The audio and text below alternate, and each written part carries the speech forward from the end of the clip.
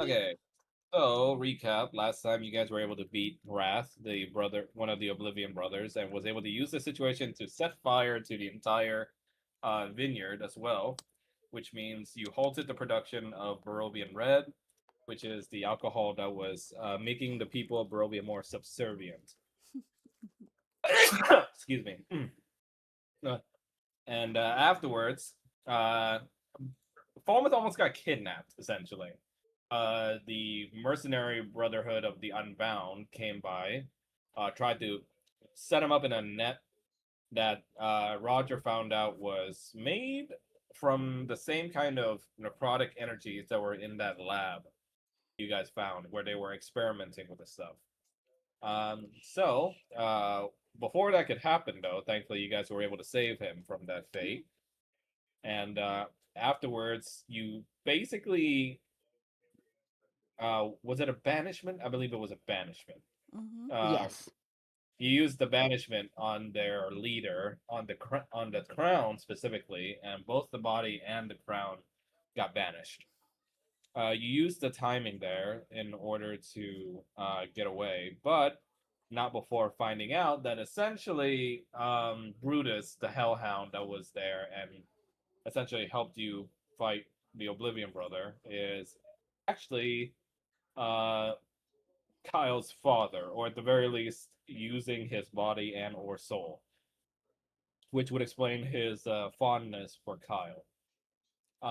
Before Kanan could basically banish him, though, uh, Paul used a counterspell on that. Due to that, Kanan's like a little bit angry right now at Paul and the group overall, but I think it's more Paul, right? Or like the group. Well, It's more Paul, but he's still angry at the group.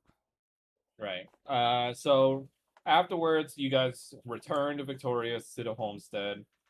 I believe Falmouth, you decided with Arnaud to take a little bit of a R&R to rest. Yes. Uh, due to the advisement of your lover Arnaud and Kanan, you had some advisement from your wife as well to take a bit of a break from the group because the next part they should be able to handle themselves since you needed time to cool off, essentially. Uh, Meow. and Paul, you and Roger spoke with Treachery, and he gave some very cryptic hints at the sort of things happening at the homestead without your guys' knowledge. Mm-hmm. Primarily of which the suspect of which who may have eliminated the study samples behind the true race of your mother. Yeah. As for Roger, uh, Treachery offered to basically remove the feelings of betrayal within his mother's heart, and Roger basically refused. So, at, at the end of the last session, Kanan basically had a prophetic vision from Bahamut as to what is called the Sun Sword, which is an artifact that is key to, or will be key to eliminating Strahd forever. And it's hidden inside of an ancient temple called the Amber Temple that goes deep underground. Yay, more temples. Mm-hmm. Yes. So afterwards, you guys had a meeting in order to discuss said vision, and that's where we are.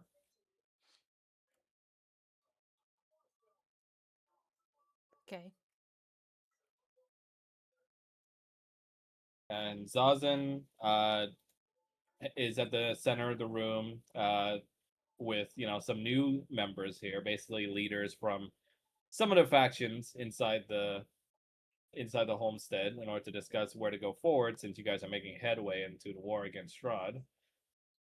And let me go ahead and change music.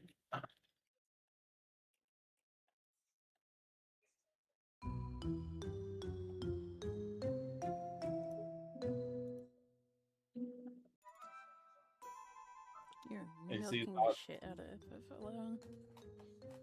and As he should. Mm-hmm. you're the cause of it. Not really. Yes, you are. Mm. Zazen takes a look at you and just says, So, did your god happen to mention anything else with specifics to this temple, or? No, Hmm. only that it's underground. Well, the Amber Temple's been known to the Barovians as far as we know, but it's been a forbidden place for many years. I'm Nobody- sure it was. Nobody knows why, or at least I can't remember why, but it should be something good to look into. I don't suspect the God of Justice to be a liar. Only when it's necessary.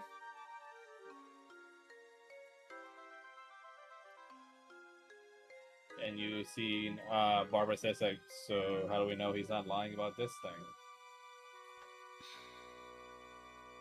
We don't. He wasn't lying.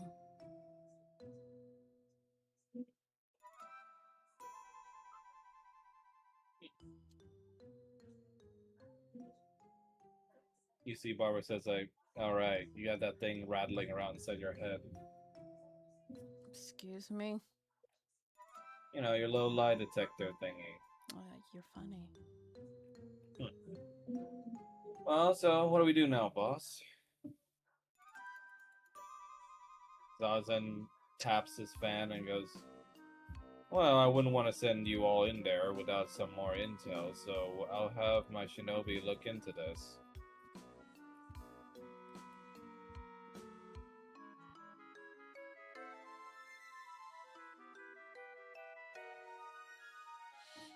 And then you see Echo raising a hand and just goes like, so, if that's out of the way, then I'd like to discuss some matters regarding my tribe then.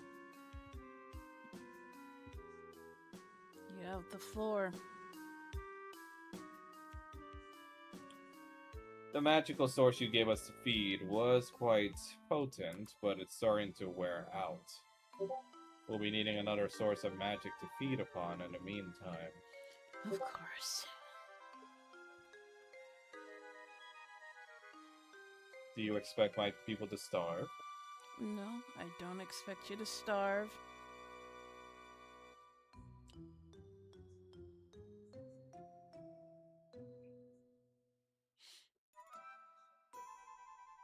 You see Echo just kind of giving looks over to King Firavan, that's like right next to him. You're not gonna eat the king. What about the Zazen, daughter?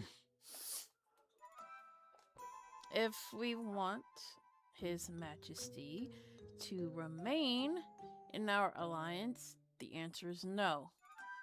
Firavan says like, yes, no eating, please. Zazen looks behind and gets like, speaking of which, I suppose it would be rude if I didn't say welcome to our homestead, King Firavan. Thank you for making such a short visit. You see the king kind of float there and just look around with his crown moving a bit, and he just goes like, I'd say it's quite a while since I've been back in the mortal realm. Has it always been this dreary? This region, I guess. And he says like, well, I'm here now, thanks to the little alliance that our realms have made. What exactly would you require my people to do? Well, since Echo brought it up, do you have any source of magic that they could feed upon that Oh, isn't Glenn. detrimental to you or your people? Oh. Well, we could feed them our prisoners. That's a bit grim. You see Echo says that my people aren't picky. Why do you have prisoners? You see the king puts his fingers together and goes like, well, there are those that misbehave in my realm and do not obey orders, per se.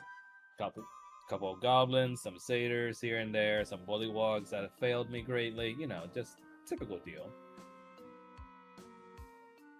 I see. It wasn't just because they didn't make you happy, was it? Well, some of them.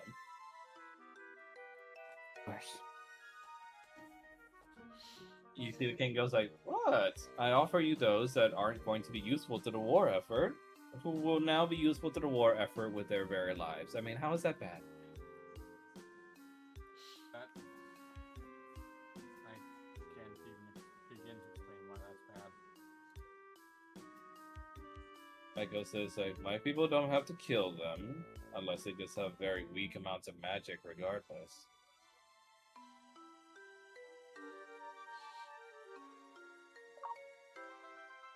If it doesn't kill them, I guess that's okay. You see the chief kind of grip at the armrest of his chair as he stares upon the woman and says that mercenaries who work for blood like them are oft questionable in their loyalties. Oh, I know. They're very questionable, but they have proven themselves. So I can't say it's a good idea to turn our backs on them.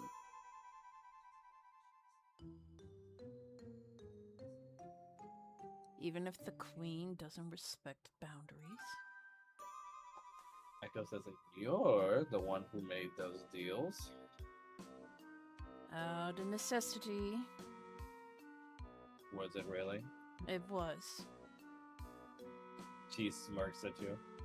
Ugh. And you see Zazen goes like, back to the point, other than perhaps the feeding issue, perhaps as a nice compromise, my king, those prisoners you mentioned, perhaps we can bring the most magically adept among them before the, I believe it was called the Batinicus, yes? And have them feed upon them, with supervision, of course, to make sure that no killing is made.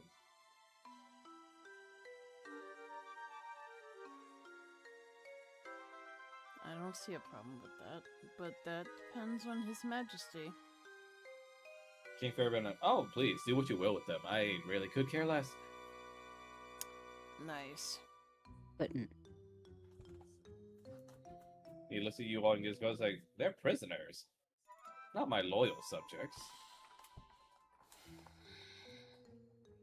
Well, just extremely uncomfortably at that. Regardless, I do have some good news for you all. The gate has begun to whir with life again. Truly. Well, that's Yes. good news. Seems like the energies from your little dance performance, as I heard, and also from the death of one of the ghastly little creatures that you've slain, has given enough energy back to the home of, or my people's home, to have the gate be powered. Kanan just clears his throat.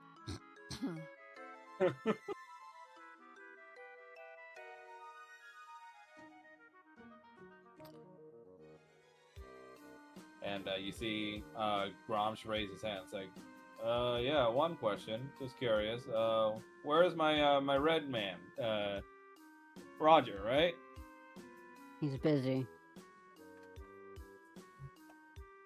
And looks at you and goes like, busy doing what? None of your business. Gromsh looks at you and goes like, hey now, why not? Someone just looks directly at Gromsh.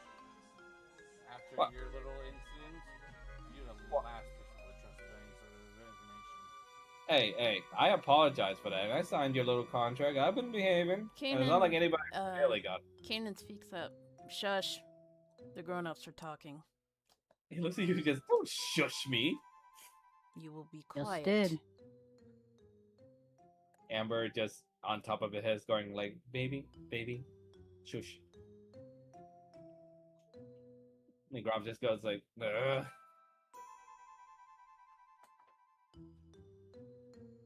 Zazen looking to you all and just goes like, yes, I believe, I mean, it's not that bad to say, but Mr. Roger is busy in the Feywilds doing some business.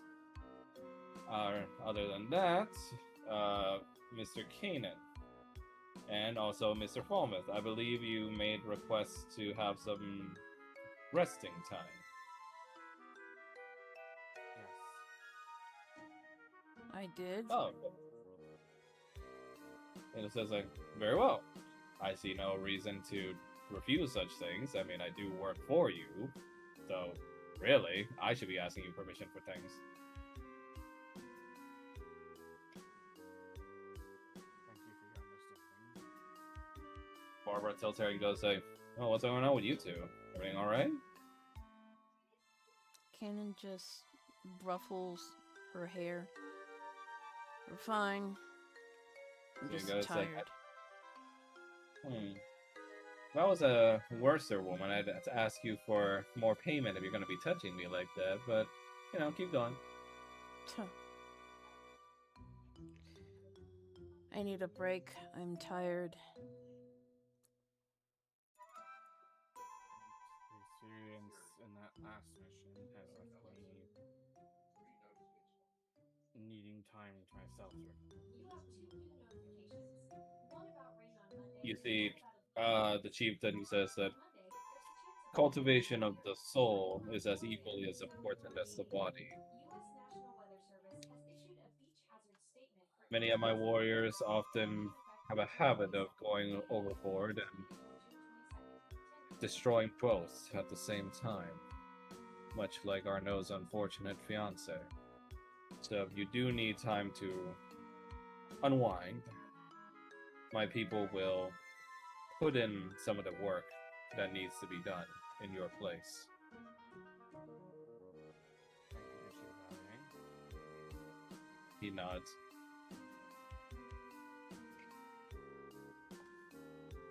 And the king goes like, yes, yes. Now, about my people, I believe my daughter's been asking more and more about, I believe Queen Tiamat was her name. Yes. When can my daughter expect an audience with her?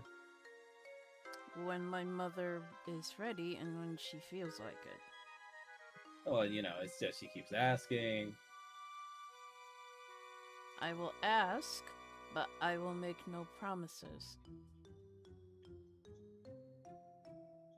You see the king just claps happily. And the chief goes like, are you the king or is your daughter?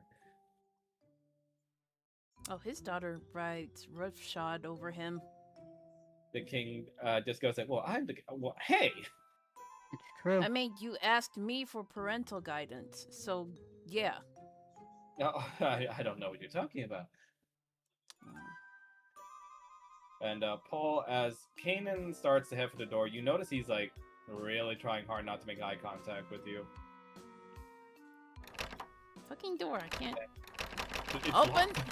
It's Unlock locked. the door, you Trust ass me. clown. Stop Yeah, having it be closed. Kanan, you go for the door and realize it's locked. Ugh.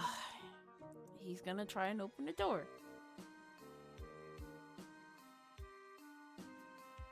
And Zazen is just like, all right, I He's gonna suppose he's slam the gonna... door shut. Zazen just looks at the rest of you and goes like, not to belabor the point, I suppose, but as your strategist, I'm just morbidly curious. Did something happen during your last excursion? Something always happens. Right. Well, is it going to be an issue that I should know of? Nope. Very well.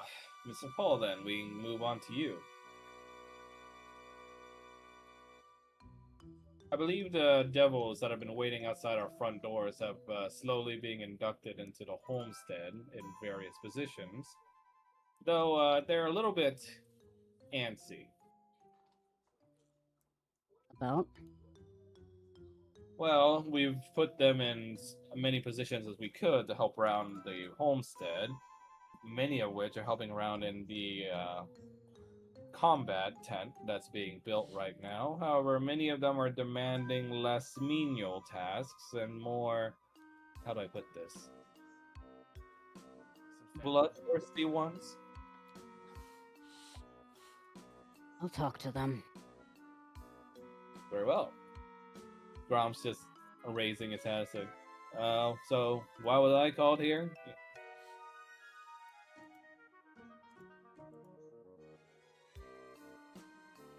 Why And was he called here?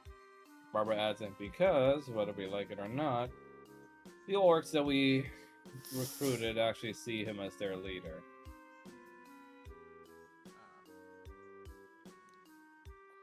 You see Grom, he says, like, I am their leader. So, you know, it is kind of rude to not treat me with a little bit more respect, don't you think?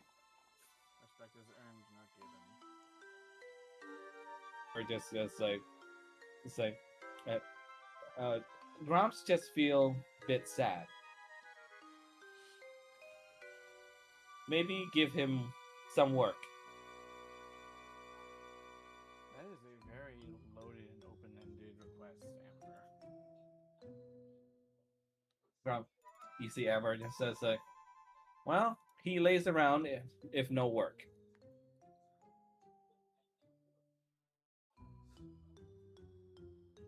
Let's see. Well, I'm sure he's not really trusted in the kitchen by Paul, so that's a no-go. And Lucy goes like, hey, I can make some of my smash burgers. Ramsey wouldn't let you in the door. And he goes like, oh, you mean that rude little imp guy? Yeah, you should have talked to him, because, you know, he's been cursing out a lot of my boys. Are they behaving? Yeah? They're making specific orders, I guess, that that little imp says are disgusting, and he just throws us out. Oh, dear. I'll talk to him too. Sees us and goes like, all right, well then I suppose, Mr. Paul, then. Since you are the, I believe you and Mr. Roger are probably the only ones left that aren't taking a break, would you two like to be the shore party, as it were, to go through the gate and find Miss Irina? I suppose so. Alrighty. Now, we don't know what's beyond that gate, so you two will need to be extremely careful. We're gonna need something in order to get you back in case you are lost over there. We could just teleport ourselves out. If magic works. We don't know what's So- beyond that gate, and we don't know what the fairies have done with it. Speaking of which, King. Fairvin, correct? Yes, how can I help you? What is beyond that gate? It says, well, exactly as the human mayor that asked us to make. A realm where all can be happy in a blissful paradise.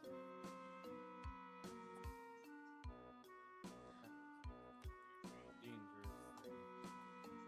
Considering the things that you'll desire are as rare as the people themselves.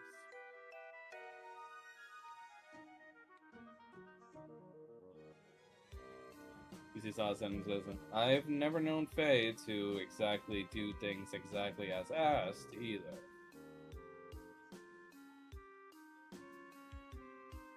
You see the king goes like, we Fae offer entertainment and fulfillment in a way that we enjoy most.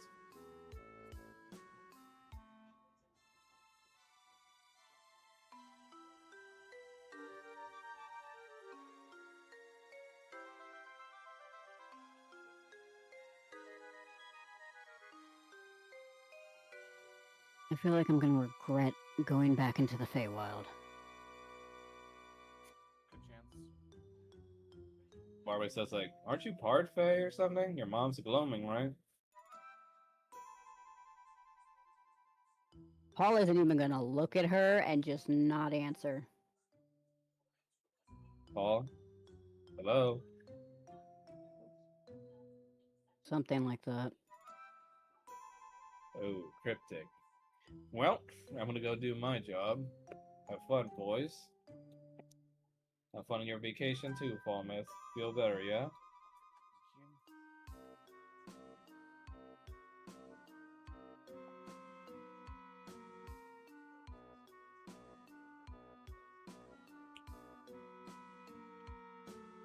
Kanan, where will you be going to start your break?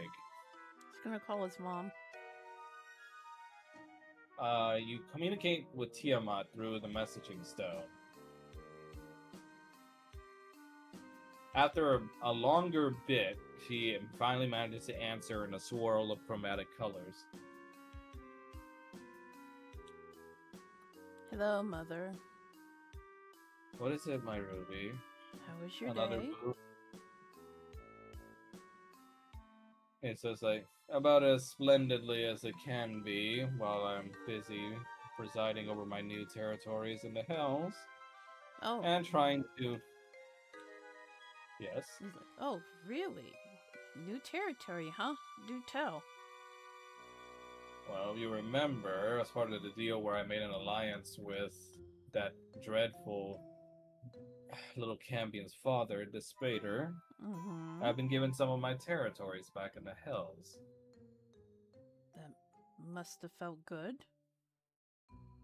Yes, except now I have to deal with all these sanctions and stupid contracts that the god of contract or the devil of contracts has made in place. Hang in there. Hopefully, But- this will all blow over. Or I can just blow it all up. That could work, but That fool Asmodeus decides to put the goddess of chaos and the devil of contracts to work together. How much do you think that's going to work out? just do your best. But why are you calling me, my dear? Uh, there is a Fey dragon that wishes to speak to you. Ugh. Katie just starts snickering. Why do you bring all these dragons before me, but not chromatic ones? Because we need the Fey King's help in killing Strahd. And whatever's keeping me and my family and everybody else here. So she simply wants an audience. She says she is a big fan of yours and wishes to meet the Queen herself. I said I will make no promises as the Queen is very busy, but I will consult with Drakshara. Is this person even worth meeting?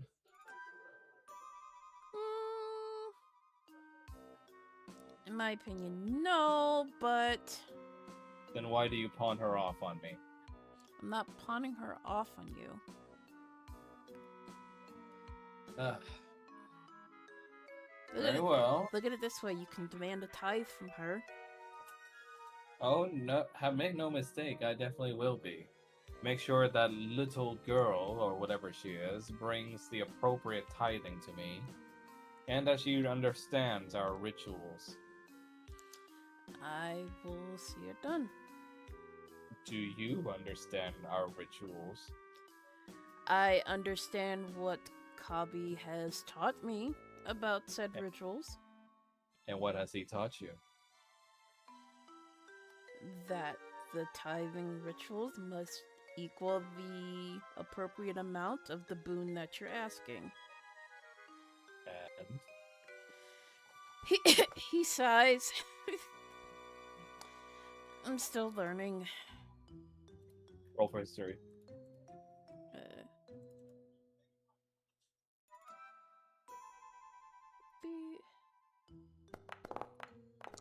Oh no. Is that now one Oh, or wait. 20? That's 20. 20. Every time. Haha. You should give me an You remember- inspiration point. Sure. Okay. So, along with the tithing ritual, you remember that there was another ritual that was done for those that come before Tiamat and chromatic dragons in general, which is called the Rite of Respect. So Kanan remembers the right to respect, and he's going to relay that to his mother. And he will also add that Kanan's been learning how to properly greet her as a member of her court and of the royal bloodline. Good. Then I hope this girl knows that right as well, and that she shows proper respect. I will She make is. sure. She is one to show proper respect to her elders, correct? Kanan scratches his head. She's a fey dragon, so she's a bit rebellious. I will make sure that respect is given, and under the threat of painful death if she doesn't do so. Good. Because I will kill her if she doesn't show the respect that I deserve. I absolutely know that you will. Good. Are you Now, stopping by for dinner? are you inviting me? I was, but if you're busy, that's fine. How have you and Rashana gone along? We're getting along pretty well. Mm-hmm. And And what? have you sealed the deal? What deal? We didn't. What deal? You wanted me to give you her contract. And we agreed that I would be making sure you're making full use of her. I am making full use of her. She's a good cook. She does my laundry. She looks after my children. She keeps my lair clean. I will be inspecting such services. Okay. So, have you laid with her yet? No. You see the call goes completely silent. My Ruby, why do you do this to me? I can't. And she just goes like, so it's that swamp woman again. She has a name. And we're getting married. What would it look like for a man that is intended to another woman and is found sleeping with another woman in their bed? Oh, please. You're speaking to the Queen of Chaos. We have concubines and side... The point is,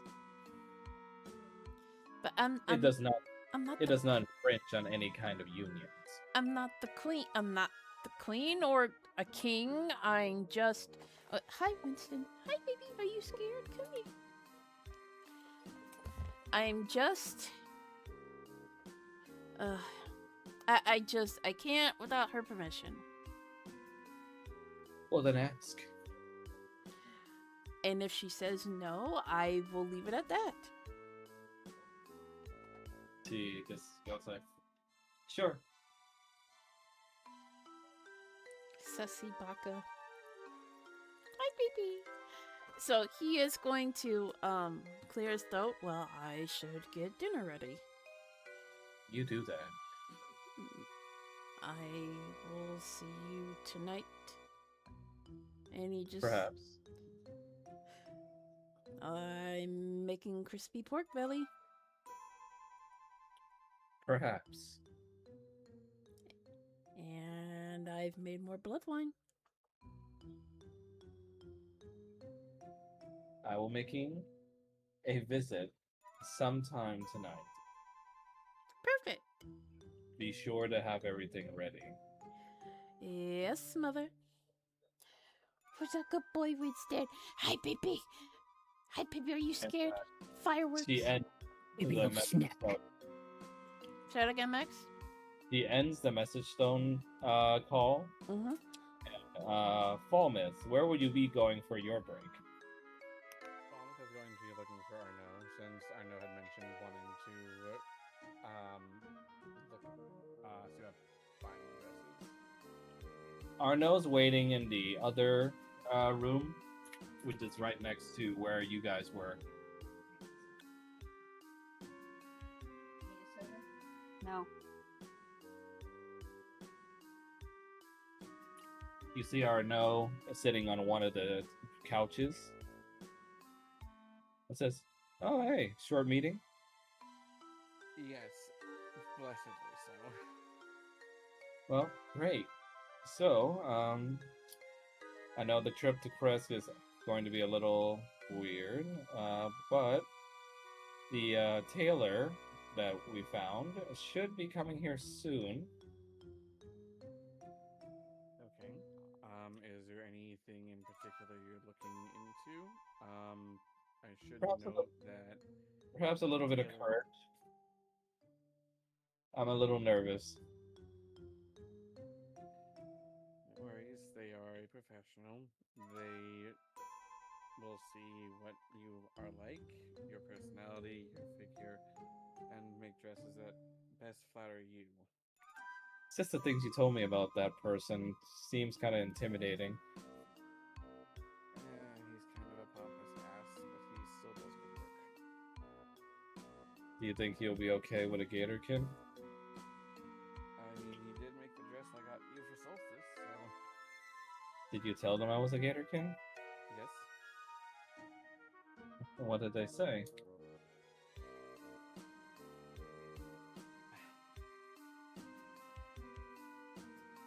He was rather crass, just Oh, because he's very snooty. oh God, he hated me, didn't he? I mean, he was also kind of nasty about Odalia too, so Oh God. So it's more than just one Gatorkin. He just hates us all. I think it's more that he's only basing it off of what he expects and not what he has actually experienced. Which unfortunately is true in cases of many people who have issues in terms of that perspective. Well, I guess I'm ready a little bit. Still feels weird walking around. I know we have all sorts of races here now, but the non-Gatorkins still kind of stare at me. I mean, you are someone who commands attention, so I don't necessarily see that as necessarily a negative thing. I know.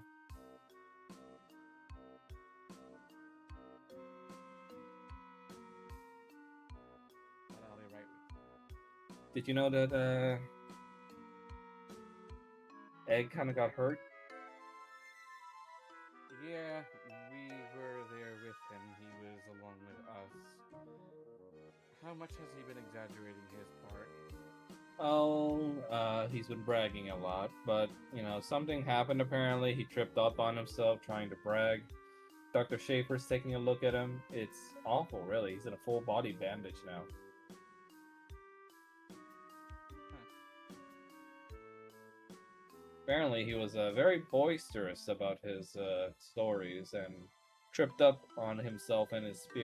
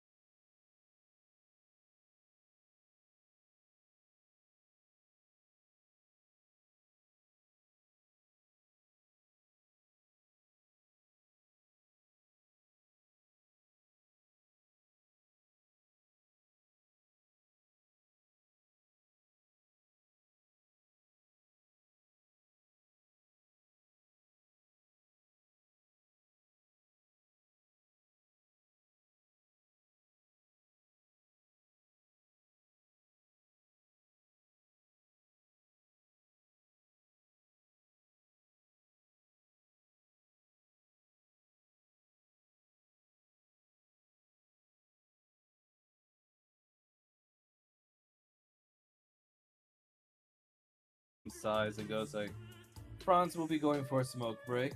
Once you figure it out what it is you want, I will return. Gods help you if you waste more of my time. Roger, somewhere in the distance, you had no problem sticking me in a dress.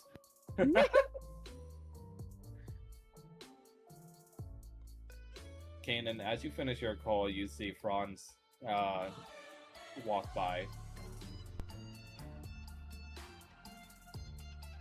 Who is that again? The guy that made you the fancy outfits for the winter gala. Hello, Franz. Hello, grumpy one. I do hope the outfits I made for you were put to good use. Oh, they were. Very Good. impressive. Good. I see you're back to wearing this drab little number, though. It's comfortable. If you're going to show off more of the arms, dear, then probably beef them up a little bit. Excuse me?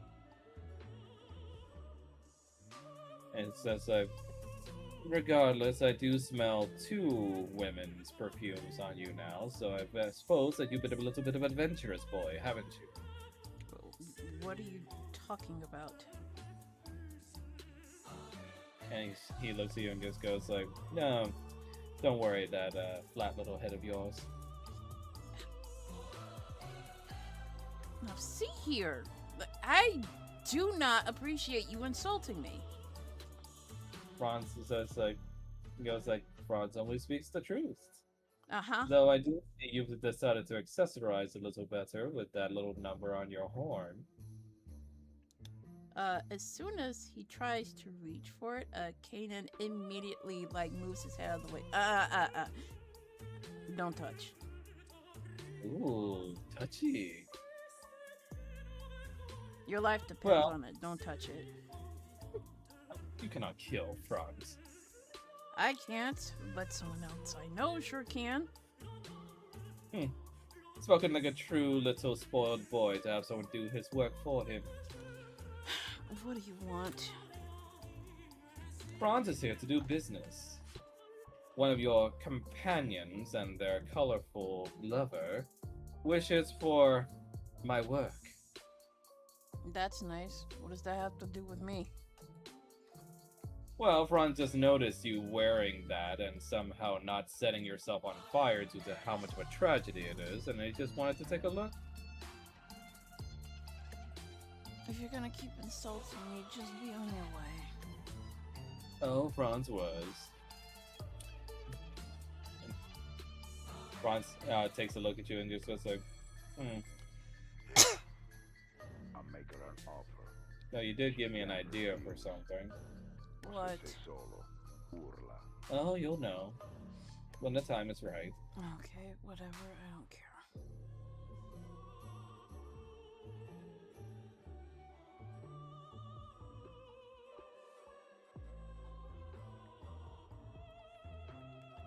Look how big So- the man is. Paul, what would you like to do now? I guess he's gonna go talk to Ramsey and then talk to these devils.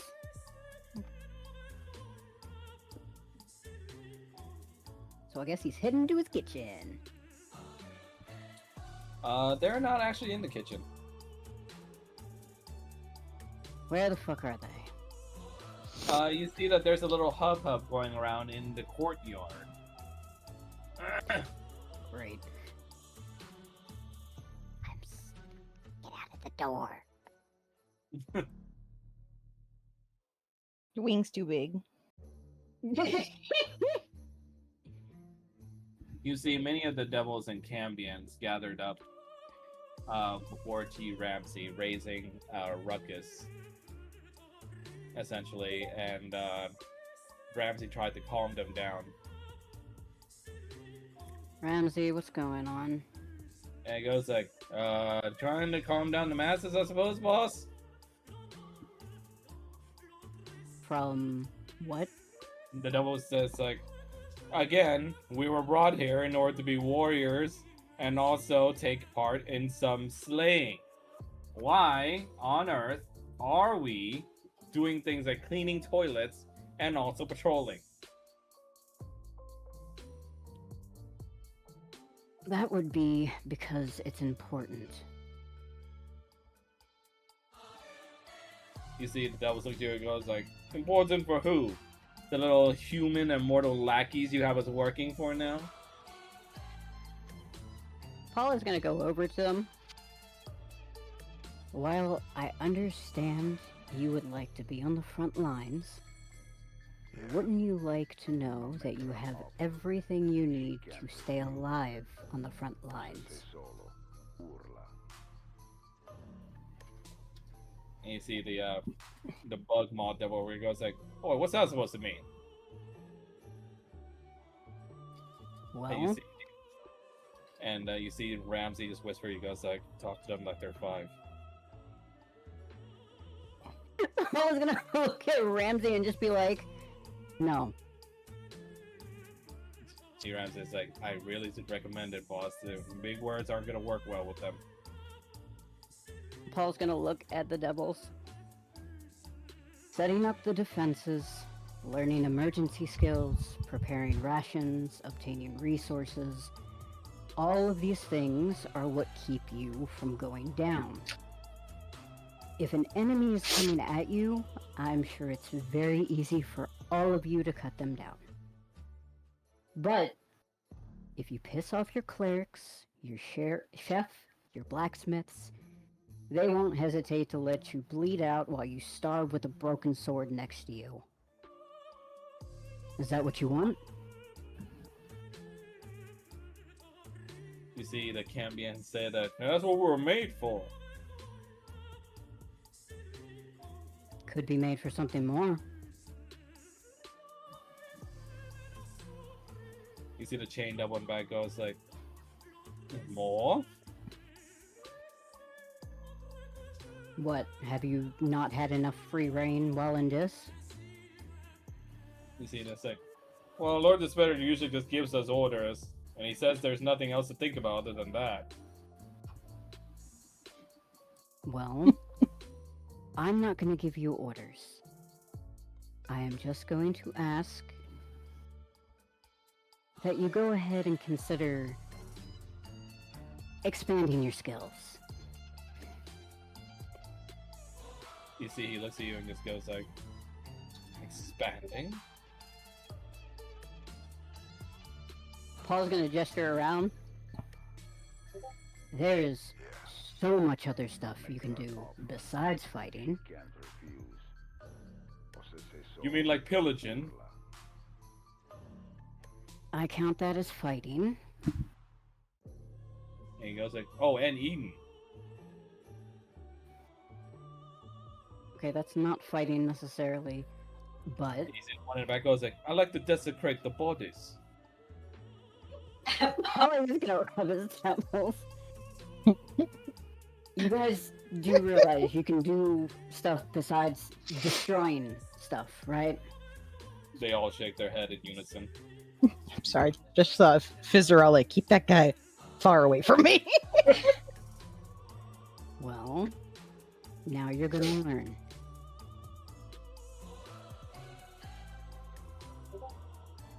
And you hear someone outside the gate going like, and what about Roger? God. Paul's gonna look at the devil closest to him. Is that Caleb?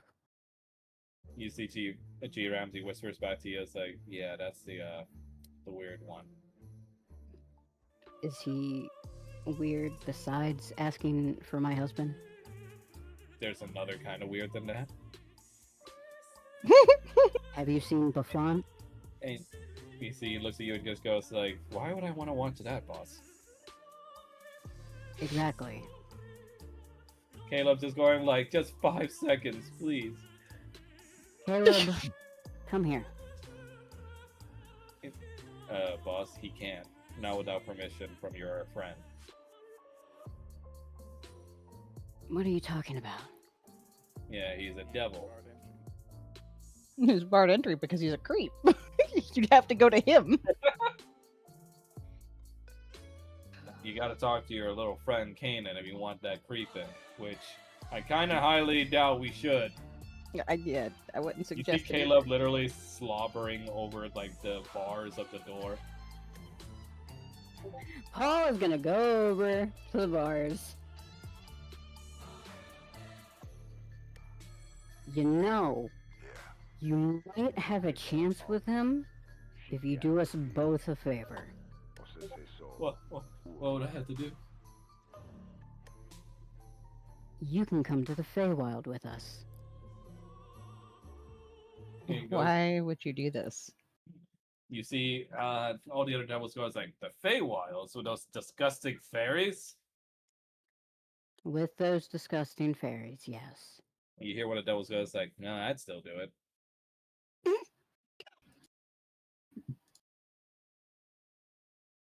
Caleb's just like, please, will I be able to walk next to Roger?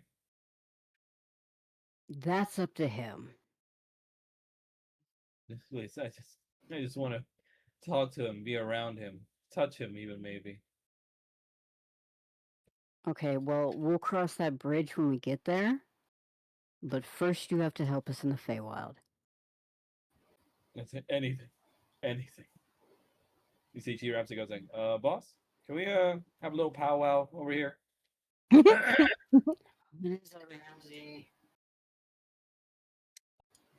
You know, I work for you, so you know whatever you say goes. But you really sure about this? I mean, I don't know if you and your husband got something going on, but you know, Caleb's not exactly. He looks over to Caleb, and Caleb is like completely just like drenching his tongue against the bar. Yeah. Paul is gonna look at Ramsey. You know, I was told the same thing about you, right? He says like, wait, what? Yep. And look at that, you proved me wrong. Well, first of all, I don't know who's been talking about me, but I'm not a creep. You don't have to be a creep for people to judge you. Can I at least ask what you see in him? Paul's gonna look over at Caleb and then back at him. Potential. Uh-huh. You know, maybe we should talk to your father about this first. No. And he's gonna turn around and look at the other devils. You all can come to the Feywild with us. And they all look at you and goes like, oh, cool. Can we kill? If it comes to that, sure. Well, we will kill, right? If it comes to that, which it probably will eventually. Can we eat someone? We'll cross that bridge when we get there. And they all start cheering. He goes like, yeah. They start high-fiving each other. Paul's just gonna shake his head and look at Ramsey. I don't Boss, think we have to ask my father for anything. he says like, all I'm saying is, boss, this seems like a really inadvisable idea. Why? Well, I mean, they're not exactly proven, and they just asked you like 3 times if they could kill. I know we don't know what's beyond that gate, but I don't know. That's perfect. It means whatever's on the other side of the gate isn't going to know what to expect. And it's a training exercise for them. You know, maybe it's a little bit of my elven paranoia kicking back in, but I don't know. I just want you to be careful, boss. Would you like to come with us to supervise? Sure. I was waiting for a fuck no. It says Great. mainly because if you die or something bad happens to you, you know, it's gonna be on me. I'm not going to die. And he goes like, and you better not, because you know, my life kind of rides on yours too. I can't really afford to die. And he goes like, you know, it's funny. The Spader says that all the time.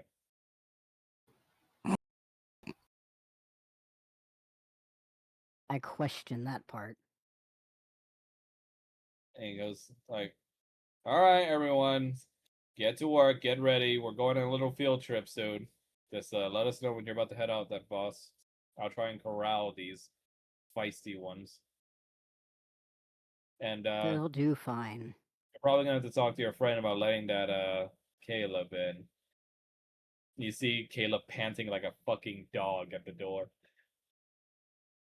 I'll talk to him about it. Meanwhile, Kanan, the familiar tapping of tiny little kobold feet grazes your ears. Ahem. Who's that? You see it's Kabi. Prince, may we have a moment? Sure. You know, you've been evading me almost all day. We really need to talk about continuing your education and how to act properly around Queen Tiamat. Okay. Uh, it, I'm still feeling a little sick about lying to her, to be honest, and to make up for that, I have to make sure that you can act properly around royalty. Okay. So, we will be beginning training now. Right here. Well, I mean, if you would prefer a private room, sure. Let's just get this over with. My oh my prince. It's nothing to fear or to bemoan. To act properly around your own mother is a thing that most children know, I would think. I'm not a child. I know you're not. He taps your feet and just goes like, but regardless, it is my job to ensure that you are a proper, respectable prince. And it's just like, we would not want you to act as curt and disobediently as your other friend now, would we? What other friend are you talking about? The other prince in your group. Okay. In fact, we will use him as an example of what not to do. Okay. And it says, now come with me. Uh, I'm supposed to be taking some time off. And it says like, yes, well, I mean, isn't learning about this the most enjoyable thing ever? No. He just says like, well then, how do you propose I make it more fun for you then? By not doing it. He just kind of does the thing where you like blows some air through his snout and just goes like, my prince, I understand that you may not enjoy having me around, you know, It's not others that I may, don't enjoy having you around. I just. I'm not royalty. but you are. I, yes, but I didn't grow up as royalty. And it says, yes, I know. A fact that Lady Tiamat still bemoans to this day, but it was necessary in order to bring you to life. It was by her goddess magic that you were born onto a mortal set of parents. You were still a creation of both her and Alacris's love, but you are still her child by technicality. Yeah, would have been nice to have said parents around, but Well, technically, she was around in your life. well, yeah, I get that, but never mind. My prince, I am here for you. You don't get it. What don't I get? I was left with the worst kind of people. And then they kicked me out when I didn't adhere to their rules. And I was out on the street for like several years until Uncle Goda found me. Who is this Uncle Goto person? Well, recently found out it's Bahamut. What? Uh huh. Was not informed of this. He shrugs. I only Oh, the found queen. this out recently. Oh, the queen will not enjoy that. Does she enjoy anything related to him? Spending time with you, as far as I know, You mean my bossing me prince. around? Trying to I get know me she to may sleep not. with a woman that I'm not in love with? He slaps you on the thigh. It's like, oh, you hush. Uh, That is a great honor. Many sons would be glad to have their mothers so invested in their love life that they would offer up someone like that for them. Okay, but that's not how this works. You can't just force your children to sleep with someone else just because you want grandchildren. And which I remind you, she does have grandchildren. She just, well,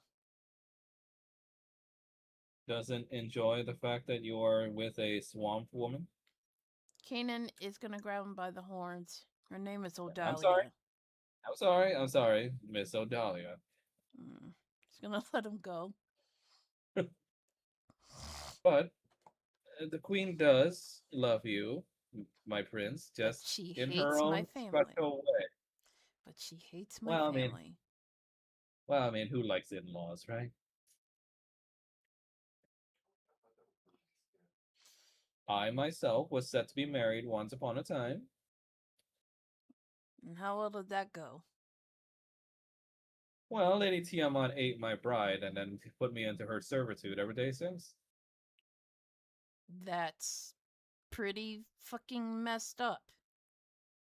He Glissy and goes like, I could prefer to see it like that, or I could just prefer to see that it was Lady Tiamat freeing me from a life of servitude to a wife that would have abused me every day and treat me as cattle. Or she could have loved you every day and you would have lived a pretty nice life. No, my wife was actually pretty awful. Okay, whatever. I don't know. Okay, what are we supposed to be doing? He smiles and then I was like, very well. We will be practicing how to properly address the queen first. Now, you enter into a room. You see Lady Tiamat splendidly sitting upon her chair and throne. What do you do? Say hi, Mom? Wrong! He Ugh! slaps you on the thigh. Ow! It's like, are you trying to get us killed? No, she's my mom. Why don't I say hi, Mom? You do not address her as mom, like some peasant. You respectfully bow first, Ugh. and then address her as either your grace or your dark chaos, or, and this is assuming she trusts you enough, your beautiful mother. Sounds like that's a bit ego inflating, but We are in the service of dragons, which you are one now. Own it, my prince. We are beings of ego, pride, greed, and often bloodthirst. I'm assuming you felt some of that recently, yes? Your feelings are more extreme than they were before? yes. Then you know what I speak. Do not be ashamed of such feelings, my prince. They are who you are now. Mm. And so, we pay respects to the queen that gave you all these traits and qualities Do I by have to offering do this every time we see each other? as well. I suppose it's really only necessary in a court setting, but yes, especially if it's around others.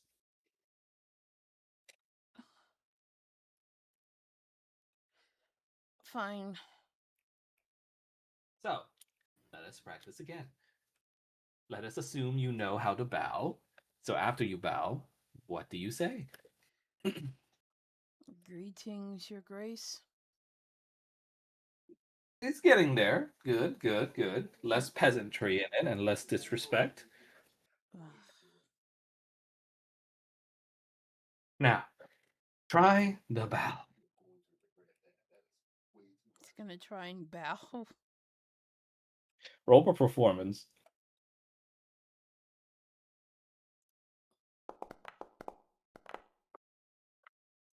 Eh, role play. Oh, the dice knows. He looks at you and you say, that was your bow? I don't usually bow to people. It looked like you were losing your balance. Oh my god. Well, that's the best I can do. No, no, no, no. We certainly can do better. Here, look at me. He does like a bow that where he like leans forward with like all his heart and he goes like super low with his like bow, like even with a little flourish with the arms. Like so. Okay. Now, try it. He's gonna try again. Roll for performance. Uh,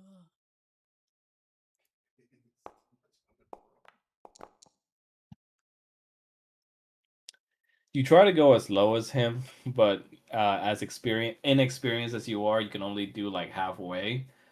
And you see Kabi just looks at you and goes like, "Well, it's progress, but I believe in you, my prince." He takes you by the arm and just says like, "You are just a little pupa right now, but you will become a beautiful dragon butterfly by the time we are done." Can I go now? And he just says like, "Only of you will schedule another meeting like this so that we can go over your practices." Mm. How long do we have to do this today? And he's gonna say, let's be generous and say 30 minutes per day. Fine. He taps you on your leg and just goes like, I knew I could have faith in you, my prince. Eh, just call me Kanan. And he goes like, yes, Prince Kanan. No, just Kanan. Kanan. Yeah. Well, that's what you prefer, but you are still a prince. I know. I don't care for the title. And he says like, well, very well, but I will still be addressing you as prince around the queen. Yeah, that's fine. Just I was I don't I want was to. sending. Oh, go ahead. Sorry. I don't want to lord this whole royalty business over anybody else. Yes, of course. I was sent a message ahead, by the way, that the queen would be visiting. I invited her to dinner. I don't expect her to show up.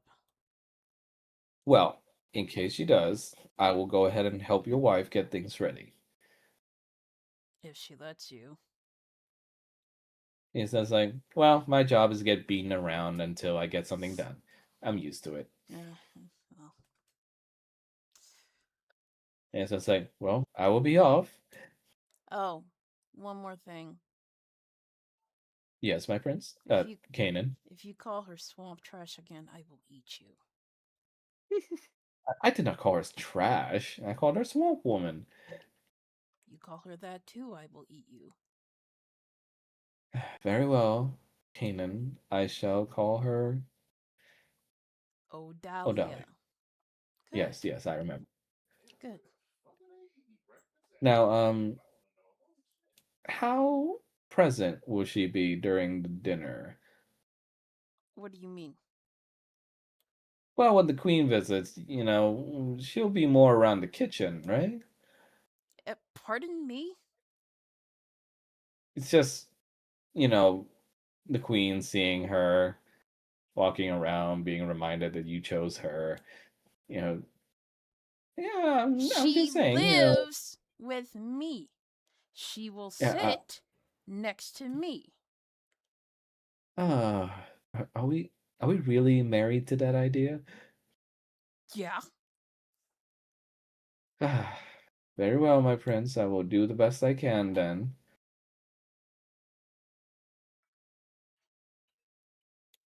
You see, Copy starts walking away, I'm a bitch, I luck.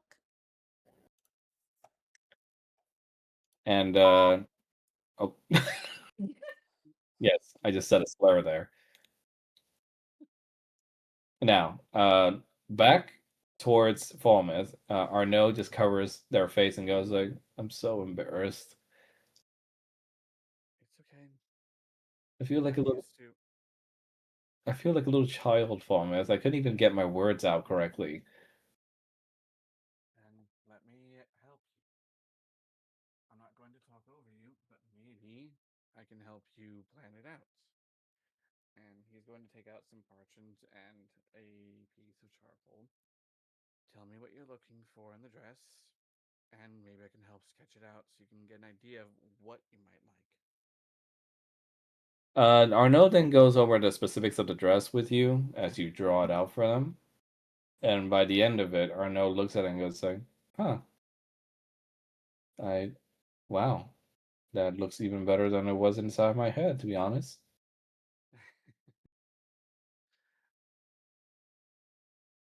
Do you think it'll be enough for him? I think so.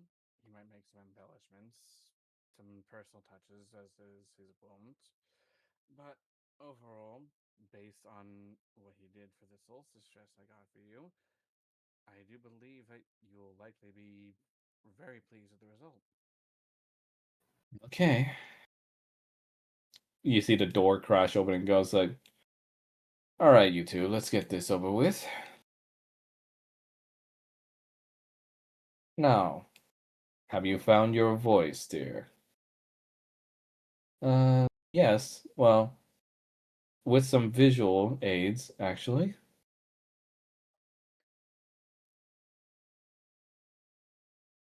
You see Franz takes a look at that drawing you made and goes,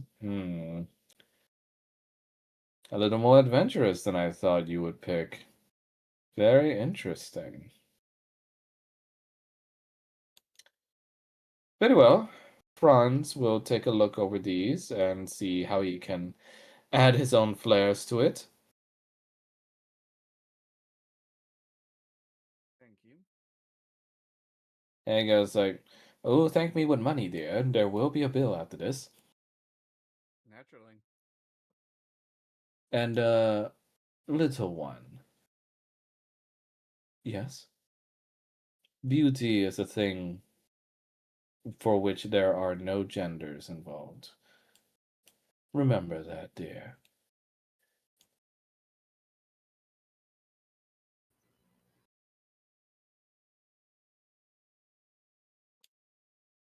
And before he leaves, Franz says that, "And for goodness sake, get her something better to wear than that tribal thing. This isn't this isn't the swamp, my man."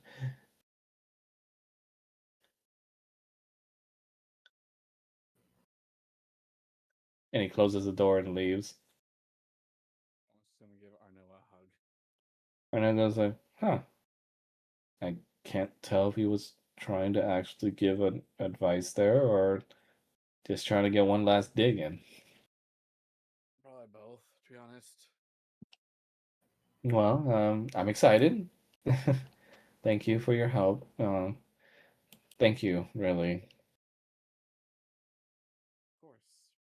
I think that was my first time interacting with a human that wasn't, you know, part of the homestead.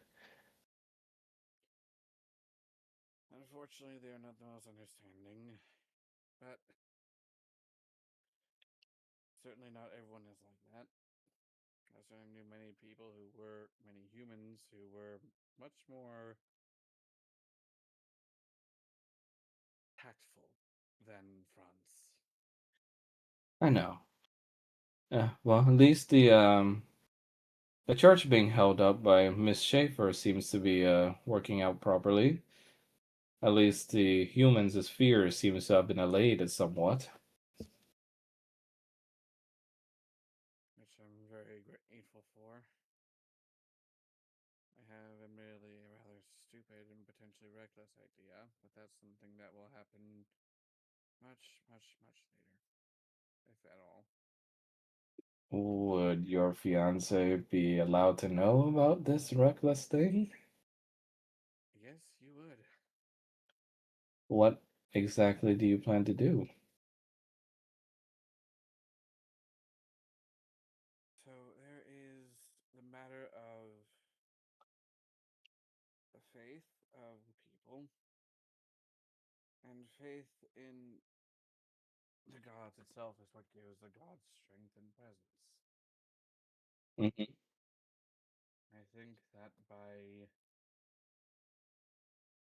rekindling the idea that the order to which they had once held respect and esteem has returned, at least by doing some sort of gesture at Argynvossal's peak, might serve to bolster their faith, but is also likely to attract Strahd's attention since he was very, very vocally opposed to me restarting the order. Well, he does seem to enjoy keeping this place as filled with despair as possible, so that makes sense. Just try to be as careful as you can. I will be. I have you to come back to. I'm not going to just throw my life away. Really hope not. I love you. I love you too, Arno. Well, we seem to be pretty alone in here.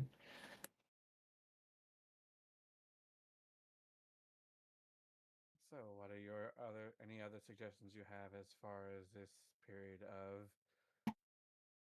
R&R? Because I'm Well, quite frankly not used to it.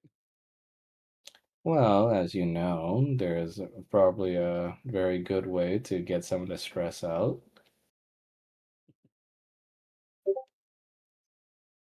I can agree to that. Would you like to put it into practice? I would lead the way.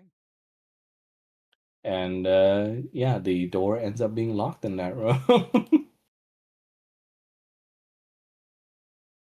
And Roger, you this time return from your duties in the Feywild, having set up plans for a brothel. Sorry, I was losing it because I was invisible. So okay, I'm there. Continue. Sorry. And you return to the usual set of guards patrolling the grounds outside the homestead, along with Bob, who gives you a little salute. Hey, boss. Roger's gonna give him a wave and just be like, oh, hey, How are the fairies? they're all right. Surprisingly, a bit more competent about that than I was expecting. You open the door and immediately are greeted by devils that are at the gate, and also Caleb, who is like right near where you entered from. And Roger's he just kind gonna of be, jump scares you, but putting his head right next to yours. And I was like, Roger, aha, Caleb. hi, you're looking great today. Thank you. And Roger's gonna kind of just Yeah, style it. Paul is still here, yes. I'm looking forward to our trip together. Trip? Oh no. Yeah, And they're so coming with us.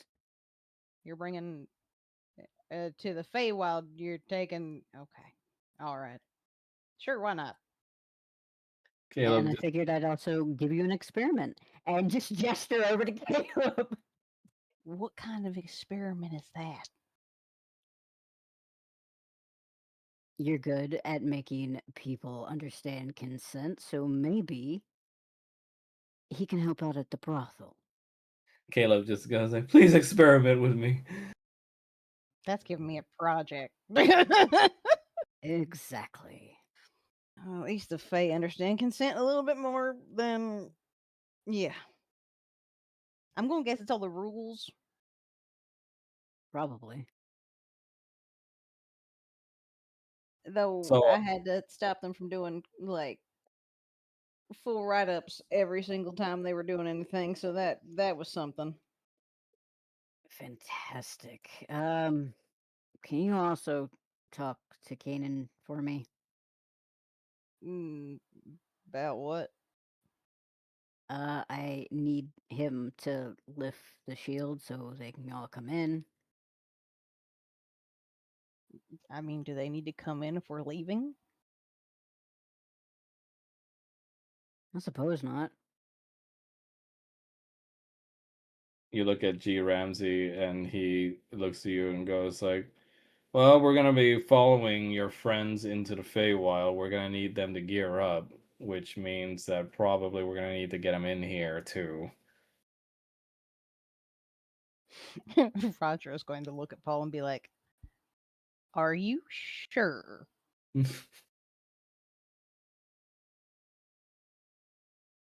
I'm sure.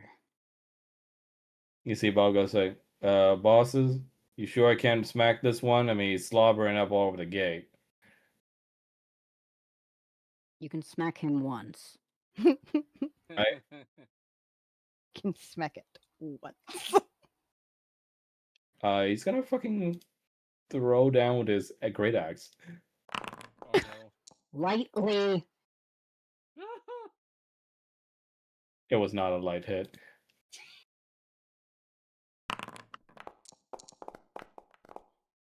Ooh. Oh damn.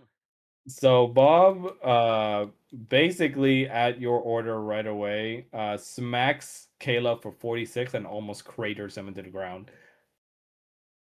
And you just see a little broken arm raise up and goes like, "Roger." My God. Roger's just going to look at Paul and just go, Bob just goes like, I "Shit, sorry, boss. Heard that last part a little too late." I'm just going to reiterate, are you sure? Think he's alive. I think. Or at least that sharp sound I'm hearing. I think is exhaling. I am more sure of this than I am of my dad right now. Okay, and he's going to go off to go find Kane. G Ramsey just looks at Paul and goes like, boss, if he just does that again, our problem's solved, I think. Ramsey, Just saying. no. You see, as you're about to approach Kanan, you see Hobby intercept you. It's like, "Excuse me, what what business do you have with the prince?" I need to talk to him about the state of the, barrier around the household. Kanan, you see Hobby intercepting Roger as he does this, and Cobby takes out a little clipboard and just goes like, "Well, I can take down these matters. The prince has more important things to worry about." Roger's just standing with his hands on his hips. He just looks up at Kanan. It's fine, Cobby. He just squints at you and then squints back at Roger and steps out of the way. So Paul wants to know if you could let the devils through the barrier. Absolutely not. Yeah, I was asking him multiple times if he was sure he wanted to ask this question, but he apparently wants him to come in, so I figured I'd run it past you. You're the one that owns the barrier. Absolutely not. I'm not going to have devil filth running about our home. You see, Colby goes like, "That's right, my prince." Roger's gonna look down at Cobby and be like, "Doesn't your like lady literally live in the hills?" Well, yes, but keep the peasants out, I'd say. Roger's just gonna pinch the bridge of his nose and then just be like, My prince, he "All is right." assaulting me. It's fine, No, he's Cobby. pinching the bridge of his own nose. Oh, okay, it was his nose. Never mind. He's just like, "All right, let me go and let him know." You do that. Roger's also just like, "When did I become the messenger boy?" You see Colby approach you, Kanan, and goes like, "My prince, I mean, Kanan, you did very well there in your custodio duties. I will write that down as something to report to the queen." Um, mm, okay. I don't think that's necessary. Now, I have some other recommendations on who we should be keeping out of the barrier. Cobby. What? I mean, we have this nice barrier. We might as well use it to filter out some of the chaff. Kanan is gonna grab Cobby by the horns. My prince, He's those are gonna lift sensitive. him up in the air. Uh, uh, Cobby. Kanan, I'm Cobby. sure you know these things are sensitive. Be quiet. Oh, I only have the barrier up to keep Strahd and his undead minions out. I'm not about to let it down for a bunch of devils. But of we are course. also not going to use it as a weapon against innocent people. Are And he we says, clear? "Listen, my prince, not to discourage your decisions. He's gonna start snarling. Well, I just hear me out. You've been around humans, yes, mortals even. Yes, I too am mortal. Well, not completely. Now that you're a dragon, now just saying. What are you talking about? But well, I mean, you don't exactly have the normal lifespan of a mortal anymore. Get to the point, Cobby. And he's gonna put him Well, down. all I'm saying is, thank you. Uh, these humans, you haven't been around them often to see their cruel treatment of dragon kind. Oh, I know. And he just I know, glares but at him. so why do you allow their kind to persist around these grounds of ours, Because they have no place else to go. even after all they've done to you and your friends? My feelings are irrelevant. The only thing that matters is that we keep these people safe until our mission is done. And then we can all go our separate ways. Hmm. Very well, Kanan. I will try to understand why these mortals are allowed to breathe the same air as you. Good. And he's gonna. And Go ahead. Nope, go ahead. oh, so where are you going next? I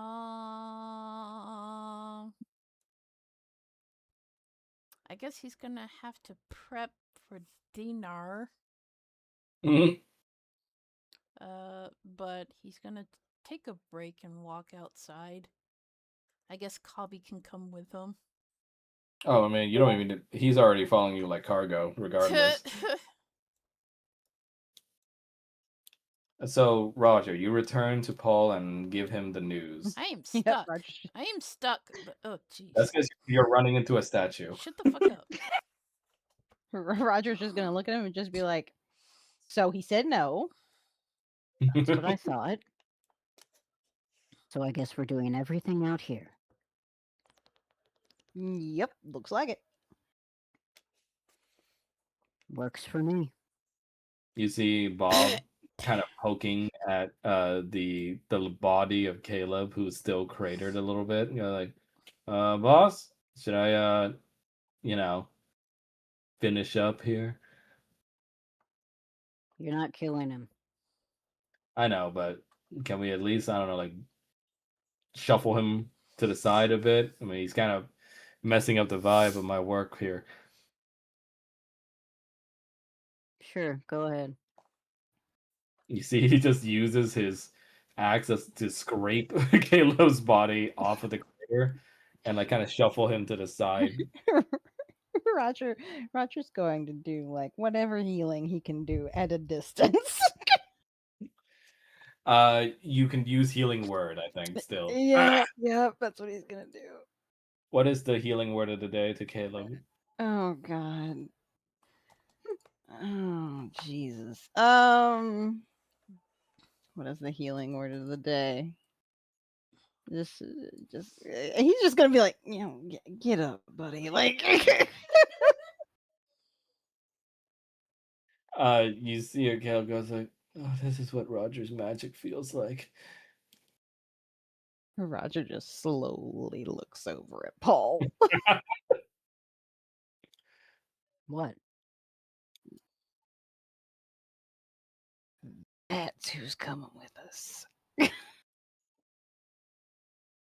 Yep, and so are the rest of them.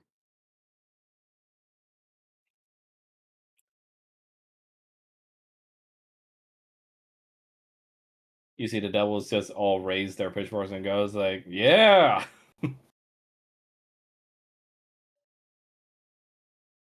I'm sure it'll be fine. Mm-hmm. You are quite confident about that. Fuck. Yep. What? What? What was that? You okay, Mel? Damn, she dead. Mel, what was that? Okay. I'm assuming she They ate. took her out. Oh, okay. Okay. So, Paul, Roger, do you go over to the Feywilds now? Yep. Ken's gonna watch Uh, them leave. oh, okay, Mel, you're here. Okay, I was like, No, what yeah, I'm here. was that noise? We, I don't you know. you never responded. and We just were heard like, the oh beep. God, she's It- out. it's like I can't believe the sniper took her out. Goddamn. So, Paul, you notice Kanan watching you leave, and what's the look you two share between each other right now? Kanan's got his hands like folded behind his back like a nobleman does. He's just glaring at him as he leaves. Paul's just gonna give the barest glance at him and just look away. Roger, you notice this glance. Okay, that was a glance between Kanan and And And Paul. Yeah. You almost said Roger. Yep. Yep. I almost did. How dare you call me out? Roger's gonna slowly look over at Paul and just be like, okay, well. What? Well, are we ready to go? Yep. Sooner we get it over with, the better.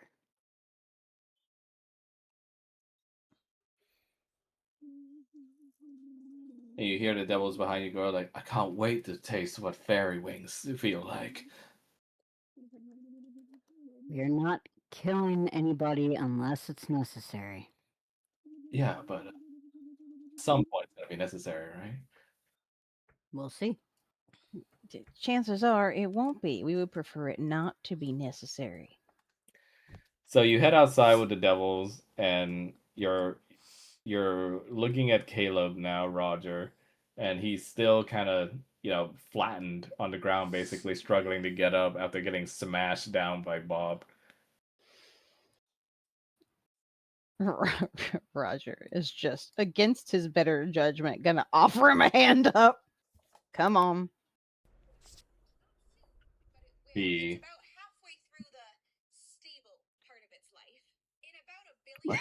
what is What are happening? you talking about? Mel, are you watching something? Sorry. It's No, it's you're just the not. background. So, you look at what Caleb looks like. Looks like a spiny devil as you help him up as he goes like, "Thank you." Okay. He starts holding onto your hand longer than he should. And you see he starts like kind of feeling up your palm with his fingers, and his Roger's fingers are gonna very callousy. Roger's just gonna slowly pull his hand back and just be like, "Okay, calm down." Oh, I'm so sorry. You just feel so smooth.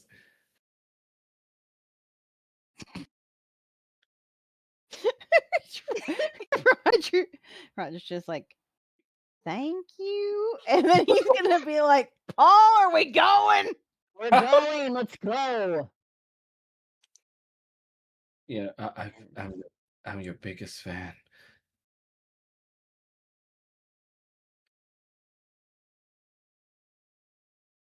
When did you meet me? Because I don't think you're my biggest fan. I'm uh I'm an intern working for Lord Despater, and Yes.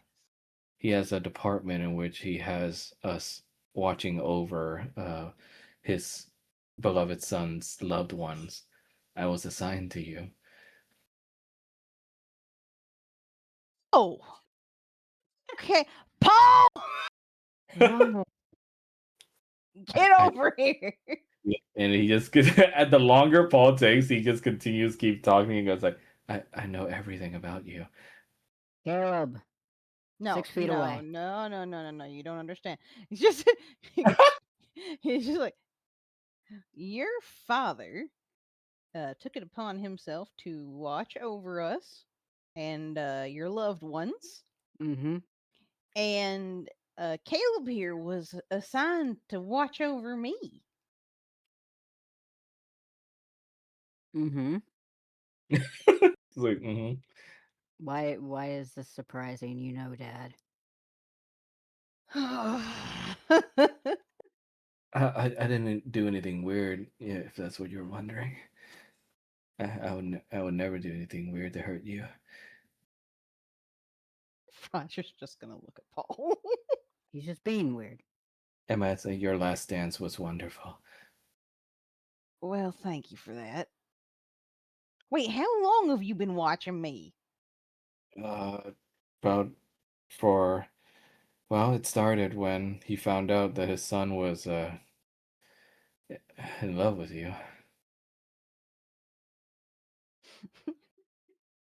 Roger is just gonna rub his temples. Yeah, same. Oh boy. Okay.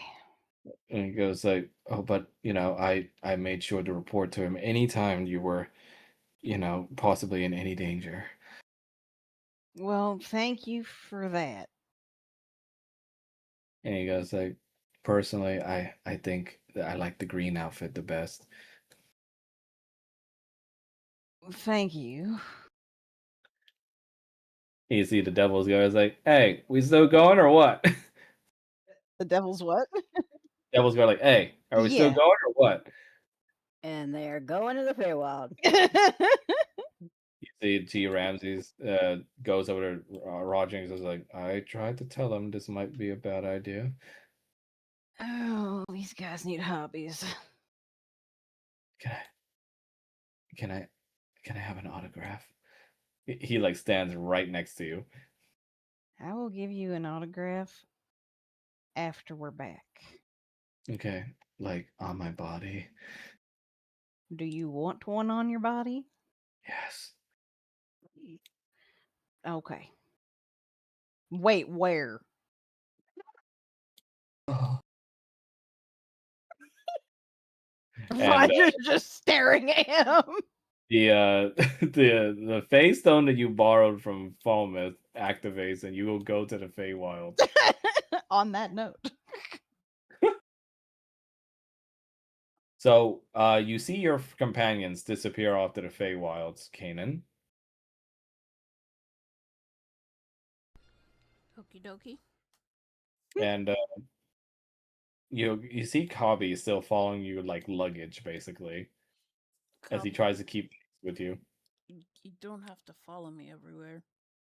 Oh, but I do. I mean, Kanan.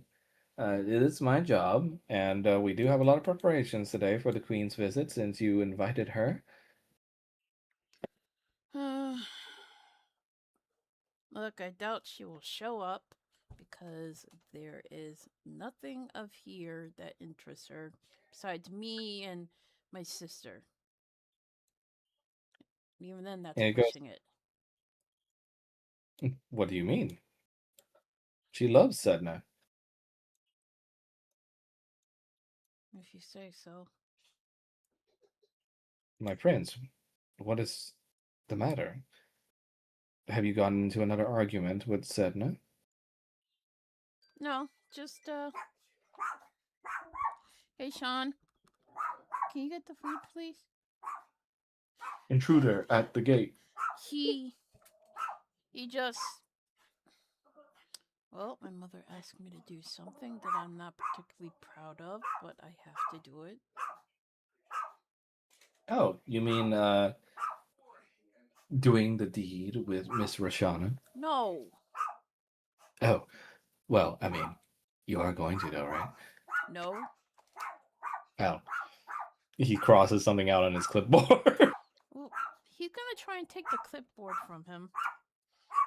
Roll for Dex.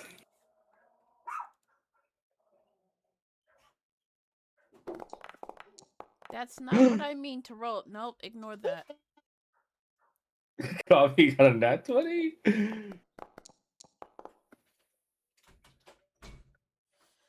You try to take the clipboard from him, but he almost obsessively holds it back. Goes like, "What are you doing?" Cobby, give it to me. I got something for you. Hold on. Why did they gotta tie it up so tight? And Kanan's like, Cobby. But this is my life's work on here. I just want to read it. Oh, why? Are you questioning your prince? Cobby's Roll. memoirs. Roll intimidation.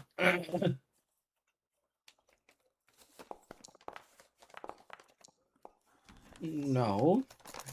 Then let me see. Okay. He turns the clipboard around, and you see basically a checklist. Like go over the prince's education. You see next to it 30 minutes. That's been One crossed thing. out. These are for you, but let me eat these first. Alright, say that one more time, Max. I'm sorry. You see the first item on his checklist is go over the prince's education. That's been crossed out. And then you see I'll talk to him about the barrier. That's been crossed out. You see talk to Miss Sedna about her duties. That hasn't been crossed out. But you see the most recent thing that's been crossed out fresh with his pencil. What looks to be it says talk to him about Rashana. Are you keeping tabs on me? What is this? Maybe. Well, Why? it's my job. It's my job, my prince. It's my So you're job. spying on me? Well, yes. But the queen ordered me to. Kanan's I gonna mean, I am. take the checkboard and he's gonna burn it. Why? Why would you do this? He tries to salvage like the burning bits. And he's gonna walk away. He's gonna head for his own quarters. My schedules. Mm, You see, Cobby still follows you with the burning bits of the clipboard. sushi. Shut up. Wow, Matt fucking rude. Wow, gaslighter. And he looks at you and goes like, "My prince, why would you do such a thing?" So my mom instructed you to spy on her son. That's great. Yeah, She didn't I mean, trust aren't me. I mean, don't all mothers want to know their son is safe? I'm perfectly capable of taking care of myself. I don't appreciate mom trying to keep tabs on me like this. Well, to be fair, my prince, you have exhibited Exhibited worrisome what? worrisome behavior in the past, Behavior considering. like what? What are you talking about? Well, there was the incident where she gifted you wings and you tore them off with your own hands. Well, she drove me insane. And she goes like, "Oh," then there was the incident where you renounced your blood allegiance to her and basically insulted her in front of all your friends. And And you also foiled her plot to blow up the base level of Despater's tower. with her grandchild being used as a bomb. And she looks at you and just goes like, well, you know, the queen. Uh, No, but apparently I don't know her. my prince, she just wants to make sure that you aren't going to, I suppose there's no Going to better way to what? say it, cross her again?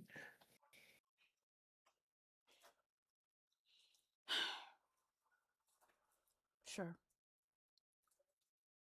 Fine. My prince, What? are you all right? No. May I alleviate that in some way? Sure. Leave me alone. And he's gonna walk off and he's gonna head for his quarters. Well, but my prince, No. do you say that to him? No. No. Shut up. And he's gonna continue trying to follow you as you go to your quarters. He's gonna slam the door in front of him. But my prince. Yum,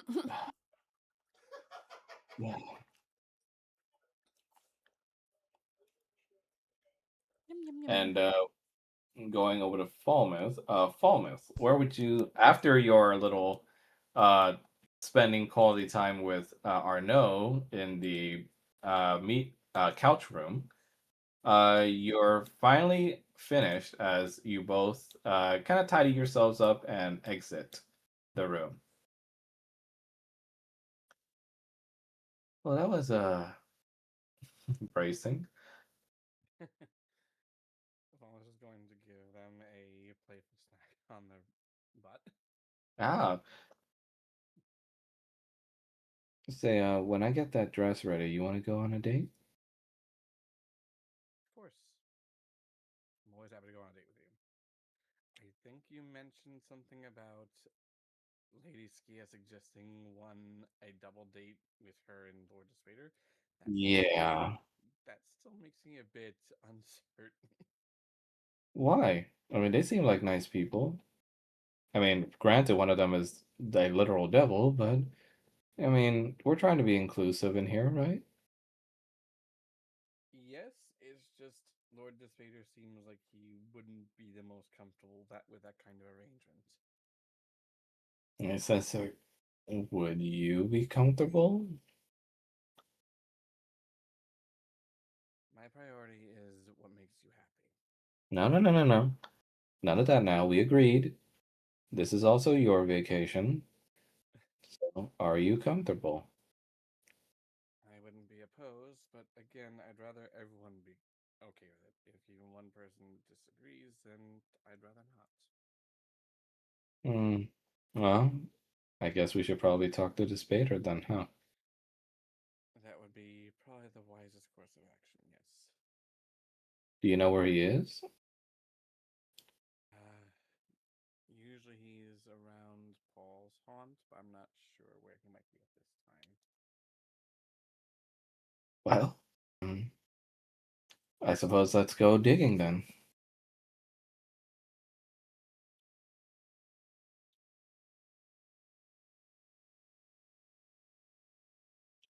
just gonna take Arno's hand in his and walk alongside them.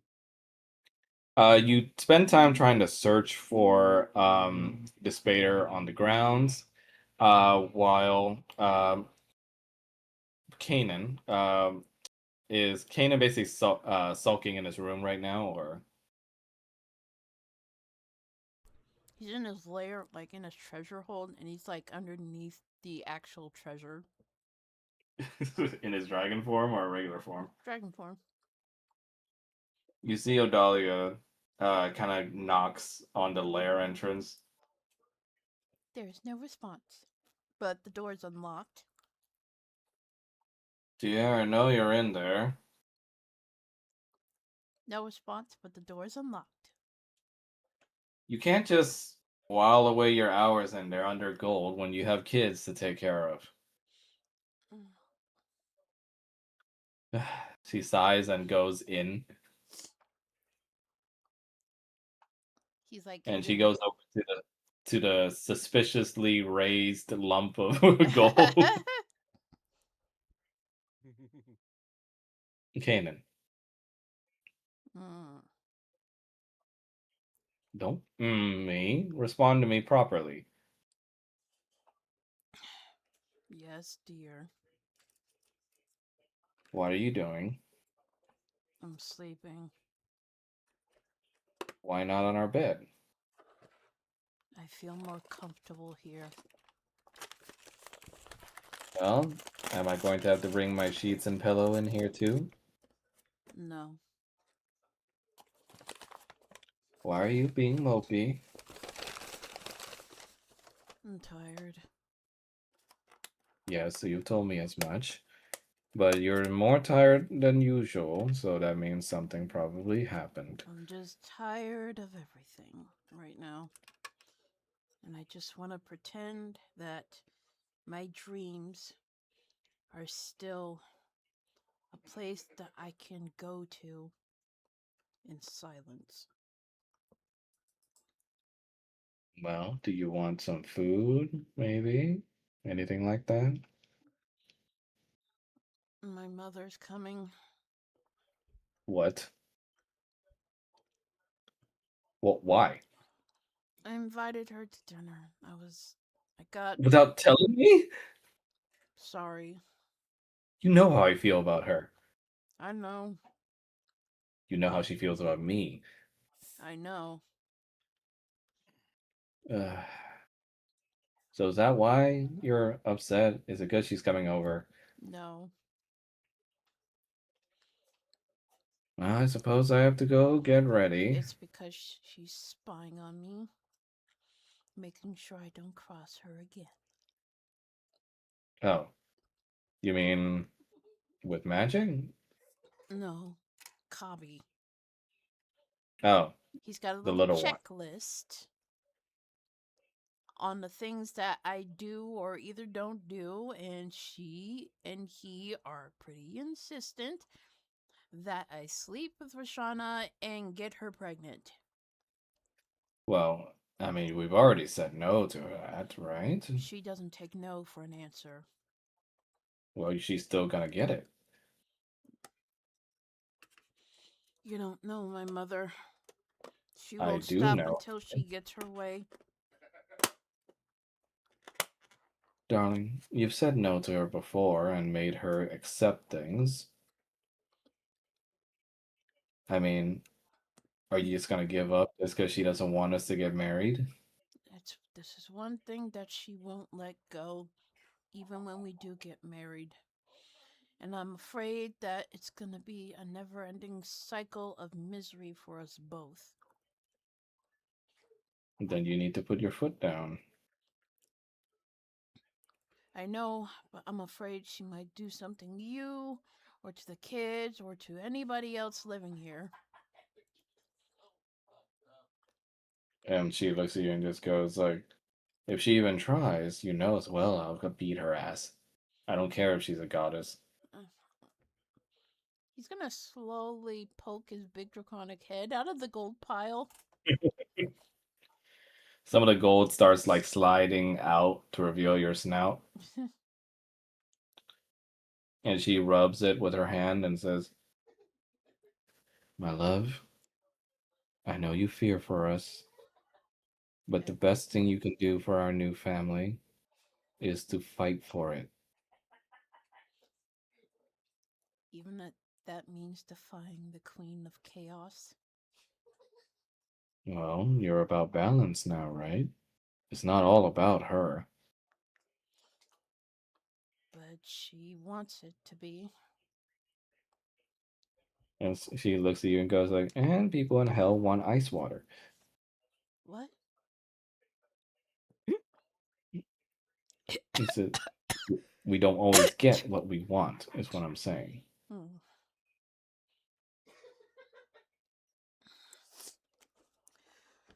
And he sits down on the pile of gold next to your snout and goes,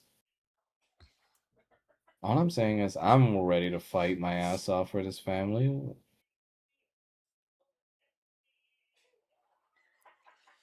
I just don't want you or the kids to get hurt.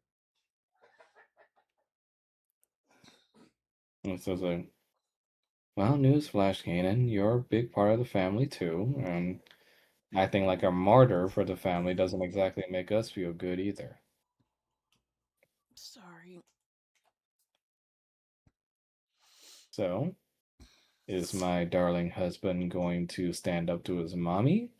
Or are we gonna have to get in a little tussle again?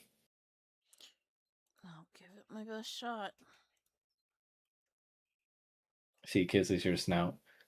"Thank you, my dear." He's gonna poke his whole head out.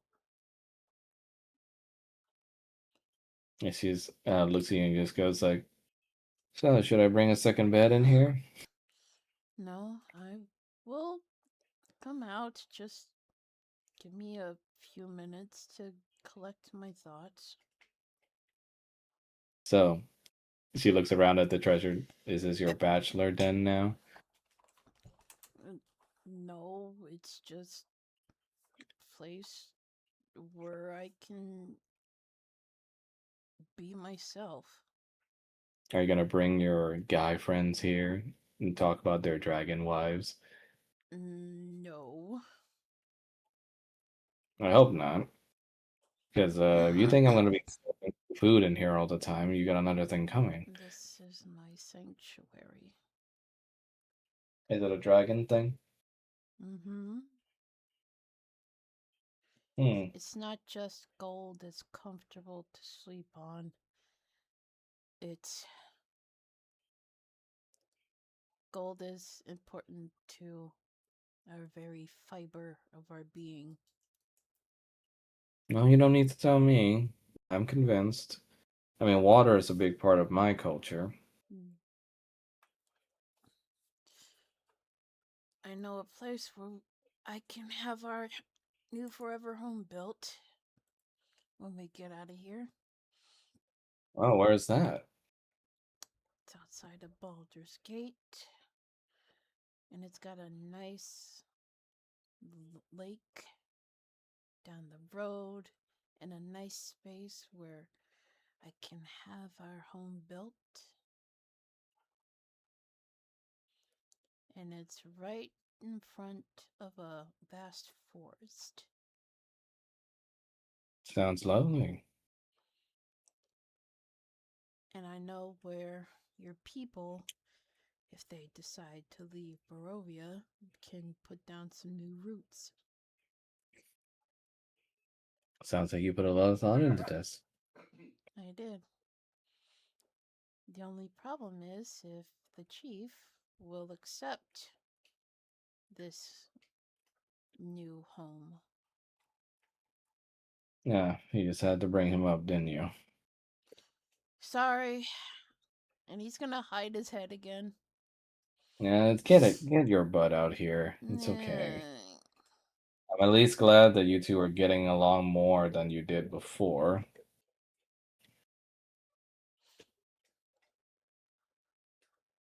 He's big and scary. Well, he is big, not that scary.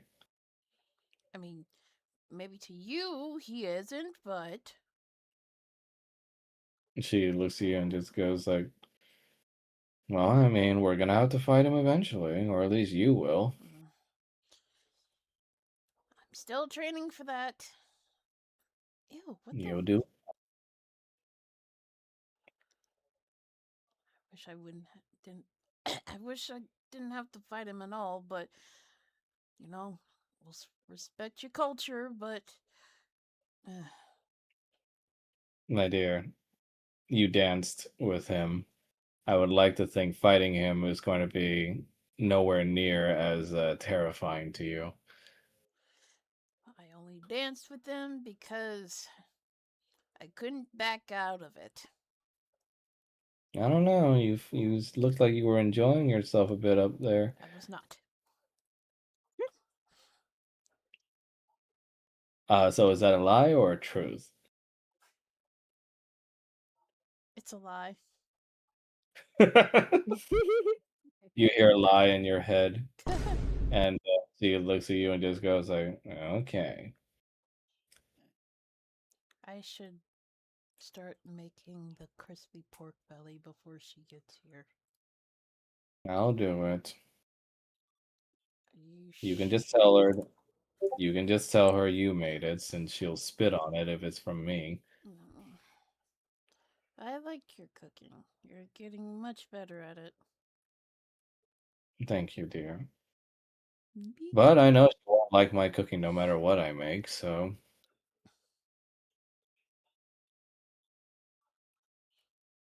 He's gonna try and poke his snout towards her belly. you see she rubs your snout. You go say, "Anytime now." I want to be there when you lay the eggs. I would like for you to be there. Mm. I would like to stop being a balloon as soon as possible. Sorry. And so it's like a little late for sorry. I didn't realize that we were compatible. He looks at you and just goes like, "I didn't either, but little miracles." Mm. Oh my god, this dog! Go away! Sorry. She looks at you and just goes, "So, What? hmm, What? I'm gonna try taking. You're gonna take a nap, right?" Just a little one. Hmm. I'll give it a shot to see how comfy sleeping on gold is. It might not be comfortable for you, but I'll try to make a nice small pile where you can just like sink in. You better. Yee. There's a precious cargo, mister. Yes, dear. What is so funny?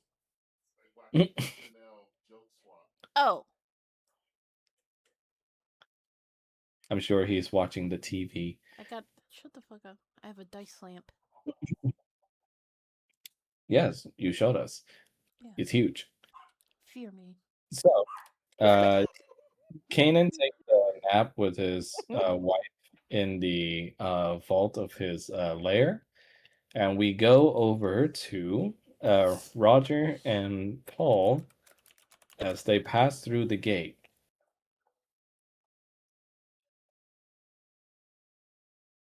Oh, God damn it. What? Boo-doo-doo-doo. What just happened? Did you die? What did just happen? Did you die? Did you die? No, Did you but I think die? my tab just died for some Oh reason. no. What the fuck? What? The distress. I think we're getting a return of the parchment melting before him. I was about ready to say. The parchment's melting before his eyes. Yeah, no. It's not a paycheck thing, but for some reason the tab with the Foundry on it just like perished for some reason. So I'm logging back in, but we can do Theater of the Mind while I log back in. So you step through the Fae gate with your little group of devils in tow, with Caleb being uncomfortably close to Roger. And you see before you on the other side what looks to be like a small little Fae forest with fireflies flying around.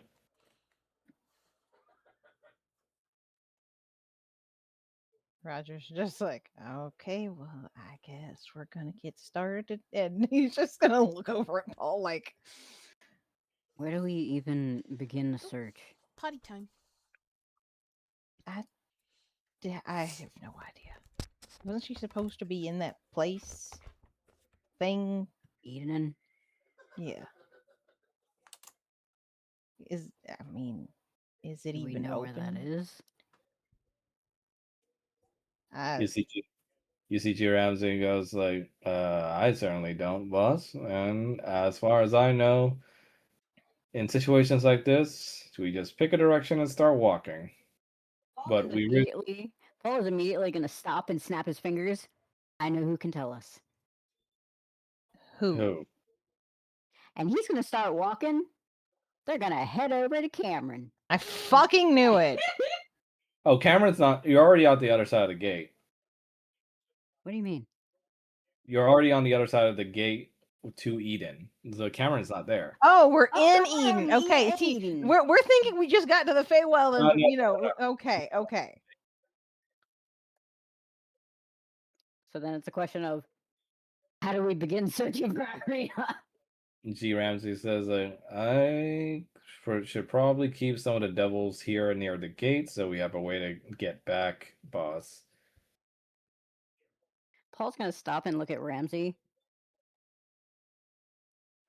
Aren't you guys all supposed to be like good at spying on people or finding information out?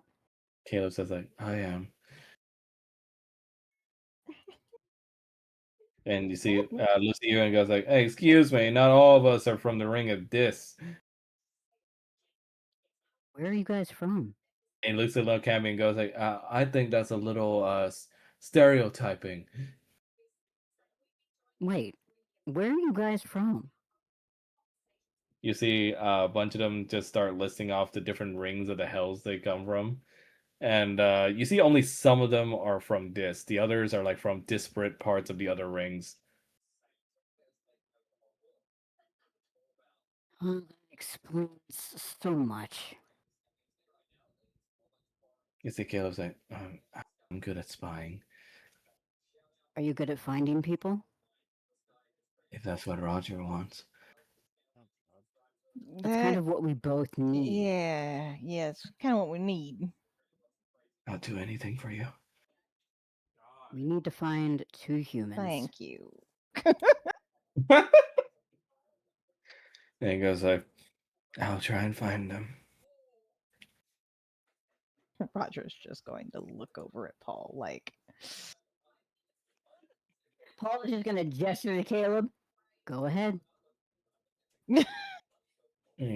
And he takes out what looks like to be a little necklace, kind of like a dowsing necklace, and he starts like holding it outwards, and he whispers some devil language into it. Specifically the word for human. And you see the necklace starts pointing in a direction.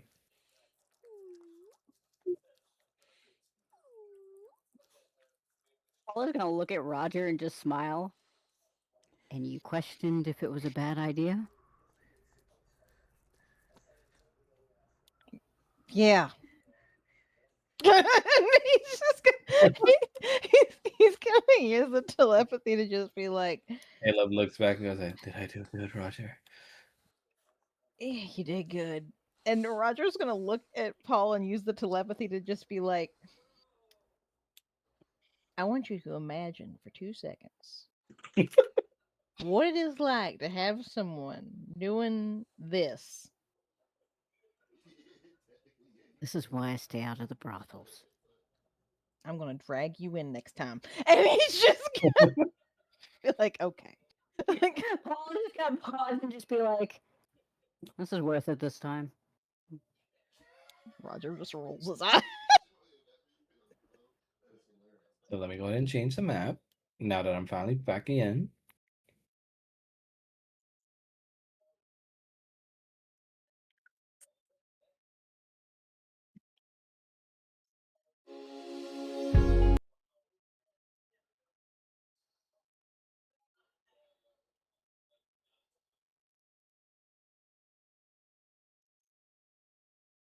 Putting on a camera because not all of us are there. Jesus Christ, are we on Pandora?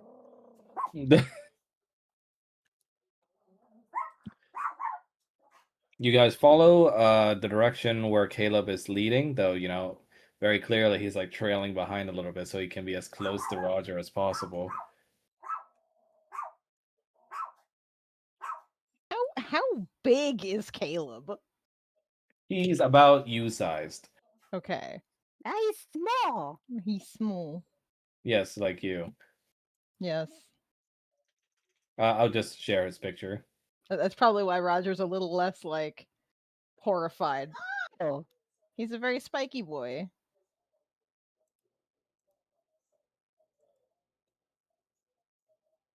Yes, as he's guiding the group, you go through like a forest of fireflies, as the devils look like they're trying to find any and all excuse to fight right now. They're poking their pitchforks into the trees, into the bushes, as you travel. guys, stop! Don't irritate the fauna. And it goes like, "Hey, but you said only if necessary, boss. And what if one of these fucking fairies are hiding here to fight us?" They have to show that they want to fight us.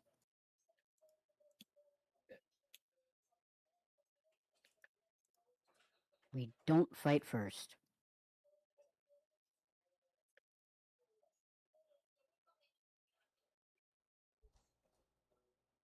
As you travel through with your little caravan, you start to see Caleb slow down a little bit.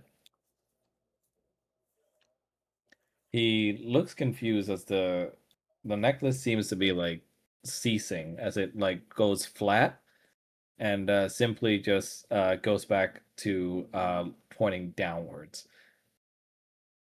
He goes like, "Huh, that's weird. What? It just stopped working." Has that ever happened before? It shouldn't. I didn't stop concentrating on the spell. Maybe if you kiss it for good luck, Roger. Roger is going to look over at Paul once again. Paul was gonna roll his eyes. Okay, so she is supposedly somewhere around here, possibly in the air or underground. Or she's invisible.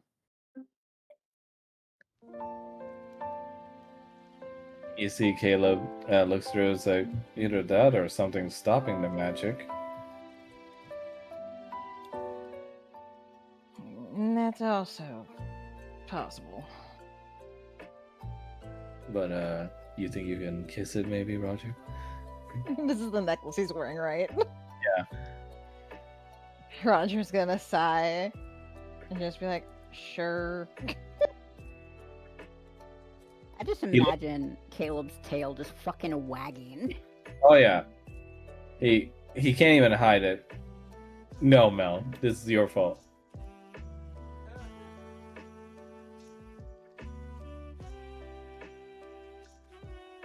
He looks shocked that you said yes, and he goes, "Thank you."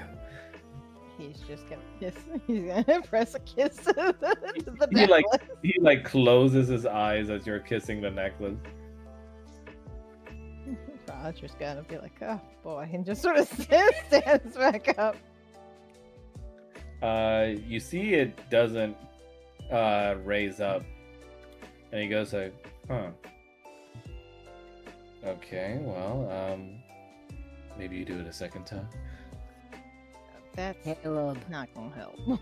Caleb's like, well, I'm sorry, my prince. I don't understand why Don't- the don't- dowsing spell isn't working.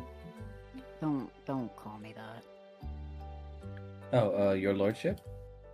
No, it's just Tarsus. Okay. Whatever Roger's husband wants. So there's probably a shield. And you see G. Ramsey goes like, some paradise if they need something like that.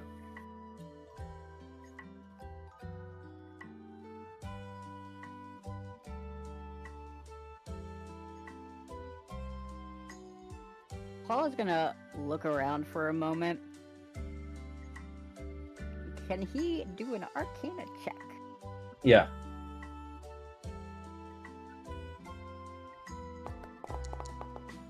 Bitch! I mean, that's still pretty high. You do an Arcana check, and you can tell there is definitely some kind of magical interference happening. And you can tell it's blanketed over the forest here, almost as if to not only jam magic, but also mess with perception.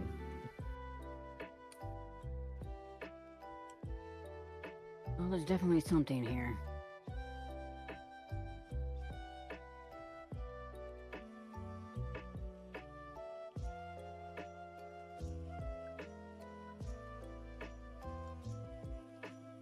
Any ideas?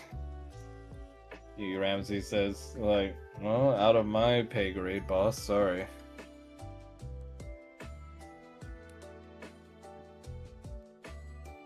Roger? Roger's just gonna like. I'm not really sure. I mean, he's gonna sort of gesture. Caleb says, like, well, Roger can't do anything, then we surely are lost. I mean, I could try if we think it's magic interfering. I could always try to dispel it, but I also don't know exactly. He sort of gestures like. It says, oh, you know how to do that too? You're so talented. Caleb, what do you know how to do exactly? Oh, I know everything about Roger. Outside of Roger. Oh, I guess I can kill people. And what was the other thing you had said?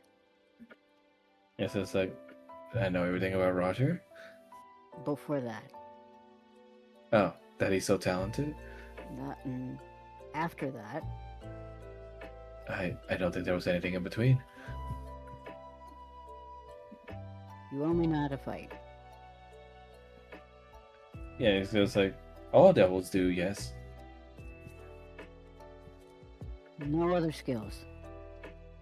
And well, I mean, I can list to you all of Roger's like major events in his life. Oh, and his birthday. Paul's gonna look around the other devils. Y'all really got done dirty. The devils look at you and goes like, I mean, you're running the show.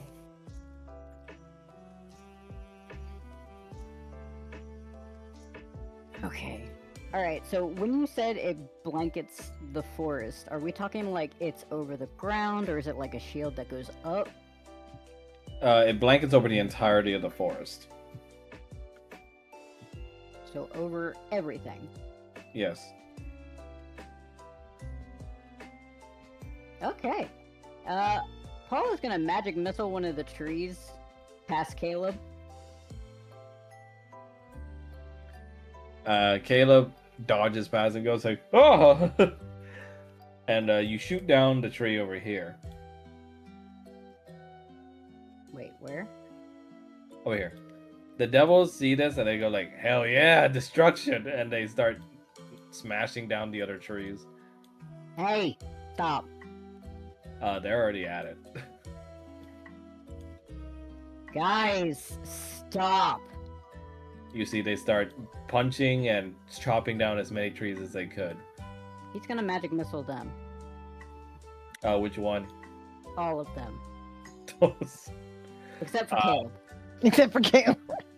Go ahead and cast it. Oh my god. Why did it not ask me for a thingy? You cast magic. It's all right. You cast magic missile and you hit each one of them with a missile, and they go like, "Hey, what was that for?" Stop. They go, "But we're just following your lead." You don't do that unless I ask you to. You then hear growling coming from the forest around you. Great. Can we do perception checks? Yes. At a disadvantage. At a disadvantage. Yes. What does your human bard do? Active perception check. Paul, stop.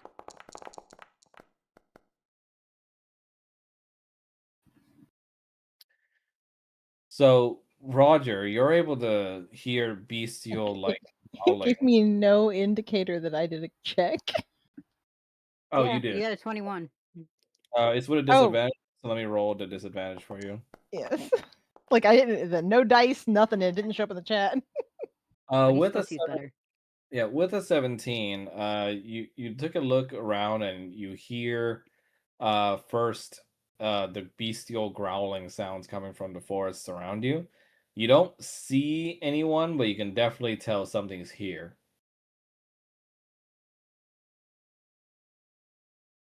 Okay, so we've got company of some sort. You hear a grunt and a scream that stopped You hear clapping midway. noises. Wow. As one of the Cambians gets like something done to them and they're gone in a flash. Okay, all right. Everybody come back here. Yeah, everybody moving close. As they try to do so, one of the other devils gets snatched as well by something and they disappear.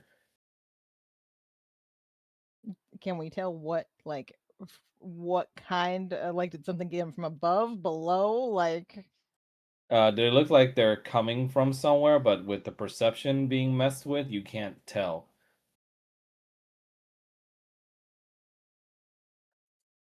Okay. You see Caleb about to move back, but then he gets grabbed as well, and he just goes like, "Remember me, Roger."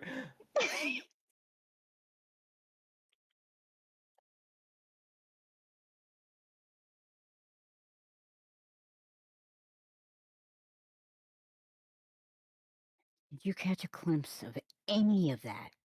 G Ramsey nothing. airs a fireball in his hand and gets like, "Nope," but not liking the new place so far, boss. Oh, I don't think any of us do. State your business. You hear coming from nowhere.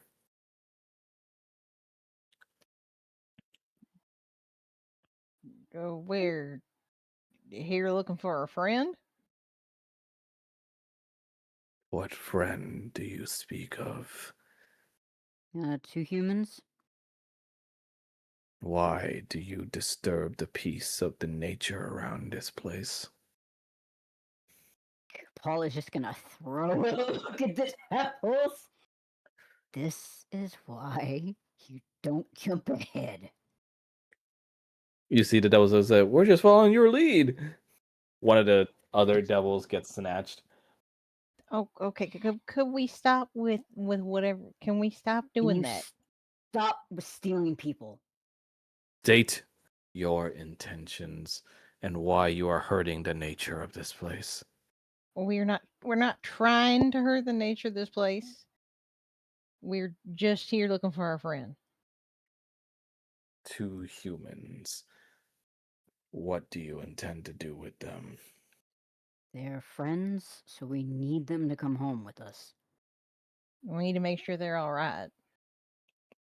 Are you the ones who opened the gate?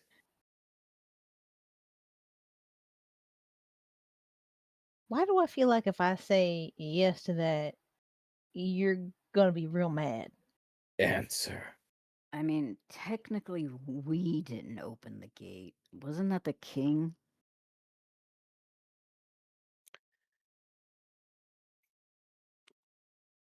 Roger's just gonna be like, I'm not sure. I just know it's open. The king?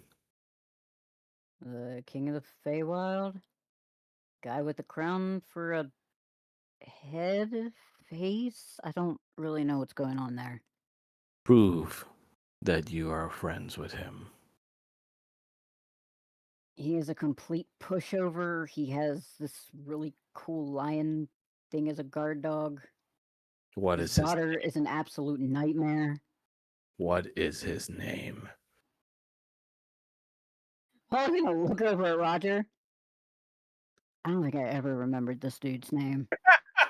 My brain is saying something like it's something like I don't know if I'm thinking of the fucking location or him, but like my brain keeps saying like Van Reaver or something, but I don't think that's right. When your players don't take notes. Like Roger Pat is, just doesn't pay attention to shit he doesn't care about. and to be fair, Roger was kidnapped. Like, D. Ramsey says, like, boss, anytime now. I'm trying to remember his name. One of the devils gets snatched again. okay, yeah, Knock could it off. you stop with the snatching? Answer. Is there some other way we can And prove this to you? we roll to remember. Roll for history. Oh god, okay. Paul! Oh, that's not bad. It was King Finvara. Finvar, it was the fucking V. I knew there was a V in there somewhere. Finvara. So, you're king. You're friends with him. I mean, we weren't exactly trying to be. He kind of kidnapped my husband. Roger just waves. There's only one thing to do with you now. Why do I have a Is feeling it killing us? it's gonna be it's gonna be killing us or something? You sense unease and tension as like the magic around this place gets heavier. But then you see something, you feel something gets lifted, and you see the person that's been speaking to you.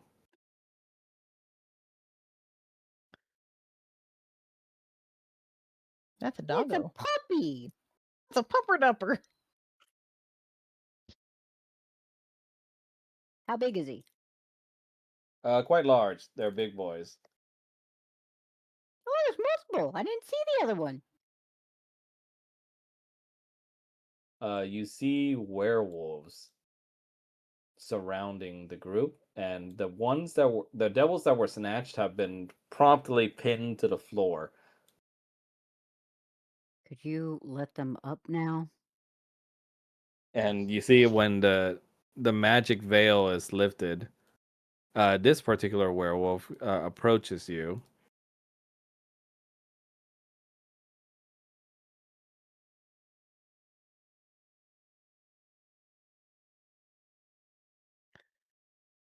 I get the feeling Mel would like him. She owns him, technically. Oh, even better. I I feel like won. Mel would like him. I won this guy for Mel back forever ago in a YCH. Oh, not a YCH. Not a Y. Adoptable. Yeah. Well, not even an adoptable, right, Mel? Or was it like a design thing? I don't remember. It's an adoptable design. It's an adaptable design that was really expensive. Then we turn around and find out that said artist just sold the line art again, just with different colors. Yeah, Well, yeah. now it's being put to good use. And you see he growls as he gets close to you, and then he just relents with a spell and goes like, "Righto, sorry about that, chaps." Okay. And then he just motions, so it's like, "Let them go. They're all right." Roger's gonna look at the devils and just be like, don't try to hurt anybody. Caleb goes like, "Save me, Roger." Caleb, you're fine. Caleb, he Yeah, literally already let you you see, go. you see the big werewolf here goes like, "This one gonna be all right, or should I?" He'll be fine. We'll see. You see the werewolf gets his foot off of Caleb's neck as Caleb is able to breathe again. So, kings of or friends of King Finvara, huh? Yep. I guess in which case we welcome the gods. What? But, huh? You're here to inspect the place, right? As per usual. Come with me. We have Uh, lots to show you. Okay, we're here. Huh? Okay. okay. You see, G Ramsey say the word boss, and I got a dagger in this back in about 5 seconds. Paul is just gonna wrap his tail around Ramsey, pick him up, and stick him on his back. Ah! We're fine. And he goes like, still, you bring many demonic-looking creatures with you, but I suppose the gods need a sword too, as much as a shield. I mean, I am also a demon, so And he goes like, "Oh, grand." Paul's just gonna kind of give a look to Roger, like, "What?" Basically, yeah, same. And he goes like, "Well, whatever the shape, whatever shape the gods take, we are ever in your service. Please come, come, come, come." Hmm. And we're gonna change the map.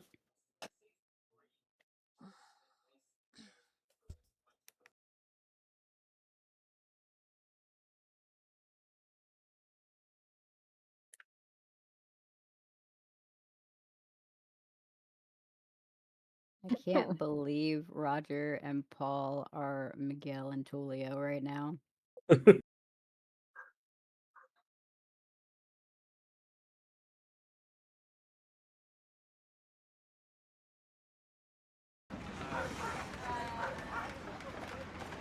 Jesus.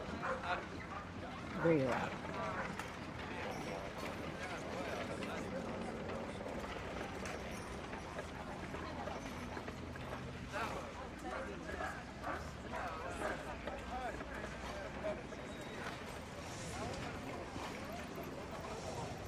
This is not what I was expecting.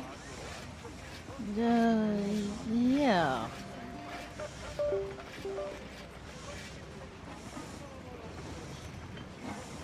He says, "Welcome to Eden, my lieges." Okay, so You see a town. You're at the town's edge right now, where you came from the forest, and immediately the thing that strikes out to you most is that the horizon you see is not that of a sunset, but instead a massive dome reflecting upon the town back on itself. Fucking jellyfish. Yes, and the jellyfish flying around too.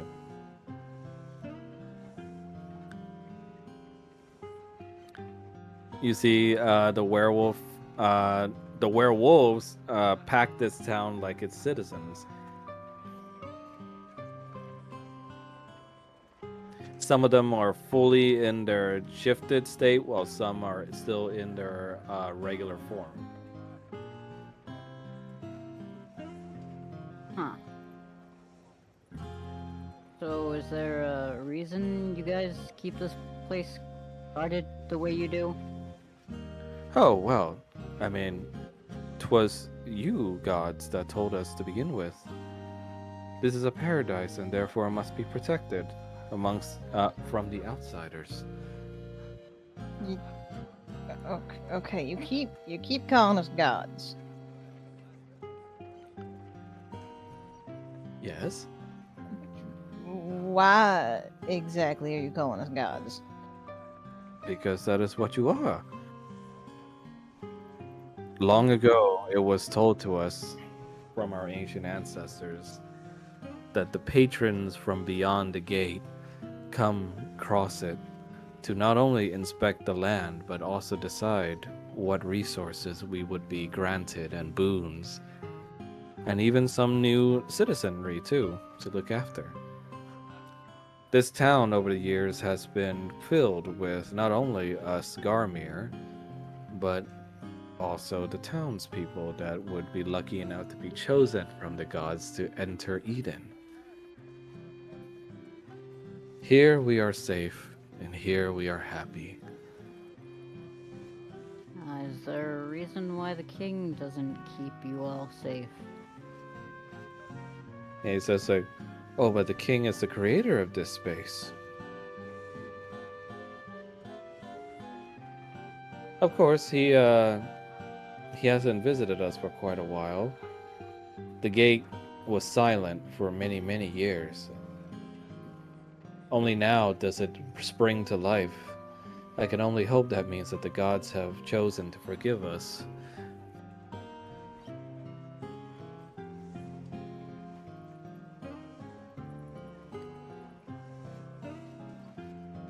So, what's the population count here? It says, well, as their king, I can definitely tell you that it's definitely sizable. We started out as only a few dozen due to ancient times telling us that our people were almost wiped out. But we have found a home here, and ever since then, we are about 300 strong. You're also a king? Yes. Paul's just gonna kind of look at It's Roger. an outdated title, really, but us Garmirs worked in a monarchy back then, and so they still refer to me as king. Though, to be honest, I like to act more as mayor. Hey, Oh, what's stopping you? It says, well, I mean, it's just a title. It doesn't really matter what my people call me, so long as I can serve them. Oh, and you, of course. Mighty gods. And they all bow to you. okay, Don't do that. we're not gods. Didn't he's gonna sort of throw up his hands. At least not in whatever way you seem to think. I don't think. It says, but you both bear horns, representing divinity. He then points to a statue over here Oh boy. of a horned figure. He doesn't look familiar to you, but you can roll for history. Okay. Well, that's lovely.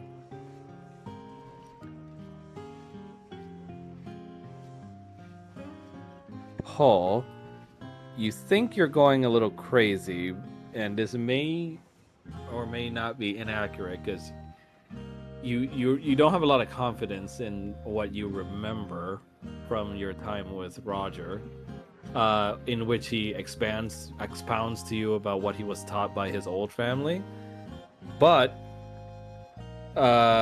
you do remember that this was one of the many forms that Ilmater took.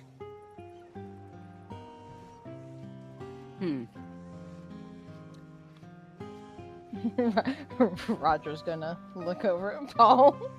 What? Paul's gonna lean over to Roger and just kind of whisper, I think this is a sloth thing. A sloth? You see the king states, "No, no. This is our god from forever long ago.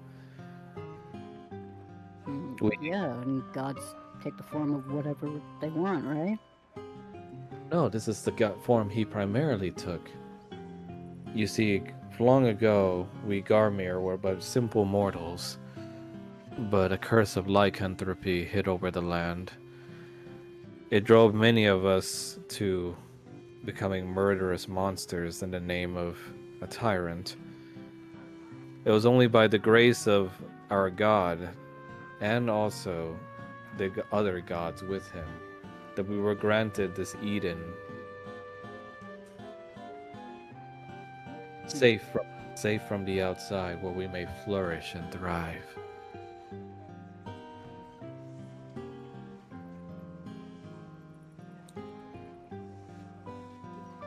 All right. Well, if you're the king or mayor, would you happen to know of two humans in particular that recently came here?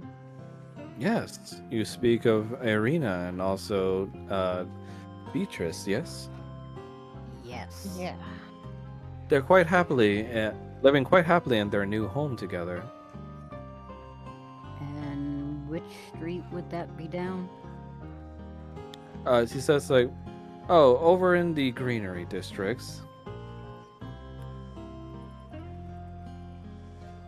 Lead the way. And he says, but don't you want to inspect everywhere else first, gods? And This is a bit of a mission higher than us, so it's better to. he then kneels down on his like big body and just says, and pray forgive me for my questions, my lord. But may I ask, we are sinful and have most likely done something to besmirch your name. That is why you have closed off the gates to us for so long. No. No. They're. I beg forgiveness in the name of my people and offer up myself as punishment. Roger is. gonna go over and immediately help the two. Hey, Roger's gonna pull him to his feet. Okay. Both of you roll for strength. Oh my god. Hold on. A saving throw or just a check? Just a check. Just a check. Did that actually roll or? Yes, you did. You rolled a 30, 20, you rolled 21. Cool. And Paul rolled a 15. You guys luckily are able to lift him up. You feel that he's like impossibly like strong though. It's like lifting up a boulder almost. Okay. All right.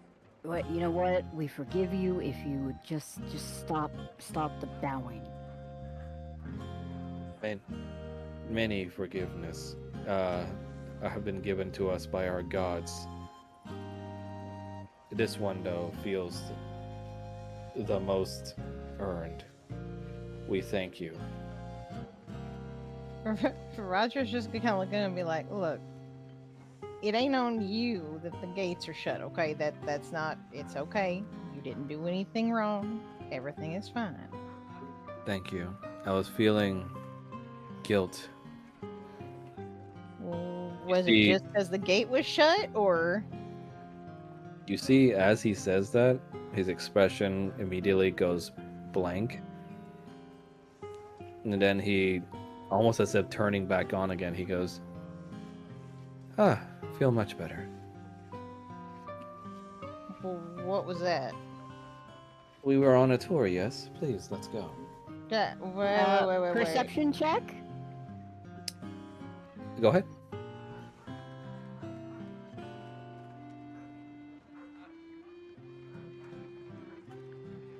Yay, 15.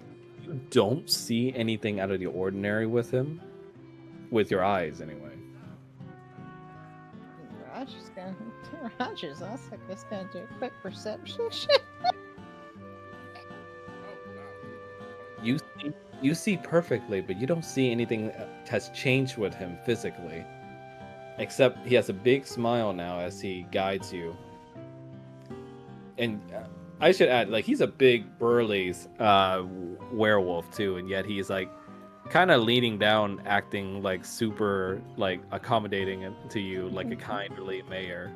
With And- Paul is gonna look at Roger and be like, I didn't hallucinate that, right? no, you sure did not. Okay, just checking. As you go through the town, you notice the other townspeople nearby. Roger, with your perception check from earlier, you notice one of the two like children in the road fighting over a toy. And he says like, "No, it's mine. No, it's mine." Which way is And then- this? No, it's like the Either the mine. Okay, just checking. You then notice the two of them just stop dead. Both of them holding on to the toy, and their faces become muted. As then they almost like turn back on and goes, "Sorry for being so unreasonable. Here, you can have it. Thank you."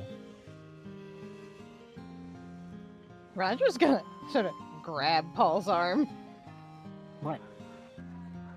and Roger's going to relay what he just said, like, but through like the earring, like using the earring, or what he just saw. So that don't look normal.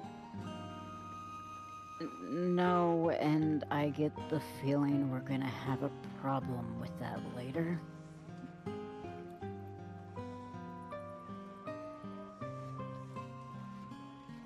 And they're gonna keep following.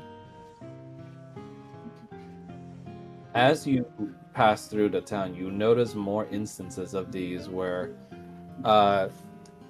you see another person trying to buy bread, and you see like they're haggling over price, and their face goes sour as they argue, but the moment comes again where their faces just become muted, and once they turn back on, they just happily accept the price of the bread and be on their merry way.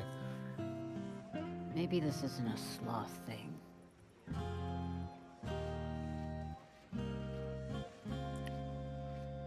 All right, changing map.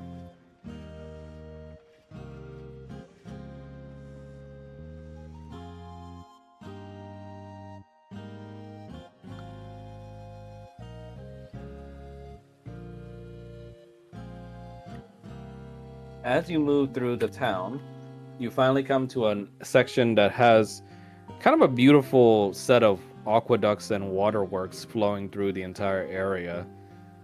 And also some bridges connecting some spiral-like houses around. And you notice in the distance two familiar figures.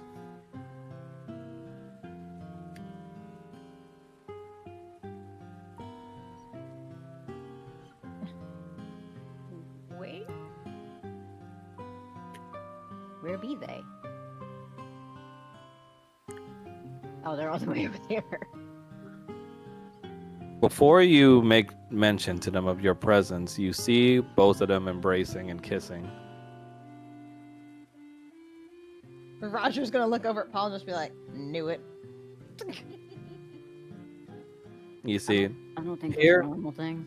here we have the greenery section, my lords. As you requested, we made this place more beautiful. A hanging gardens, almost. Water flows around all of these areas, feeding not only the plants, but also recycles back into the town as drinkable water. Well, it is It very looks pretty. great. 10 out of 10, no notes. And he says, I'm happy to hear that, my lieges.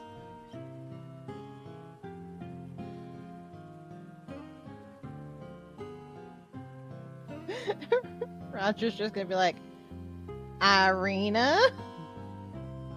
Her eyes shoot open wide as she immediately parts when the kiss goes like, Roger? Are we Oh my God. Are we Oh my God. interrupting something? She blushes. Hi. Oh my god, it's you two. How did you? Mhm. How much? Uh, Beatrice goes like, "It's good to see you two. Does that mean It's the good gate to is see you open?" too. Yeah. Oh, thank the gods. I see you two got comfortable. Oh, Beatrice blushes as well. Goes, well, we had time to kill. Roger just smiles and is like, "Well, I'm glad to hear it." Irina just goes like, I'm glad to see you two. Where's Kanan and Fulmouth? Are they okay? Yeah, they're back at the manor still. Okay. Oh god. How long has it been? It's been a while. God, A lot has happened. it's been a few months in here. That's about the same. Okay. So how did you guys get here? Let us get down. You see Beatrice just holds Irina in a princess carry, almost like they've practiced this before. And Beatrice My jumps God. down with her in her hands. And Irina just goes like, oh, thank you, Miss Beatrice. Beatrice, you're welcome, Miss Irina. Y'all, you can drop the professionalism. It's all right. So, I mean, how, how'd you guys get in here? Well, Roger had to get kidnapped apparently. What? And we had to set up a brothel and And turn the king into a better dad.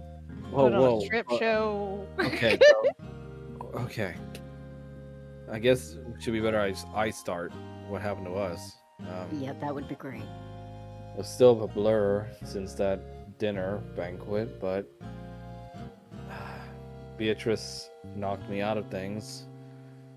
She was pretty injured, so was I. So she ran as fast as she could throughout Kresk. It was locked down, so we couldn't get far.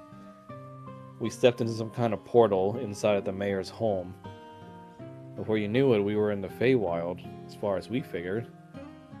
Some centaurs came after us for being there, so we ran into the first door we saw, which was the portal. But it kind of closed behind us. And you've just been here since. We tried opening the gate again, and we asked these people how they knew, but they kept referring to us as gods. Yeah, Yeah, that's what they said about us. Yeah, they did the same thing to us. Beatrice says that, I'm shocked the Garmir have been alive all these years. Thought they were but legend. So they're part of Barovia. Great. A long time ago, yes. How long? Irina says, like, apparently ages ago. You remember the people that attacked us in the winery while we were planning? Uh-huh. Mm-hmm. They turned Garmir, who works for Strahd.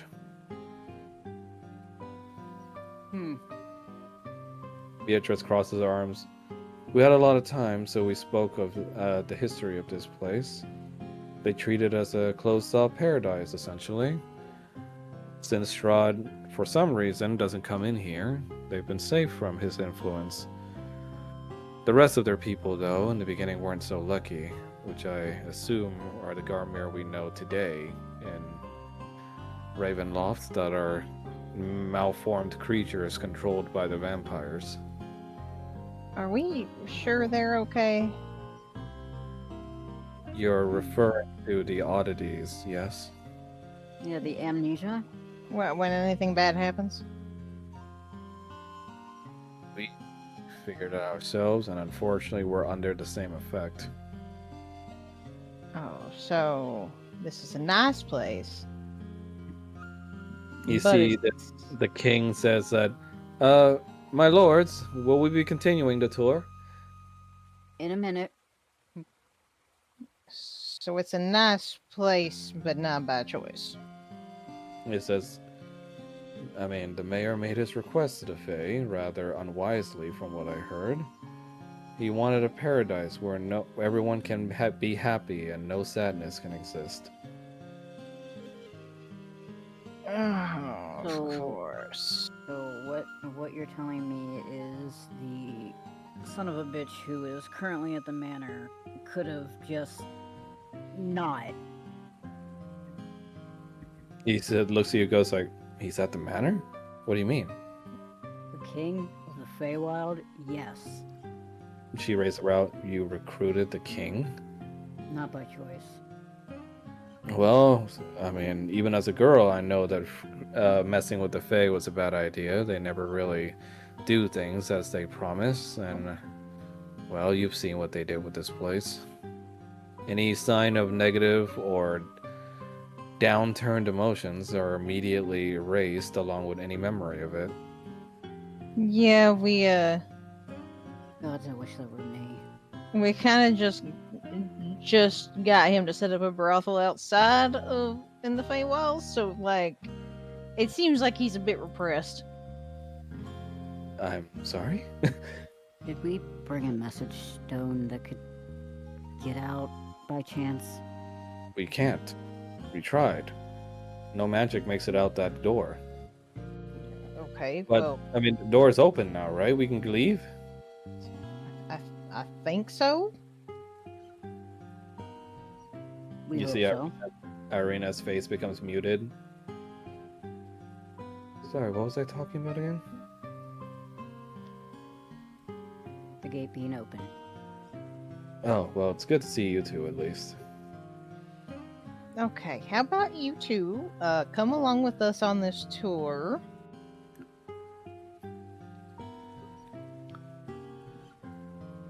And you can tell us everything that you've been through while here. Yeah. They look at each other as they follow you along this tour. They tell you about everything that's happened to them since then. When they made it here, they were met with the same resistance as you did. But once they assured themselves that they weren't a threat and that Beatrice wanted to just get medical care for Irina, they took them to the town's doctor. And after that, they've just been stuck here ever since, in which they've spent some time together, it seems. Okay. Irina just adds on, I've been trying to get a hold of my powers. I think I've learned a lot more about how to fight with it, thanks to Beatrice's training. And a few other things. So there's a chance Strahd doesn't even know you're here. I hope he hasn't. I mean, he came to us thinking we had you. You see the king looks at you and goes like, oh, you mean that devil Strahd? No. There'll be none of that in here.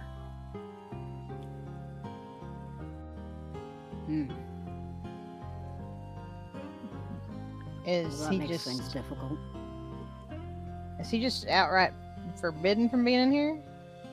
It's just like, negativity and evil cannot make its way through the portal, as the Fey magic has portended. What if you're both of those things? And he looks at you and just goes like, well, don't you feel better when you came in here, sir? When one crosses through these gates, you pay a toll with all the negative emotions inside you.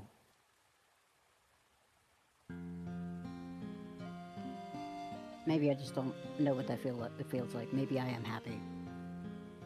It says like, oh, I'm glad to hear that, my lieges. This is the happiest place on earth. Or says,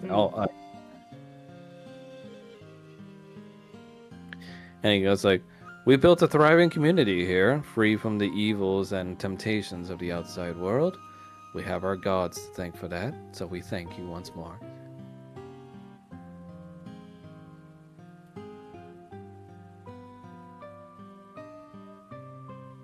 Alright, well, this is a problem.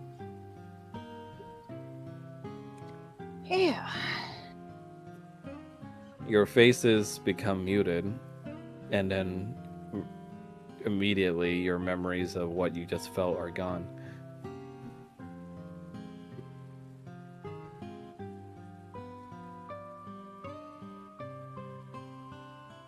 You know, Okay, this so is we're gonna actually a go. good thing. We're still gonna go on that tour.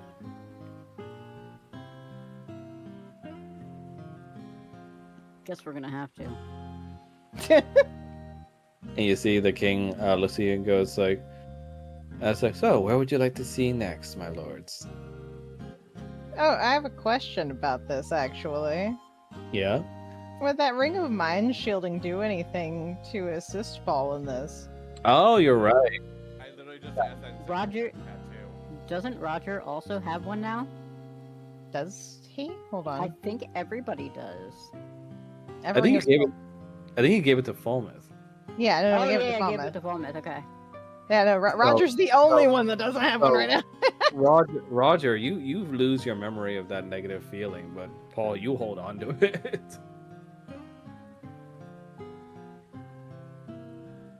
Great. Okay. What? You did that thing we've been watching everybody else do.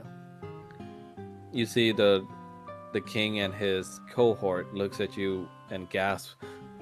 What is that expression you wear on your face, my liege? And they look directly at Paul. Paul is just gonna smile and be like, content concern. There shouldn't be any concern. Please forgive It's- us. No, They it's a good thing. Fine, it's They fine. bow down again, just like clearly. Yeah. Paul is gonna go over to them and try to get them back up, and it's just like, if you don't want me to be upset, please stop bowing. Forgive us. We will undergo the change as soon as we can. The- You're forgiven. The change? What do you mean by that? Oh. Well, even in paradise, I suppose there are a few bad apples. We, in our tribe, we used to do something ugly such as executions, but here in paradise we have a much more humane and effective way to remove such negativity. And what way is that? The change. And what is a change? Elaborate. Perhaps it's better to show you, my lieges. Well, we first, don't really need a demonstration. first of all, we'd like to know what it is. He just stays silent and leads you to the grounds where the change takes place. Because I would rather you not have to go through it if it's not something that you need to go through.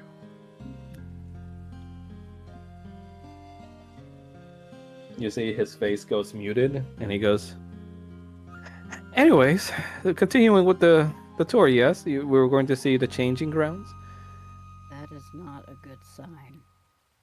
That's definitely not a good sign. Roger's gonna look at Paul and just be like, how do we want to handle this exactly?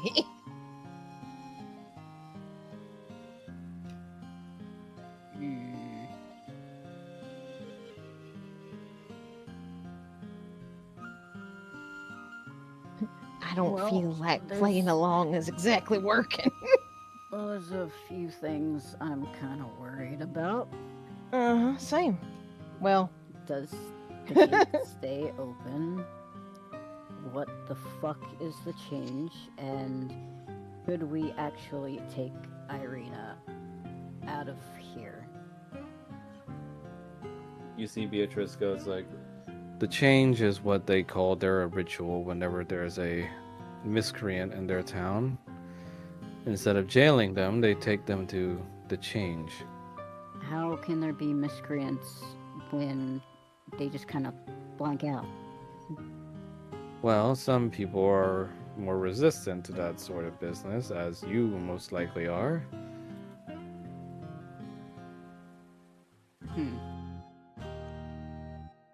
So, what is the change exactly?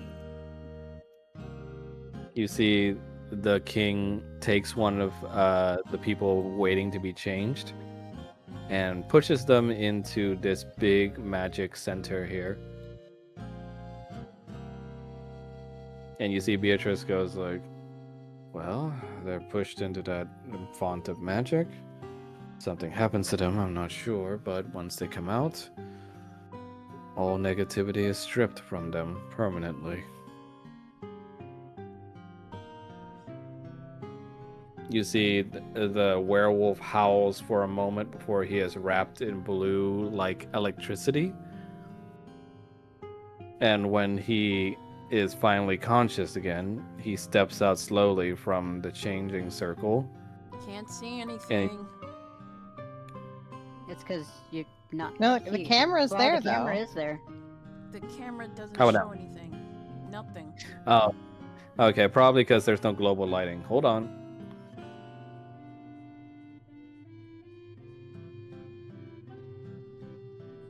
How about now? Yeah, I can see it. Okay. The one of the Garmir steps out with a creepy smile on his face. And as he says, like, I feel so much better now. My head feels clear.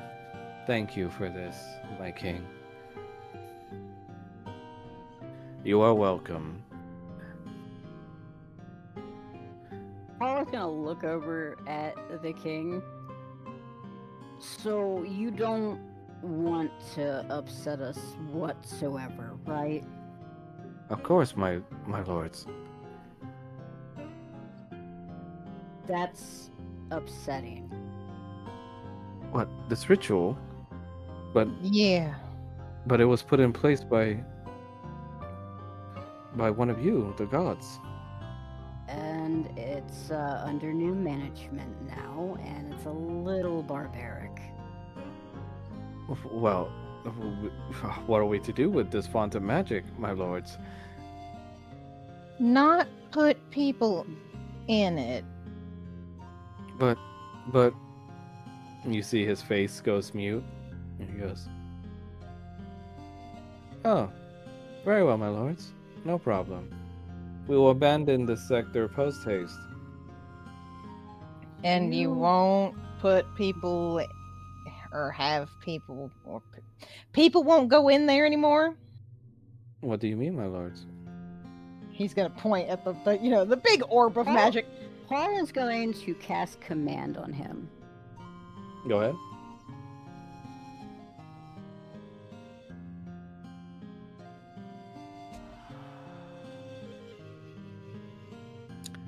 So he's gonna roll wisdom saving throw. Oh, God, fuck. you want a luck point? Please. All right. Well, we didn't have a rest or anything, did we? Or did we? No, at least Oh. not that I know of. Oh boy, you're taking my last. Are luck we point. You're supposed welcome. to? Yeah. Oh, I'll was see it you a, along. Yeah. a longer? Okay. All right. Hold on. Then let So the me. king looks at you, and what is your command for him? Mm. Remember, Oh. What do you want him to remember? what he was talking about before he blanked out.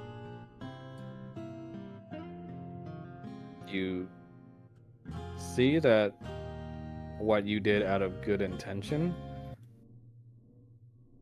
He stops for a moment, like creepily just dead still. And then when the memories of that negative feeling comes back, a look of horror splashes across his face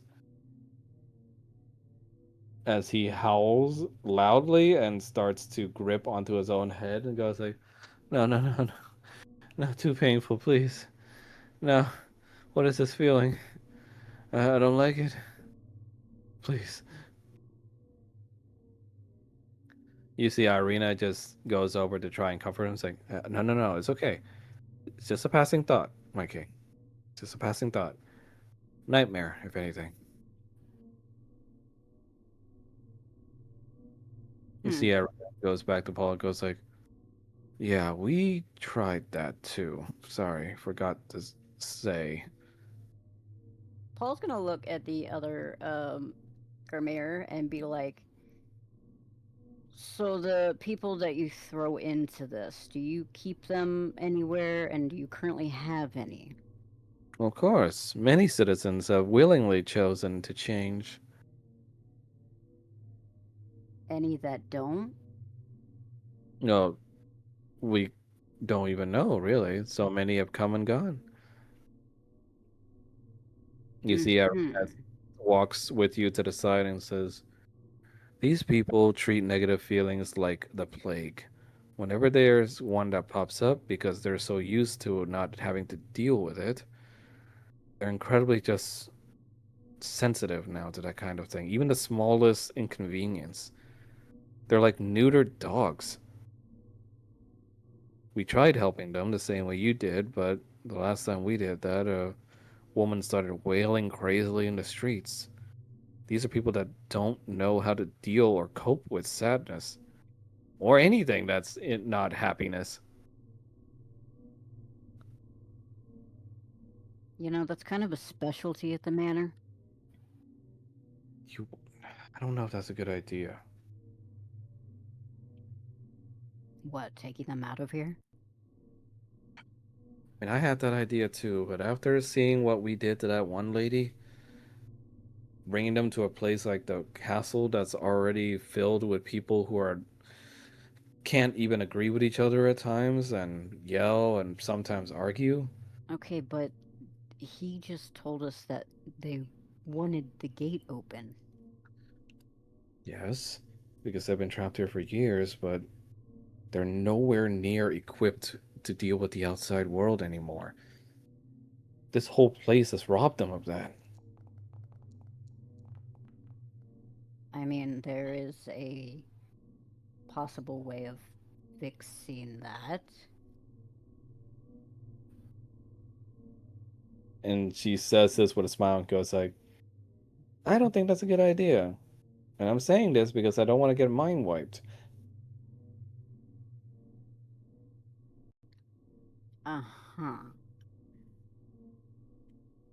Look, I want to help these people too, but not at the cost of their sanity. And it's like, I don't know, it's like they're big kids. I Roger. have a bunch of those right outside. Roger's got to mutter, I wonder if we can get Tiamat coming. No, I'm pretty sure that is the opposite feeling they want. No, he's just gonna point at the big orb. Beatrice says, there's one more thing that we ought to talk about that's a little disturbing. Can you talk about it? I'm trying not to feel negative about it, so I'll write it down. You see, Beatrice writes down a note. On it, she lists how, in their investigation of this place, as far as these people know, they revered the original mayor of Kresk as a god, essentially, because he kept sending people in here. And he was the one that enlisted this changing ritual because he didn't want to basically deal with the minutia of dealing with people that are unhappy in this place. So he had the fairies set up an additional magic implement in order to get rid of any complications, essentially. Even worse yet, uh, as they note in the thing that Beatrice is writing out, as far as they know, the outside world has been told to them is a place where only the gods dare to delve. And any amount of ancestors that are left behind that knew the truth about the outside world are either gone or too old.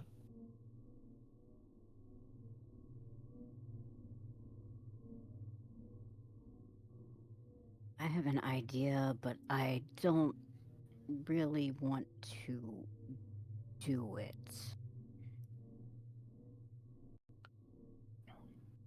because it Mhm. involves talking to Dad.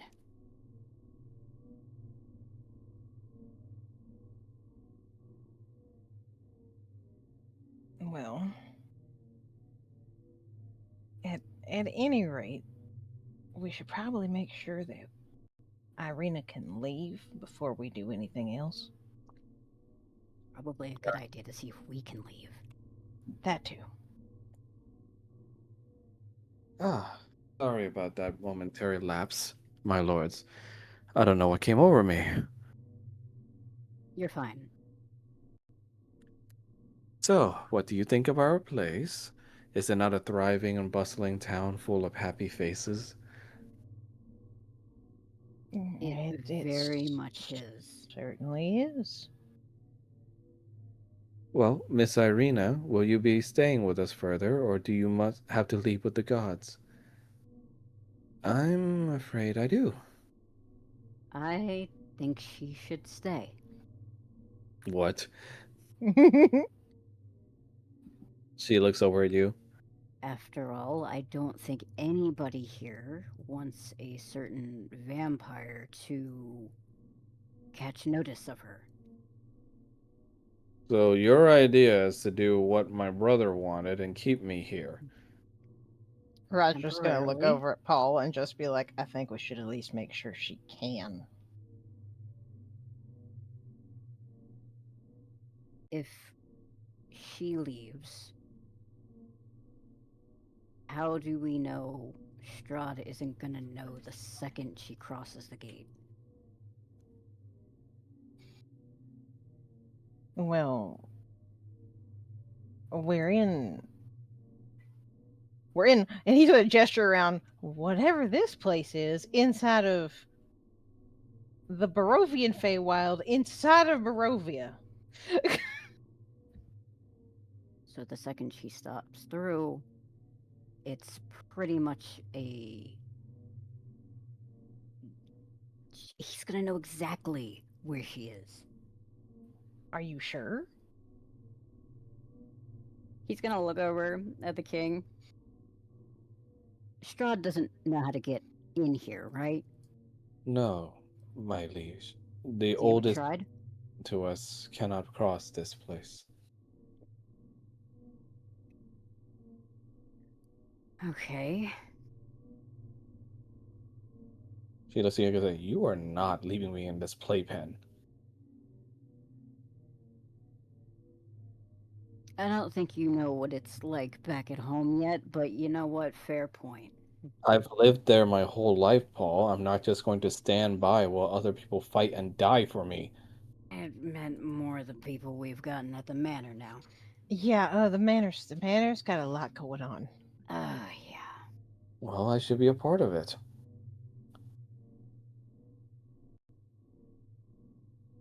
Okay. But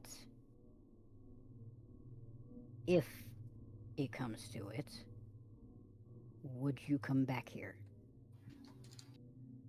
Fine, I will keep it in mind. The doctor here was kind of a dick, but sure. Why? He's a jerk. That's all I can say about it.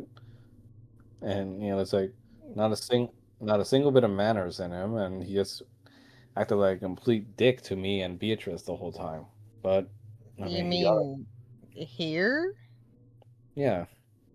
In the place where they can't have negative emotions? She stops for a moment. Paul gonna look between the two of them. Stops for a moment and say, "Actually, yeah, that is weird." Also, why can he remember that? Huh? I think Huh? that's something we need to talk to before we do anything. Yeah, so where's the doctor? Over in the hut, over to the west. Do you mind leading us there? Yeah. If our carry-ons don't mind. Oh, will you not be continuing the tour then, my lords?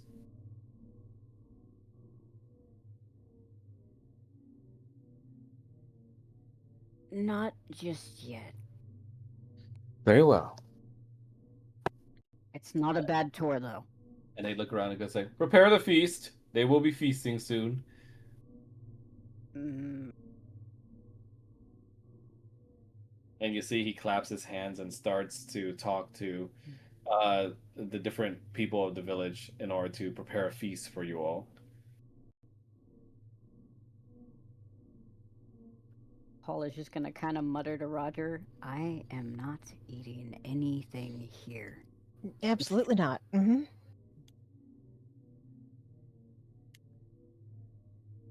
So, back at the manor, Kanan, you are the first to wake from your nap as you sink around a bit as the gold slides off of you. You see your wife having fallen asleep right next to your neck.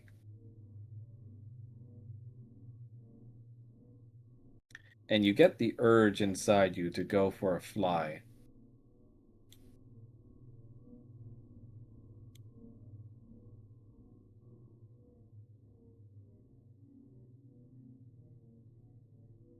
Mel, you there?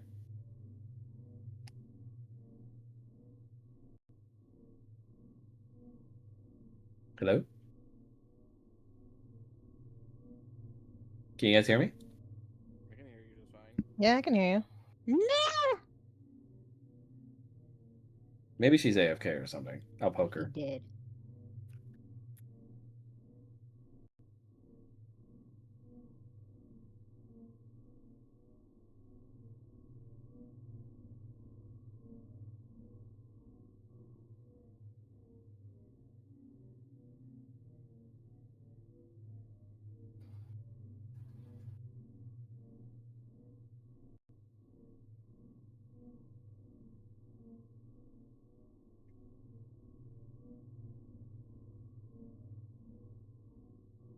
Okay, I'm going to assume she went to the bathroom or something, which is okay. We're gonna go instead go over to Falmouth then. Falmouth. You head out with Arno after uh, Franz finishes making her that dress, which is beautiful, as she wears it around and kind of sachets around with it, displaying it before you in your room. As she looks towards you and goes like, "How does it look?" Looks absolutely perfect on you. You see, like it's a dark blue dress that comes out onto a small, uh, little black skirt that looks almost like it adorns itself like stars on the night sky. Franz says, like, a little fancy, but I decided to go ham with it, as one would say. They gave me a shyness that reminded me of the night sky and their, well, beauty regardless of things. Gave me some inspiration. Amidst talking with other drab people in your little home, You? and he just hands you a bill. As Arnaud says, like, thank you. It's great. I really appreciate it, Mr. Franz. And he goes like, well, just pay my bill and you'll show me all the gratitude you want, dear. Well, I how much remember. is the bill? The bill looks like 1,000 platinum. Okay. And he I'll goes pay like, that. it's like, I do hope it's feasible for you. I mean, your big home and all. Payment plan.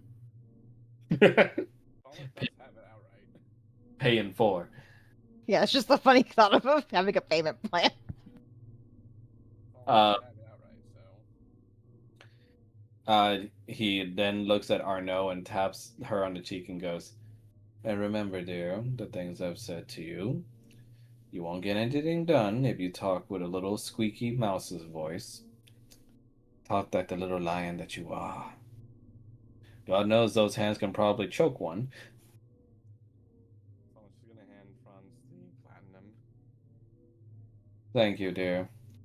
Now, any other of your drab friends would like a makeover? I don't know offhand. Well, you know how to get to me. He hands you a business card. looks completely blank unless you look at it at a certain light and you see Franz's name and information on it. And he says that uh, business in Crest has been awful ever since those goons took over the place. So if you have any need, just call me on a messaging stone and I'll be a ways away. My glyphs are on there. Okay, thank you. I will keep that in mind. And he goes like, and he looks over to you and goes like, you could use a little touching up myself. My God, you look like a walking bucket.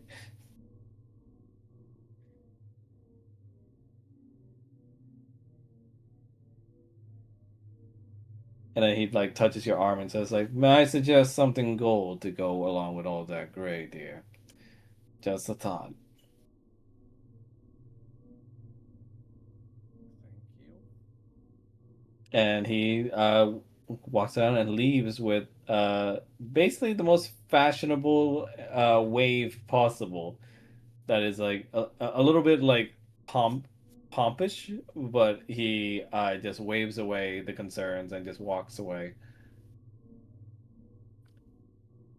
And Arnaud kind of happily twirls around the dress still and just goes, uh, I can't believe I'm getting a new dress after all this time.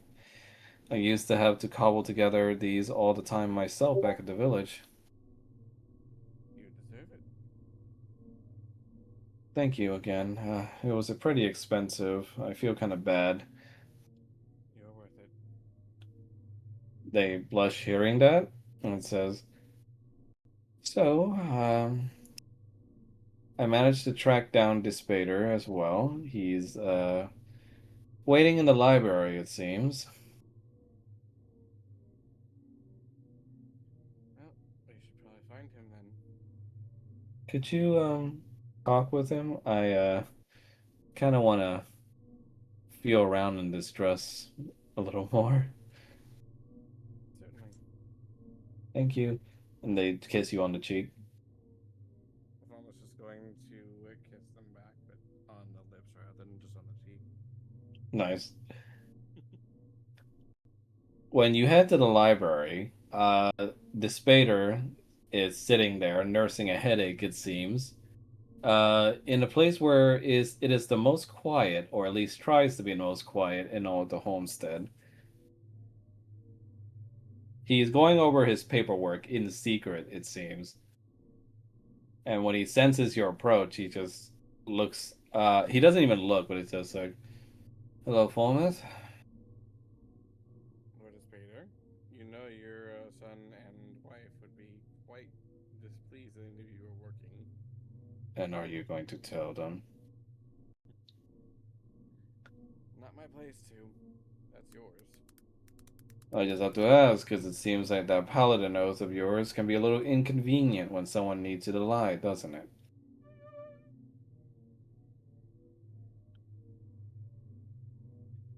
In any case, Lady Skia actually mentioned something to Arnaud, an idea of going on a double date. Yes. My wife's idea. Yes. My recommendations are to just eat, say a little few little pleasantries, and smile as best you can, and by the end of the evening we'll just pretend we never met each other. That's a little hard considering the fact that I've been a business associate of yours as Paul's tutor. Yes, but never quite as close as being a double date candidate, which, is by intent and by design by me. Yeah, I'm sure that Lady Skia was trying to get you to open up and also trying to make Arnaud comfortable. I don't know about your friend, but my wife, for me, probably. Well, my fiance is quite shy, so in all I haven't likelihood, that is. I haven't been able to contact my son either, by the way. Have you known where he's going? To my knowledge, he was going on to a mission to find Irina. Where? It's not usual that my scrying magics don't work.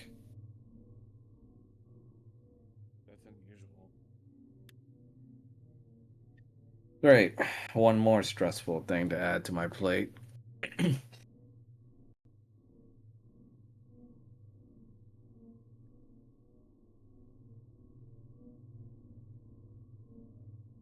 So, what say you to this plan of Lady Skias? I already told Arno that I'm only interested in doing so if everyone involved is comfortable. So, if there's even one objection, then Have you ever been married, Mr. Falmouth? almost. Well, when you have a wife, even for a devil like me, you do the best you can to play the mediator and to keep her happy. And if not happy, then at least content. Even if a double date is the most detestable thing you can think of in terms of sociability. To be honest with you, I would much rather prefer the company of a stack of papers I can work on rather than a double date. But my wife prefers it, so we make a little compromise. I go on this double date, and she allows me a little bit more work time. So, am I in agreement with this? No. But do I get something out of it? Yes. Which, in my opinion, is more important than one's personal feelings. Okay, very well. And it's not, it's like, I'm glad we're understood. Like I said, just smile sometimes when we make eye contact, and then that's it. If my wife starts asking intrusive questions, I would much appreciate it if you would avoid answering them. My wife just so does love her gossip. Duly noted. So I have to ask again, since you don't know where my son has gone, do you know who might know?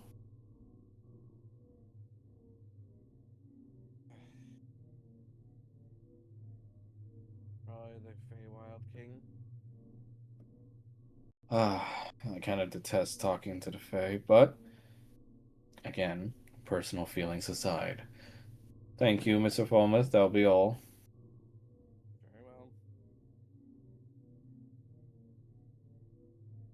And do try and get some time to yourself to relax. It's just like, the echoes of my wife's words, how they haunt me. And, by the way, my wife will be cooking since we can't exactly go out. My wife will be providing the food. Well, she is a very talented cook, so that's not an issue. To be honest, I think she just wants an excuse to in order to test the new ingredients she's been working on. But you look like a man with a strong stomach.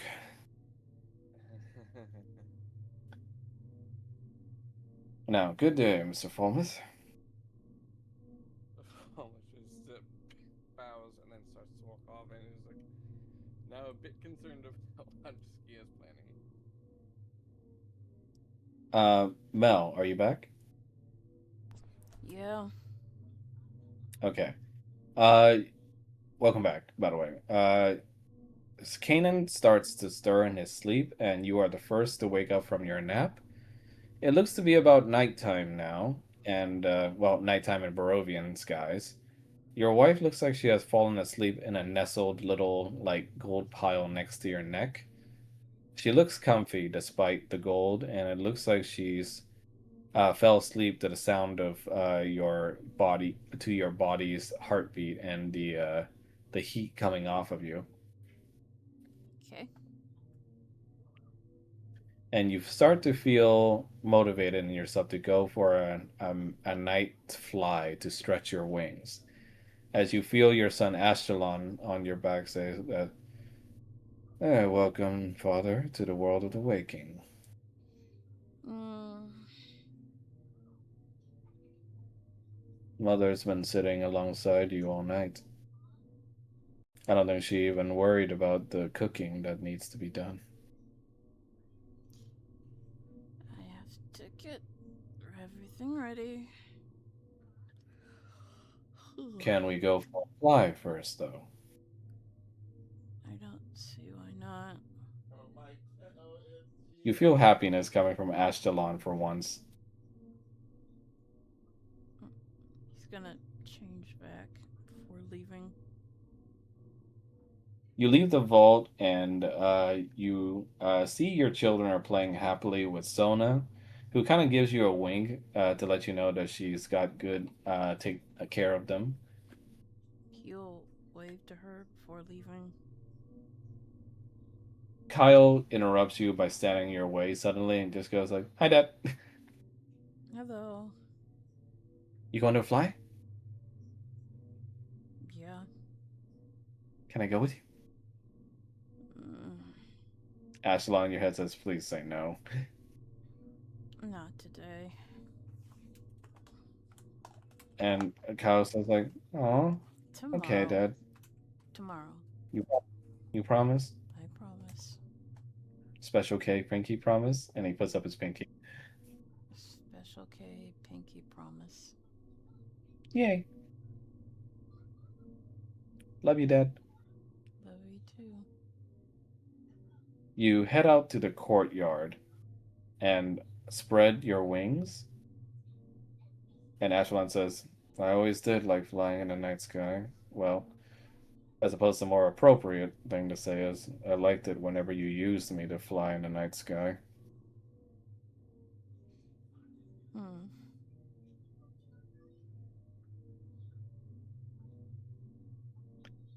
We haven't gotten a chance to talk, just you and me just yet. So, You're not the talkative type. just like you, I wonder where I got it from. Ha ha ha. But, technically Tiamat's my grandmother, but I was born for you, and though you casted me aside, you took me back. Thank you, Father. Hmm.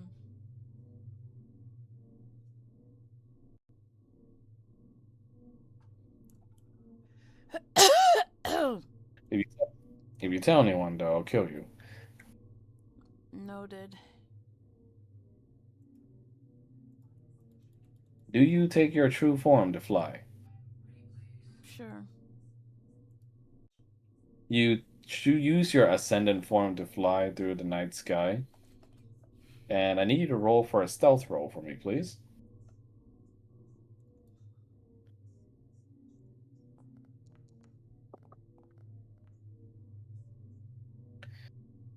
On an 18, you manage to take off without uh, anyone noticing you outright, and you fly through the cold night sky of Barovia. The boundaries of the land disallow you from flying too high because of the cage that surrounds this realm, but the feeling of clouds hitting the top of your wings feels good as it ever did. And as you fly around, you start to see the wholeness of Ravenloft as a whole, and all the lands that have been liberated by you and your group, but those that are still under control, like the ones in Velaki. Hmm.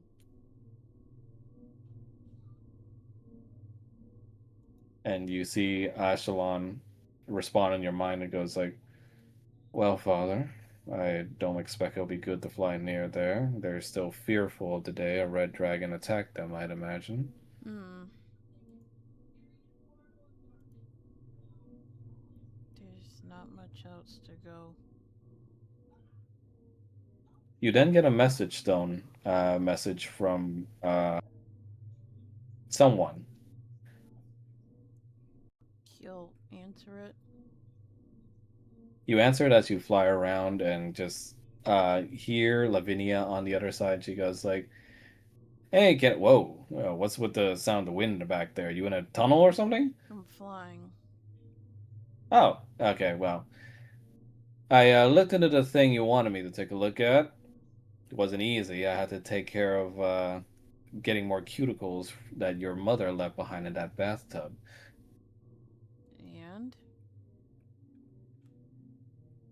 So, do you want the good news or the bad news? I'll take the good news. Good news is your mommy is her mommy. Okay. And the bad news? Oh, sorry, I said that wrong. You said it's like her. You said like her daddy is same daddy as yours. And the bad news? The mom is like you suspected, not Tiamat. Hmm. Thank you, So, Lavinia. so half siblings, huh? Kinda. I guess so. You'll You keep it want? to yourself. I will. I mean, I'm assuming you wanted me to do this clandestinely anyway. You gonna tell your sister? No. All right. Well, a girl like me respects secrets more than anybody. You want any more paternity tests? Let me know. Uh huh. Hope you'll still keep up your end of the bargain. Yes, you'll be paid. You end the call as Ashalon speaks in your mind and says that, and so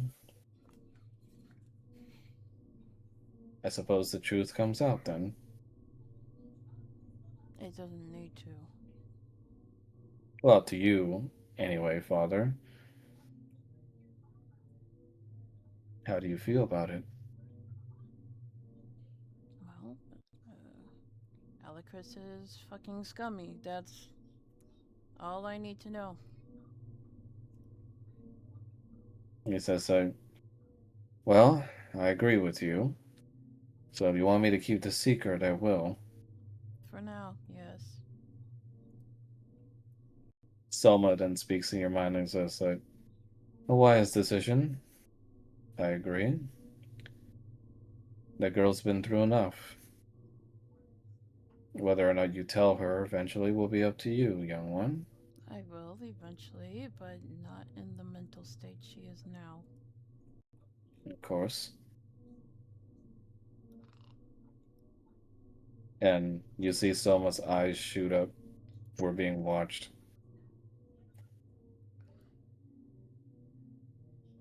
By whom? Oh no. Someone down below. Lizard. Lizard. He's gonna look around. You look around and you see, unfortunately, it looks like a small pocket of human kids uh, that are near the homestead.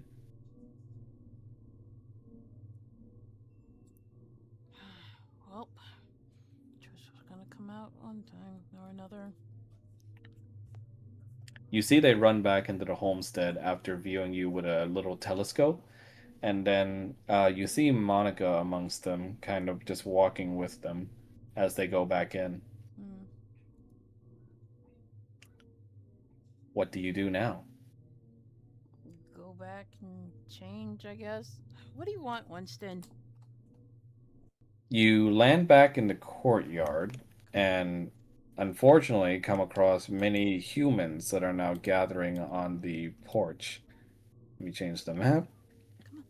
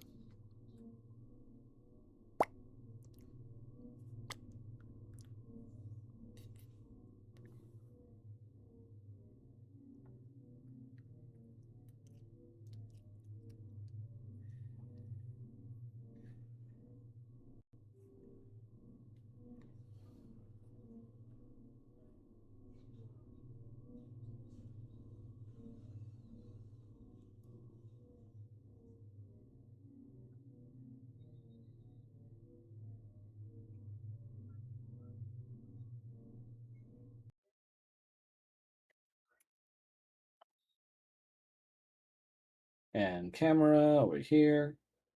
No. Oh no. Hmm.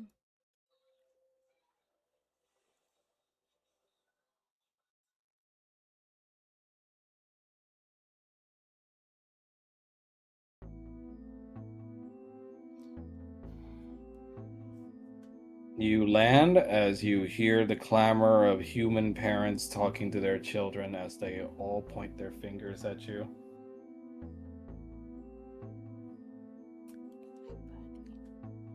As you see Salt, or not Salt, sorry, Ryson and Beans tries to calm the crowd as best they could, but even them is not enough as the crowd is getting clamorous. What's going on? You see one of the humans points at you and say, "You see? He even wears the same thing on his horn as the dragon. I knew it! What? You're the dragon that's been skulking these lands." What are you talking about? Don't you lie to us. Our child saw them. I live here. He goes like, "Yeah, and I bet and I bet you were just waiting for us to be vulnerable enough to eat us one by one, weren't you, dragon?" If I wanted to eat you, I would have done so already. You see, he admits it. You see the crowd starts clamoring more as Ryson tries to kind of just like, "Oi, stop it! Stop it right now! Cease!" You see they start talking amongst themselves and shouting. I haven't done anything to you or your kids. Why is me being an issue here? Why is me being here an issue now? You see a woman wearing a necklace full of pearls points at you and just goes like, "Because you Reds are evil blight amongst this world. It was you that took our Valachian home away from us. That wasn't. You look exactly like the one with your gold horns." That wasn't me. That was my great grandsire. "You are related to him, aren't you? Spawn of evil." And yet the spawn of evil is keeping you all safe from Strahd's fangs. Are you? Or just waiting in order to feast on us yourself? What do you want me to do?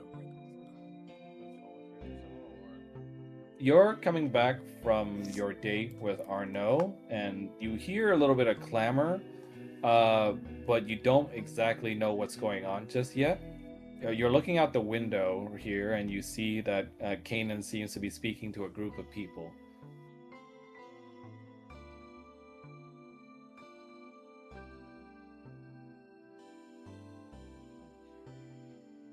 What do you want me to do?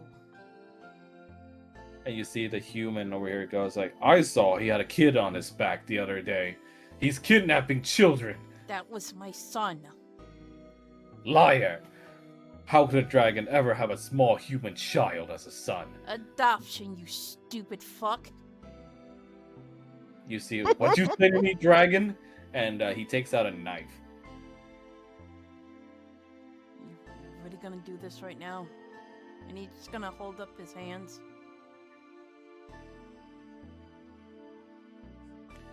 And when you do, go ahead and roll for. How do I do this? This is not an intimidation roll, as in you're intentionally intimidating them, but how you come off to them. So go ahead and roll for intimidate.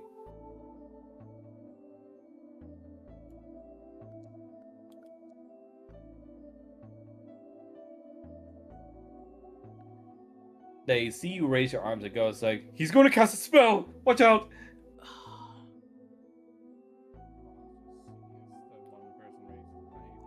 I don't have time for this. And he's gonna walk past them. You see they block your way past the Ryzen being able to stop them, and just goes like, "Where do you think you're fucking going, dragon?" I'm going home.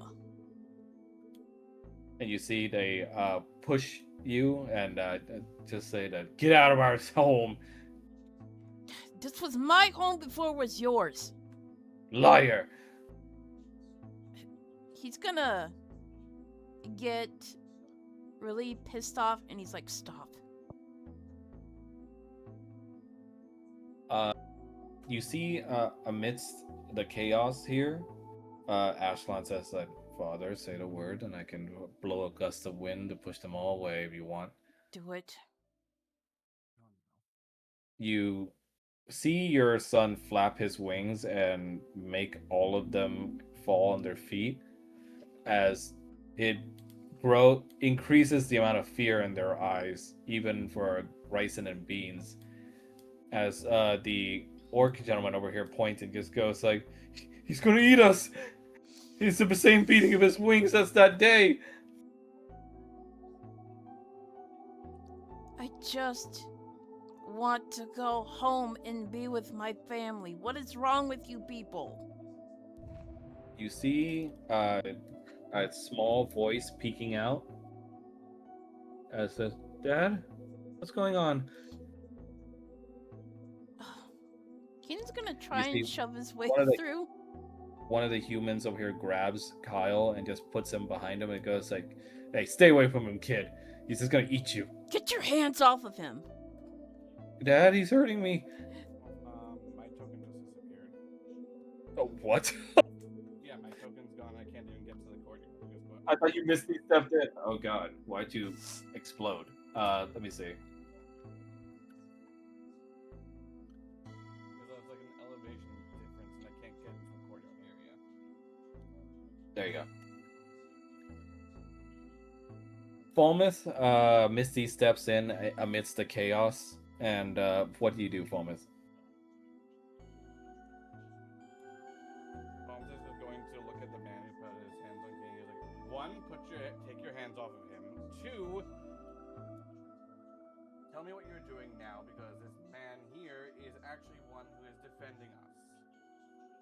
You see the woman with the pearls. You remember her from the church gathering with Dr. Tonya, and just says like, you're trying to revive the order, right?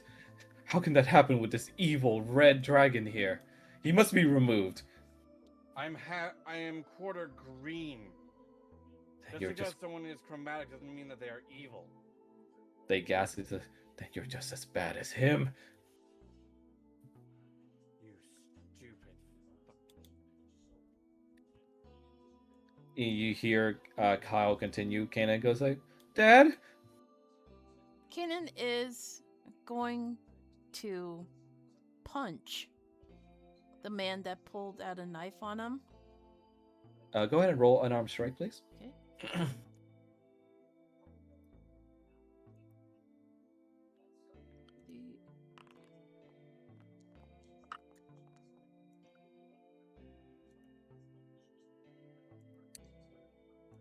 You punch him so hard that you basically sucker punch him into the ground, and he drops his dagger. And the rest of the crowd just screams and says that he's attacking us now. Get him! You drew a knife on him first. Get both of them. And you see Rice at the Beats goes like, "Sir, this is becoming out of control." You know what? We welcomed you into our home. We gave you protection. If you so choose to turn your backs against us, you can all leave. And you see the crowd by this point is beyond reasoning with at the moment, as you see they see Kanan's punch as an attack, and they all start to draw simple weapons amongst them, and it starts to approach. Kanan is going to change. Oh.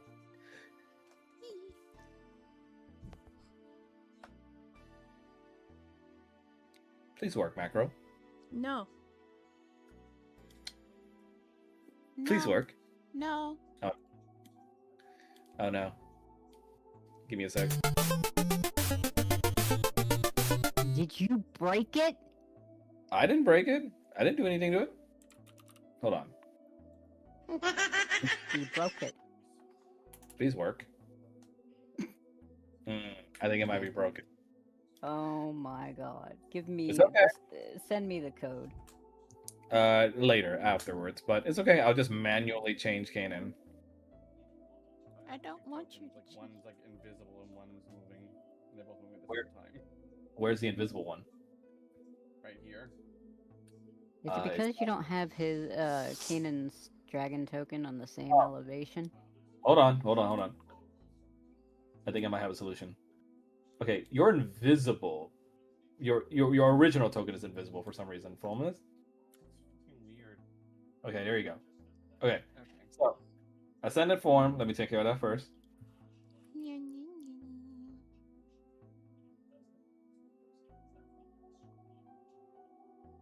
There you go. Why do I have no HP? I think it's because you never full From healed the- him. Yeah, from you didn't tell us if we had a rest or not. Yeah. Yeah, it's okay. So everyone gets a long rest essentially.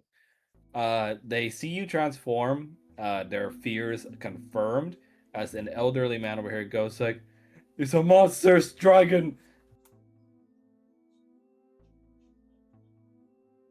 Kanan's gonna You see- scream at all of them, and it's not a scream. It's like A roar. a thunderous roar that shakes the whole manor. Like everybody hears it. You roar loudly enough to instill fear in these humans and orcs, and you see many of them fall to their butt again in fear as they are frozen due to the fear being inflicted upon them. You humans are all the same. Judging me just because of my family's history. I tried. And this is the thanks that I get. You see, out of fear, the human kind of like just jerks away from holding Kyle, which ends up knocking Kyle into this statue. Kanan's gonna scream and he's about to snap at the human that injured Kyle, but he stops when he sees Falmouth taking care of it. You see Selma appear in front of you and state, "Kanan, this is not the way." You see how they treat us. I do. Trust me, I do. I've dealt with them over the years. Some good, some bad. Huh. And though these humans may be incredibly foolish and ungrateful, there are those amongst them that can still learn better. Can they? They were willing to trust me until I told them I was a quarter green. And then as soon as they found that out, they turned on me too. You believed me to be a stubborn old fool when we first met, yes? He doesn't respond, but like smoke is like billowing out of his nostrils. You have chosen to live the way of balance, Kanan. And that means balancing the good and the bad.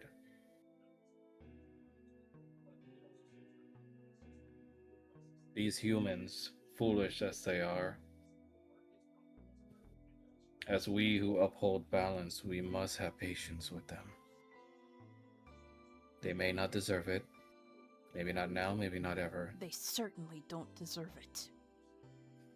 But there are those that are good, some connected to them.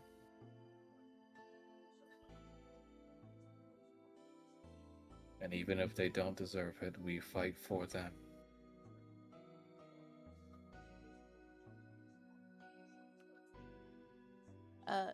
Soma is gonna feel like Kanan's memories like kind of coming to the front, where humans have caused his first wife to die, and he's starting to get like PTSD, and uh um he might attack if no one gets through to him. You see, Soma looks at you and then to Falmouth. This is the moment, young one,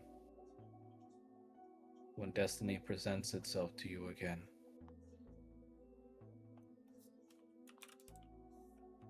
Lizard. This time you have complete freedom of will. This time you choose.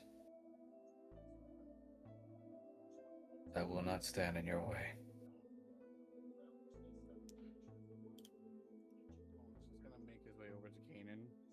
He's not gonna touch him, but he's just going to look up at him. Kanan,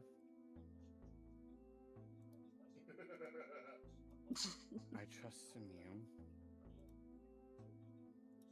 You are not as they claim you to be. Your first wife believed in you. Odalia believes in you. Kyle believes in you. Kezia and Aurora believe in you.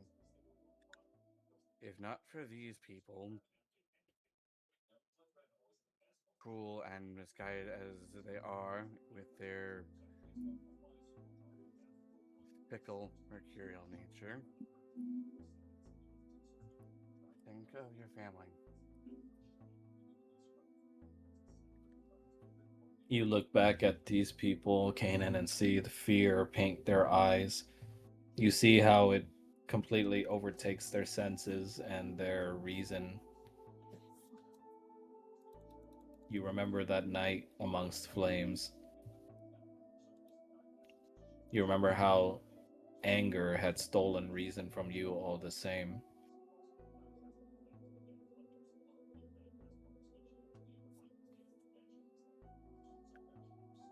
Kanan's gonna call for Cobby.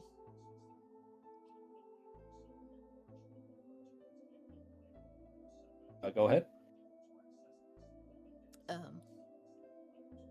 Cobby. You call for Kabi, and he appears next to Kyle, who is resting after Falmouth looked over his injuries. Yes, sire. Take me to my mother's. I'm not welcome here anymore. He looks at you and just goes like, very well, sire.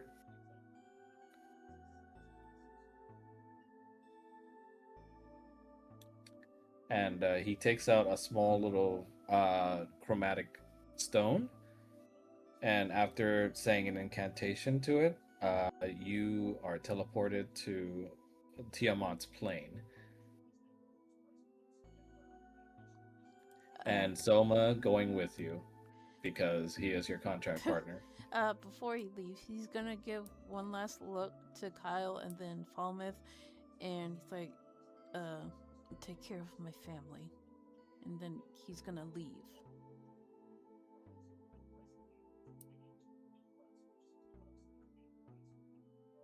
Kanan disappears from view in a puff of hellfire as the remaining citizenry starts to calm down. Some of them even cheering amongst themselves as if Kanan being gone is a victory to them. You idiots! And you just see them being stunned by your sudden uptick in volume. As Who Kyle, do you think made the hallow that was protecting this land? What do you think will happen once he is gone? he would have tried to attack us. No, You know. you morons! You see Ryzen and Bean stand at attention and goes like, sir, should we try to corral them back inside? No. Because if we try and use any force to make them go anywhere, it's just going to make things even worse. You see Kyle step forward. Where'd my dad go? To his mother's. And he's just going to look at the crowd. When the Hallow eventually goes down, and Strahd's forces come, because that was what was keeping them out. What do you think is going to happen? They don't have an answer as they look at each other with low brows of guilt rising up. You all witnessed him fight against Strahd, risk his life for all of you. And just because of the color of his scales, you turn against him?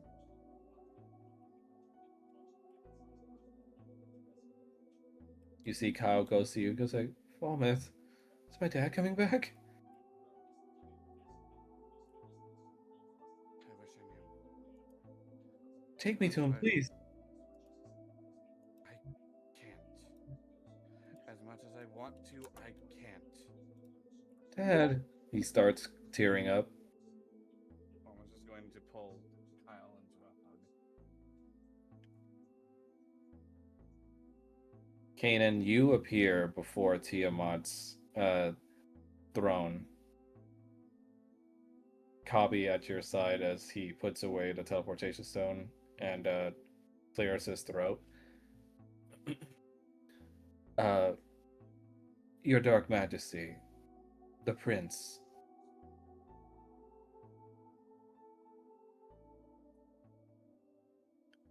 You see Tiamat stands before you in her true form.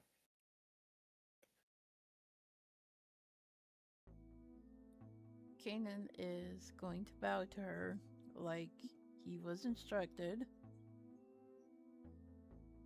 Roll for performance. I don't want to. Too bad. Hold on, let me get my sheet.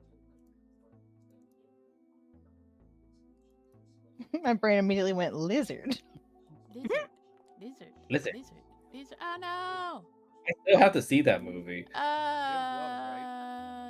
Gloves? Yeah, no, well, you have advantage because, well, actually, no. This is not a straight Yeah. persuasion. So never mind. Yeah, you can use your gloves. His gloves. Yeah, you can use your gloves if you want to. Oh my gosh. On a 16 is fine enough. Okay. She nods and waits for your next words. Your Majesty, I seek refuge. And what has happened? Were we not to have dinner later tonight? Yes. I was cast out. And who are the fools that have done this to you? Misguided humans. Don't hurt them, please. Have I not warned you about them, my son? You have? Do you see now the truth? Weak, reckless little mortals, thinking they know best, casting out those who are their betters, simply because we are more powerful than them, ants that don't know their place. I was hoping I could stay with you for a few days while I think things over. Of course, my Ruby. Stay as long as you'd like. She then gestures to Kabi to get a room ready. This will be a good opportunity for you to experience life as you should. To be along my side. He looks pretty miserable. Come here. He will approach her. She puts her Oh God. Oh, sorry. Oh.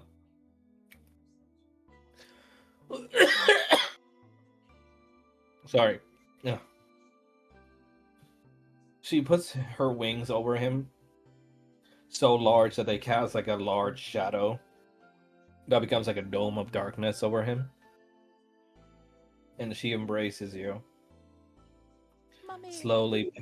slowly petting over your head with like a smirk on her face. He's what? Mother's here. Mother's here for you. He's got tears rolling down his cheeks. Never again would those reckless humans bother you. Hmm.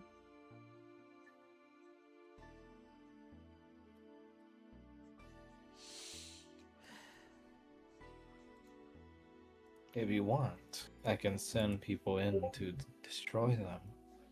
No, they're just misguided. Of course, of course. I'm going home to mommy's.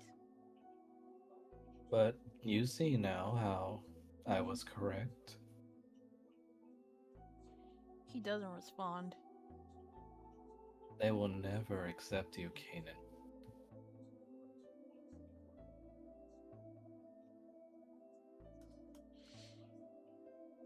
Doesn't mean I can't still do what I was supposed to do. And what is that? I'm gonna kill Strahd. Well, of course, but I'm going to destroy Oblivion. of course, my dear, but you can leave it all behind now. You only need me. He just falls asleep. Why is there so many things in my timeline of girls kissing? What? Nothing. What? The Yuri timeline. So back at the manor, Falmouth, you see the humans still standing in the courtyard as Ryson and Beans awaits your instructions. Kyle, in the meantime, still crying behind you.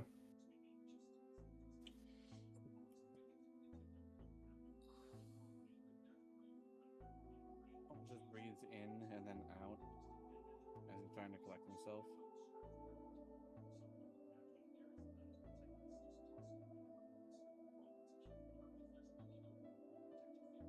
He looks to Ryson and Beans.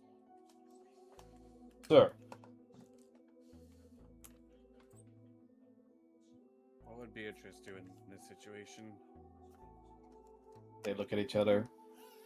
Well, knowing that the Knight Commander, even if the citizenry grows rowdy and violent, she would put on the brave face she always does and try to convince them to be better people. And failing that, she would use her strength in order to take all of their blows as much as possible until they calm down.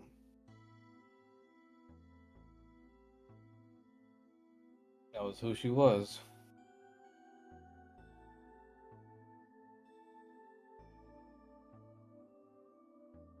If Mom just looks at we the have number of people. if we have leave to speak freely, Commander Falmouth, You do. we've seen this behavior many times in the past. The people of Valaki and Ravenloft as a whole are incredibly superstitious and prone to mob behavior. Many times under the old management we had to put down some of the citizenry that grew out of control. But under Beatrice, it was always kind. She never slew anyone, she just bore the burden of their hate and their lack of reason. And That's what I must do myself.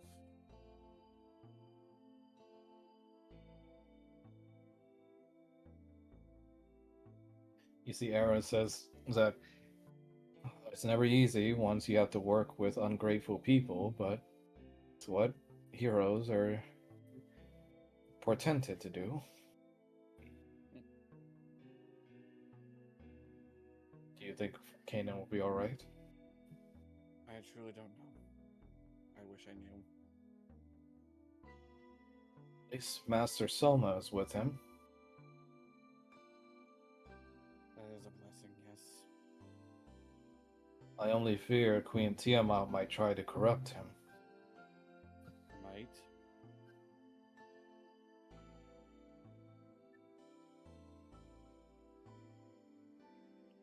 So, what to do with these people? First,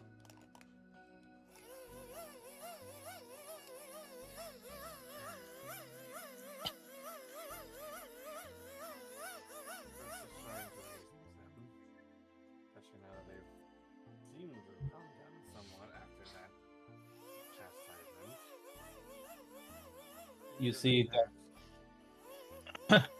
Oh, go ahead. Sorry. I'm feeling that. Volunteer to give them since they particularly know her.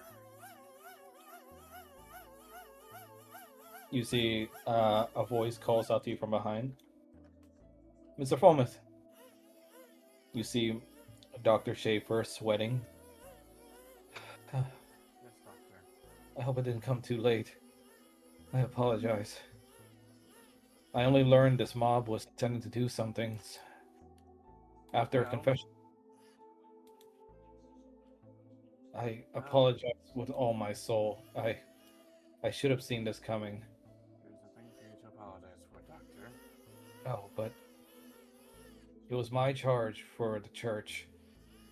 I was hearing growing signs of concern and discontent in the confessional booths, but I passed it off as just mere illusions and fancies of the mind. I didn't know that they would crowd together to a violent mob. And unfortunately, in so doing, they have driven Kanan away, which means that the silent Oh. spell is likely going to fade at some point. Oh. Is he coming back? I don't know. Did anyone get hurt? If so, I can take them. Little one, are you okay? What about my dad? She looks up to Falmouth.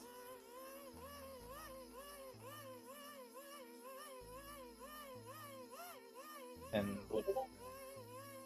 Dr. Schaefer says, I don't know, little one, but let's go ahead and worry about your injuries first, okay?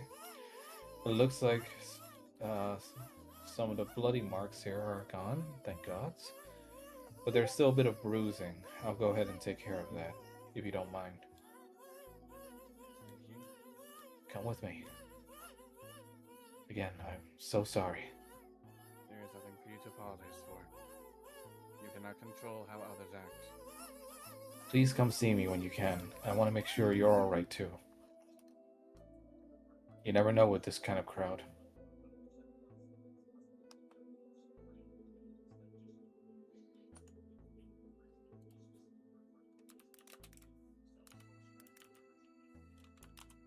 You see Dr. Schaefer safely holds Kyle by his hand and leads him away to safety. She meets up with Arnaud and discuss over things as they both tend to Kyle.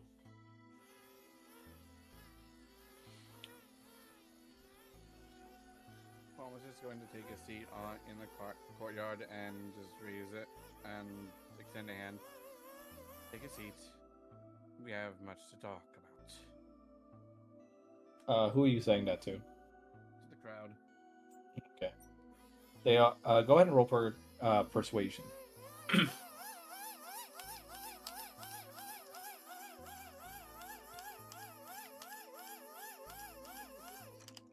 What's wrong? Oh. They wearily sit down on the grass.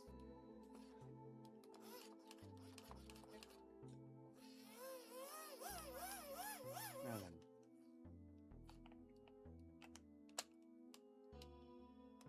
as you said, I am aiming to bring about the restoration of the Order of the Silver Dragon,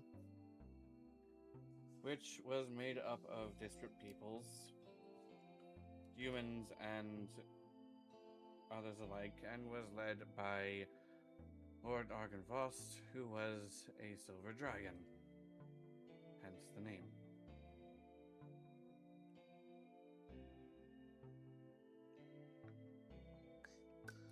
As I've mentioned, he is my ancestor on one side of my family. On my other, I had a green dragonborn as my father. Well, he was half green, half silver. They look The at you and say, point but you're part chromatic. I am.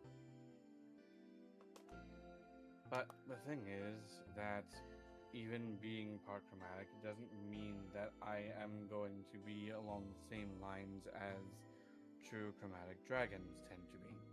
And as I said, note that I use the word tend to be. Because there are going to be those who are different, who have their own set of morals and ethics. Kanan was born as a red dragonborn, and only recently became a red dragon, that he might gain the strength to help destroy Strahd. You see the woman with the pearls says that, but it is an evil power. No. That is what our God teaches us, that the Reds are evil. And yet, that red dragon is also Lord Bahamut's chosen. You see, many of them start clamoring, and one of them says it's like, you speak lies. Bahamut above would not choose a chromatic. You should know that as a paladin, I am not permitted to lie, else I would lose my powers.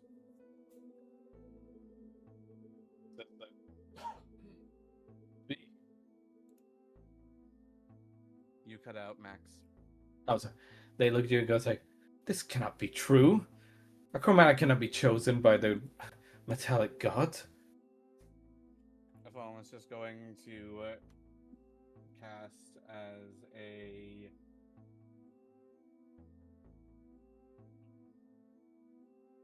is there anyone who's injured? I guess the person that Kanan punched. Yeah, that's the one beneath you. Apollo's just going to place a hand on the person who was punched by Kanan, and he's just going to cast Cure Wounds. Just to Nice. show that he hasn't lost any of his power. They see this and are stunned by your words.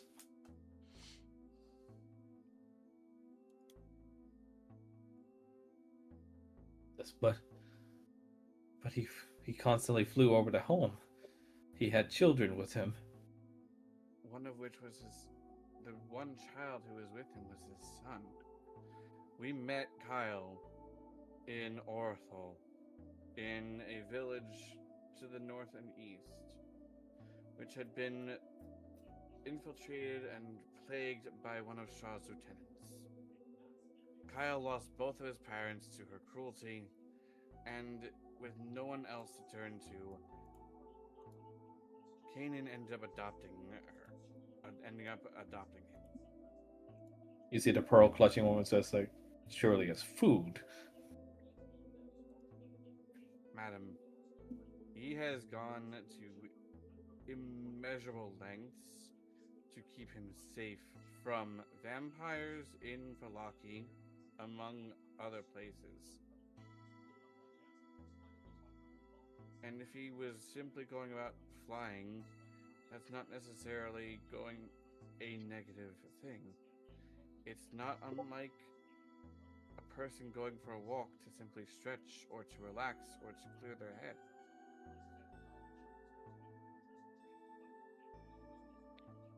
He said, but our gods say that they are creatures of evil, You cannot change that.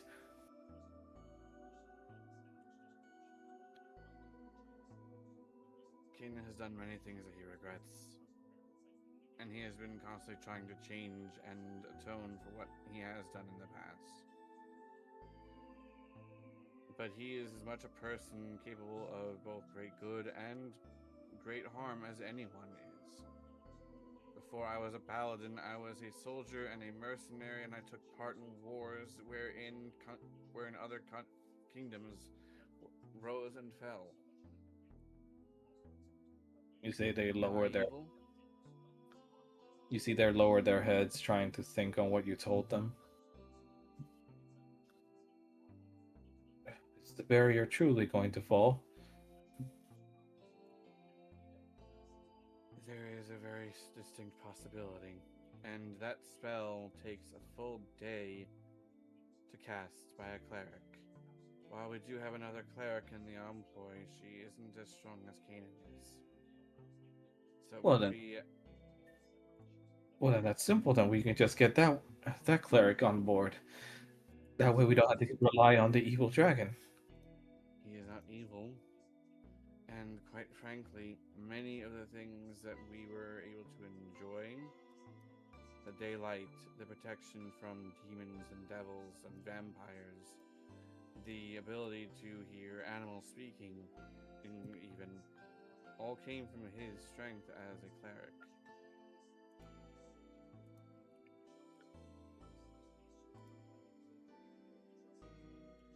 You see, they stop in silence. What do we do now then? If I know Kanan, I do believe that he will be back at some point. We will likely have to have the Hallow spell recast again.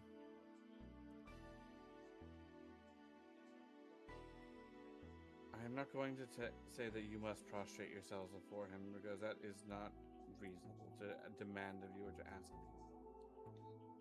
I want you to think carefully, because think on what Kanan has risked for all of you, for everyone here, how much he has fought, especially against Strahd's lieutenants, and think on how his deeds have speak more as to who he is as a person than just the fact that he happens to have red scales.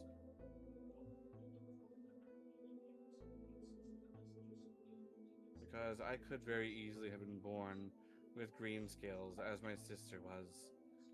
We have the same parentage. She is also primarily silver, as I am, but she happened to be born with green scales, as our father was. And yet she is a druid who is also acting to protect everyone here. Our appearance does not determine who we are as people, does not determine our inner character.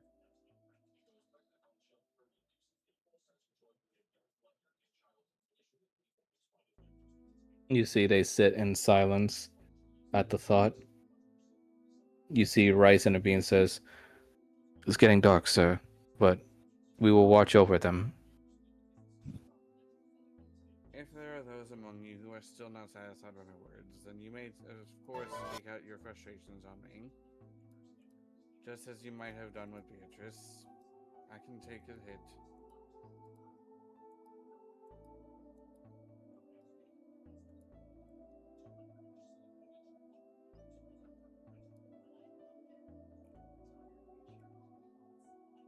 Why do all this?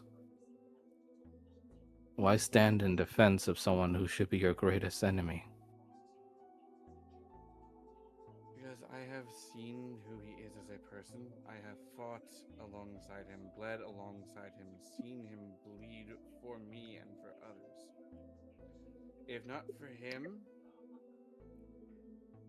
I would probably be a prisoner of Strahd right now. You He see the helped hour. save me. You see the hour grows late as you leave them with these words.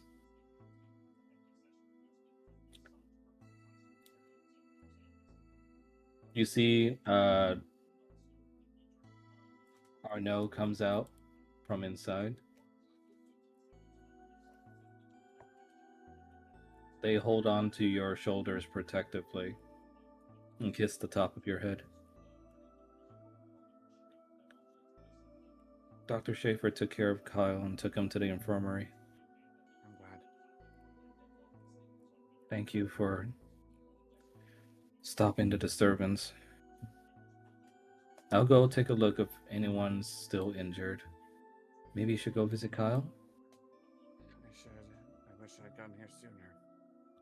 It's okay. Then I might have been able to stop it. Don't blame yourself.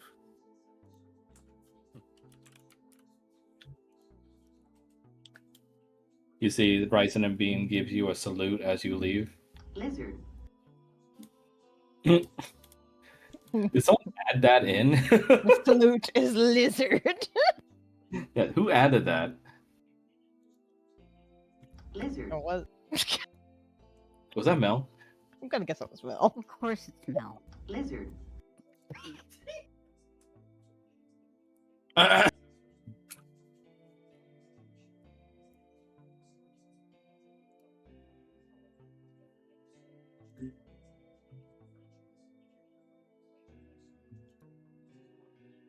Okay, give me a sec to change maps.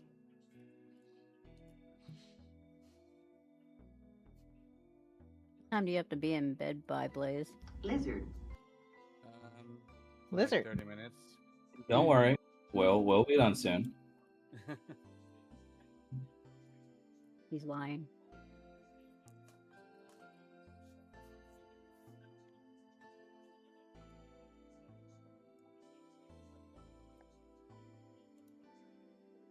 Lizard.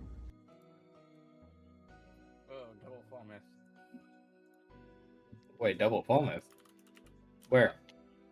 Oh, I forgot about those. Whoop. Ignore.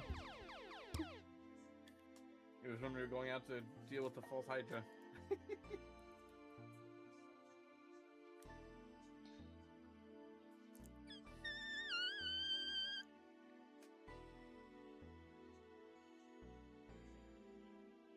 You come into the infirmary. It looks pretty clear, except for what looks to be Kyle resting peacefully asleep in one of the beds with a full body casted egg next to him. And a Almost full looks at- body bringing hoof cast. Drink it from a straw. Pavel just looks at Egg and he's like, "What happened to you?" He got a little confident and he danced around a bit, so he hurt himself. Granted, I had to do some things too to get him to calm down, but then he didn't listen, and well, his spirit got involved.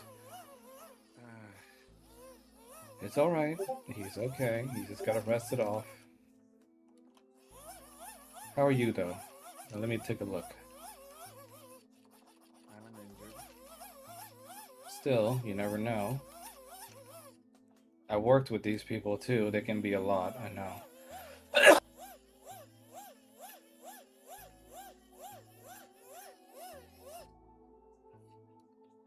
You see, she slowly begins to look over you and helps to take off some of your armor as she looks over your scales.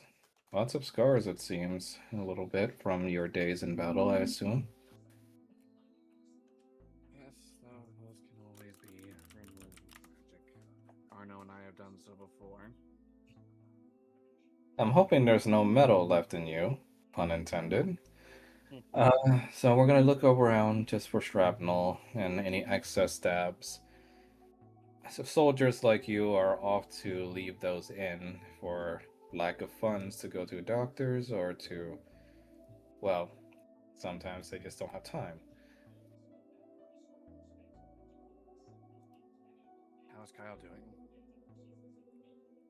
Crying his eyes out until he fell asleep, unfortunately. The poor boy believes it was his fault for his father leaving. I think he's pretty ashamed to be a human right now after what happened.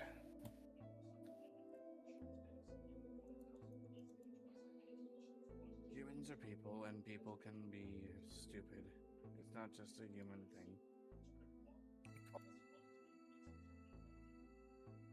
But you know how prone they are to this sort of thing, violence and all. So are dragonborn, so are elves, so are dwarves. It's not exactly something that is unique to humans. Of course.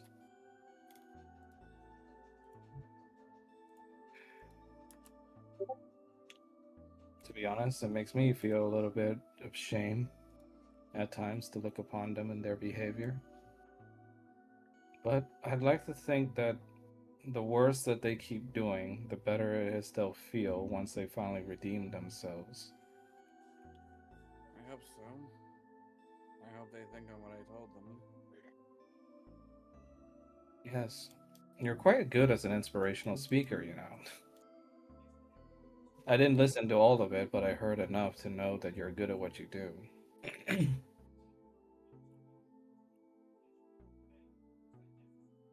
Well, I certainly try, but I do know that Roger hasn't beaten that department. Yes, that's like, Roger is certainly a heartful gentleman. I quite enjoy him.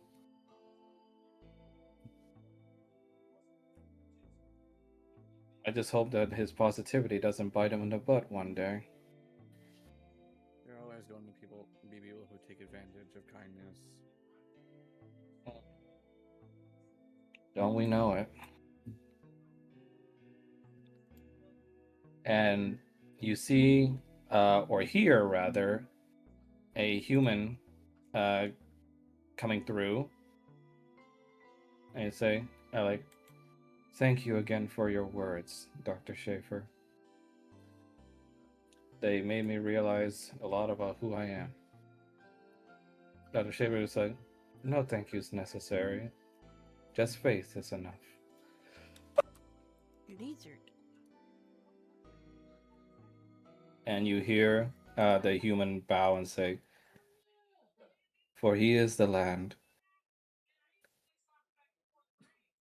And as you hear that, Falmouth, you feel a prick into your neck. Oh no. God damn it. And give me a sec.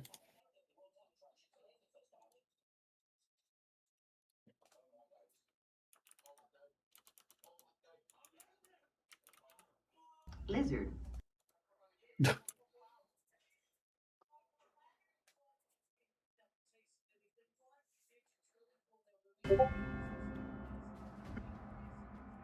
And you hear Dr. Schaefer whisper the words, for he is the land.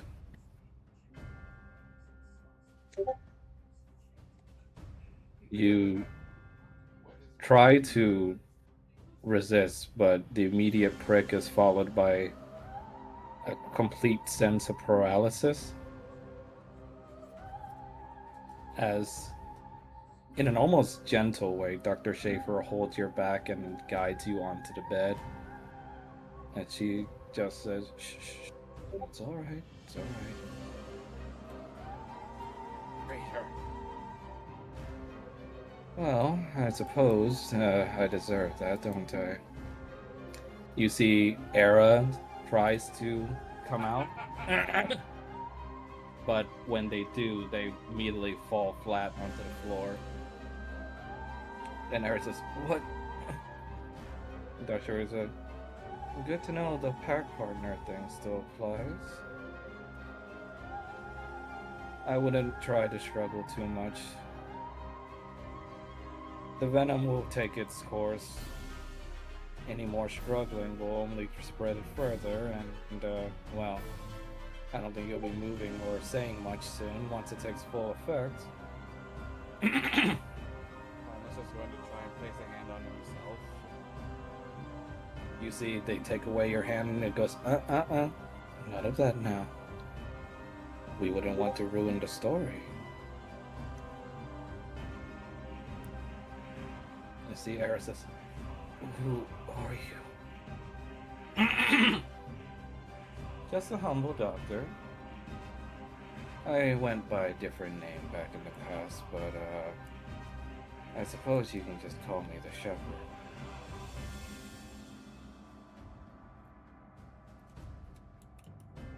And you see the human goes, "Is it time, Dr. Schaefer?" "Yes, my dear. Go ahead and enact the plan."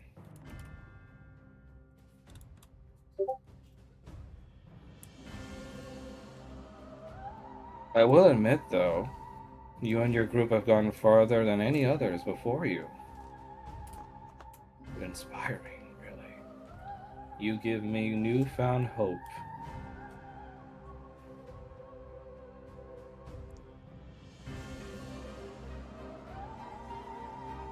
Oh, glares at her. His arrow said, "Monster." I was like, it says, "Yes, yes. I suppose I am.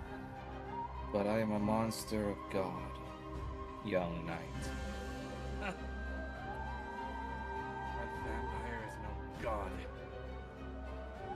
It says that, "No, of course not.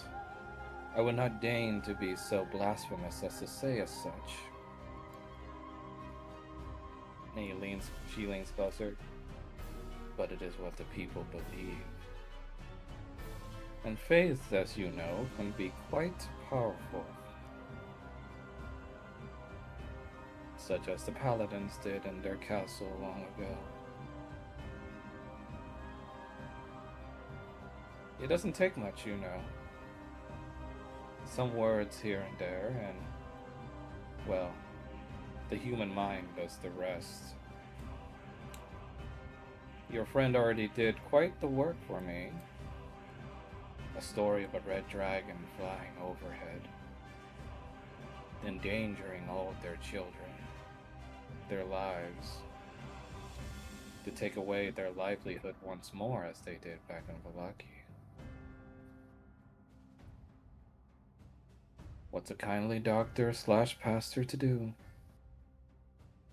I alleviated their fears and enhanced certain ones.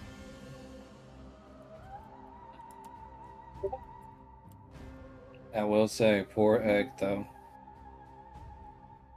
He came across me at an awkward time, so yeah.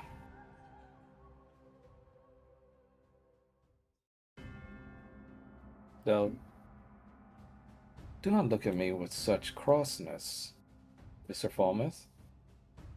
You and I are the same. We want the best for these people.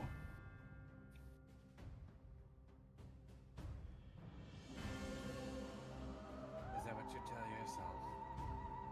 It is what I prove, Mr. Falmouth.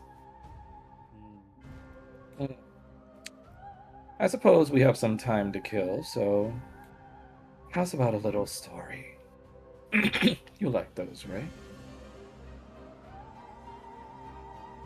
Once upon a time,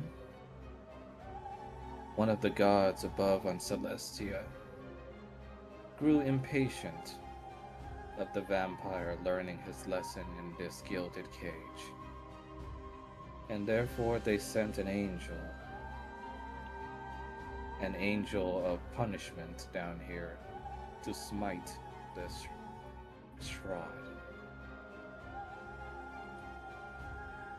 And so, I was sent. For you see, Mr. Falmouth, like you, I am a being of pure radiance.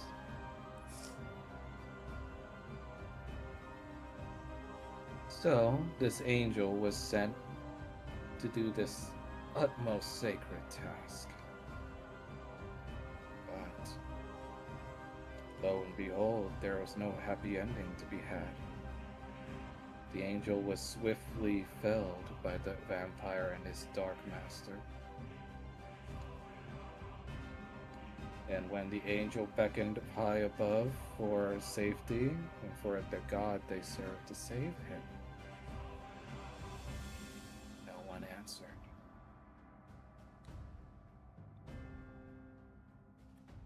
Such is a cruel lesson, is it not? Even when one begs for the gods' favor, even as loyal as you can be, they grow silent at times. And so in that moment, I discovered the truth.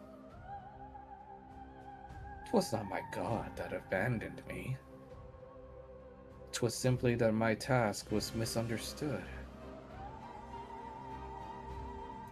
I did not come down here to punish this vampire and his dark cohort.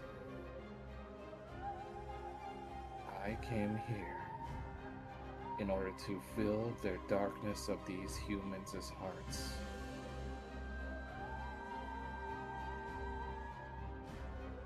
Moral cowardice. Call it what you will, but have you not seen it in times past? When evil is concentrated to its highest point, when the voices of those in need, of those in full despair, crying out for the heavens, grow louder and louder. If we only increase the volume, the gods can hear us and come down and salvage this dark land.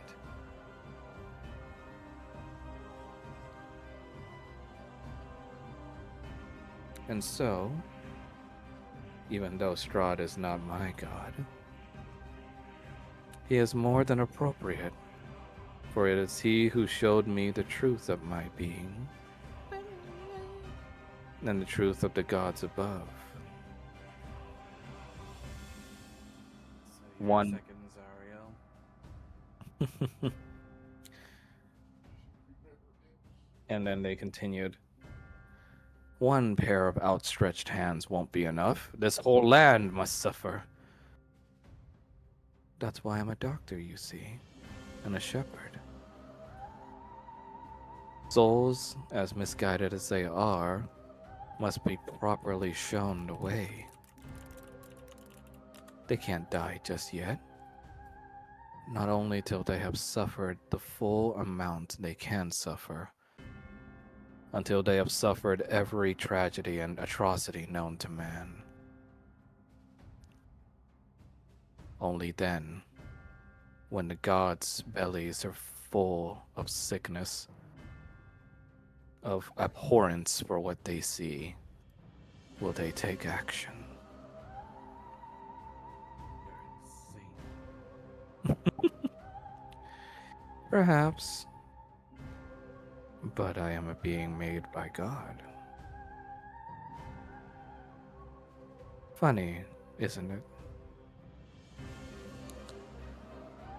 But you can rest assured, the child will not die yet. But think on it. Your friend already teetering on the edge of madness, already full of distrust for the humans that hate him. What do you think can send him over the edge? But the human child he decided to adopt. Isn't it a wonderful story?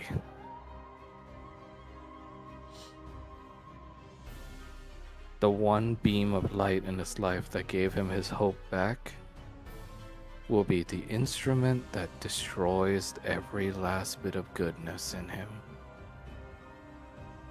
And so he will burn this place down to the ground.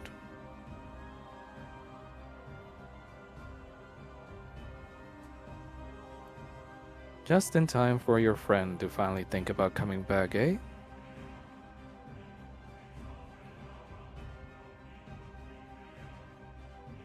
They kind of mockingly tie your arms down as you begin to feel full paralysis take over. Just to make sure you behave. We can't have you ruining the story we're setting up now, can we?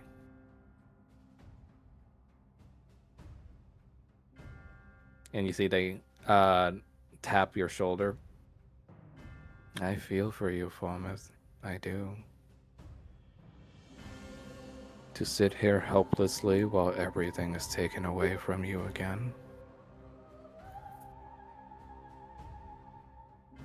To watch your loved ones and friends die while you're chained up.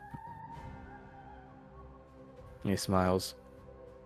But on the bright side, your god Bahamut will no doubt see this as an atrocious affront.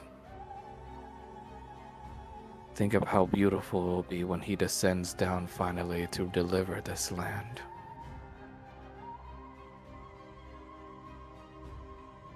Thomas will try to speak, but he can't because of the paralysis. As for you, young knight, I assume this form won't last long with your friend being in paralysis, so you can join him back in his mind whenever you can. And, good try.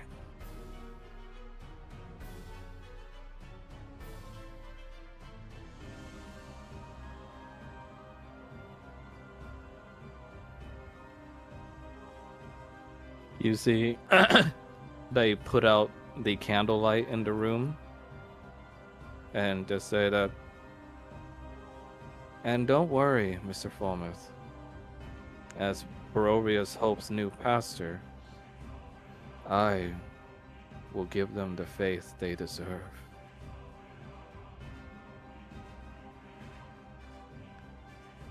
Shouldn't be long now before the barrier goes down.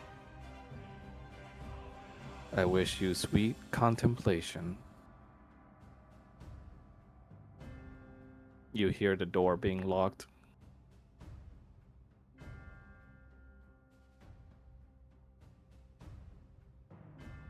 Falmouth is going to do pretty much the only thing he can, which is to try and make a silent prayer to Bahamut. And that's where we're going to end tonight.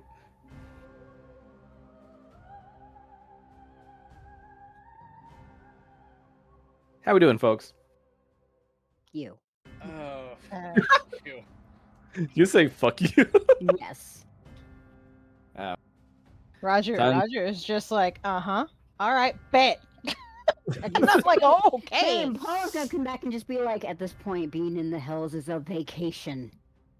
Unfortunately, y'all are in the Feywild. At the moment, yes. What will For they do? now. Oh. Meanwhile, Tiamat's already filling Kanan's head with darkness. Can't wait for next session.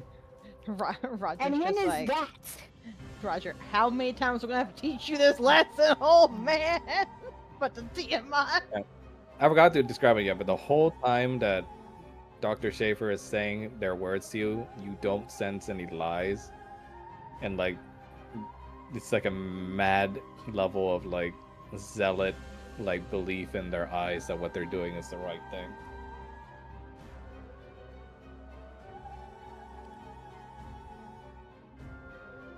What?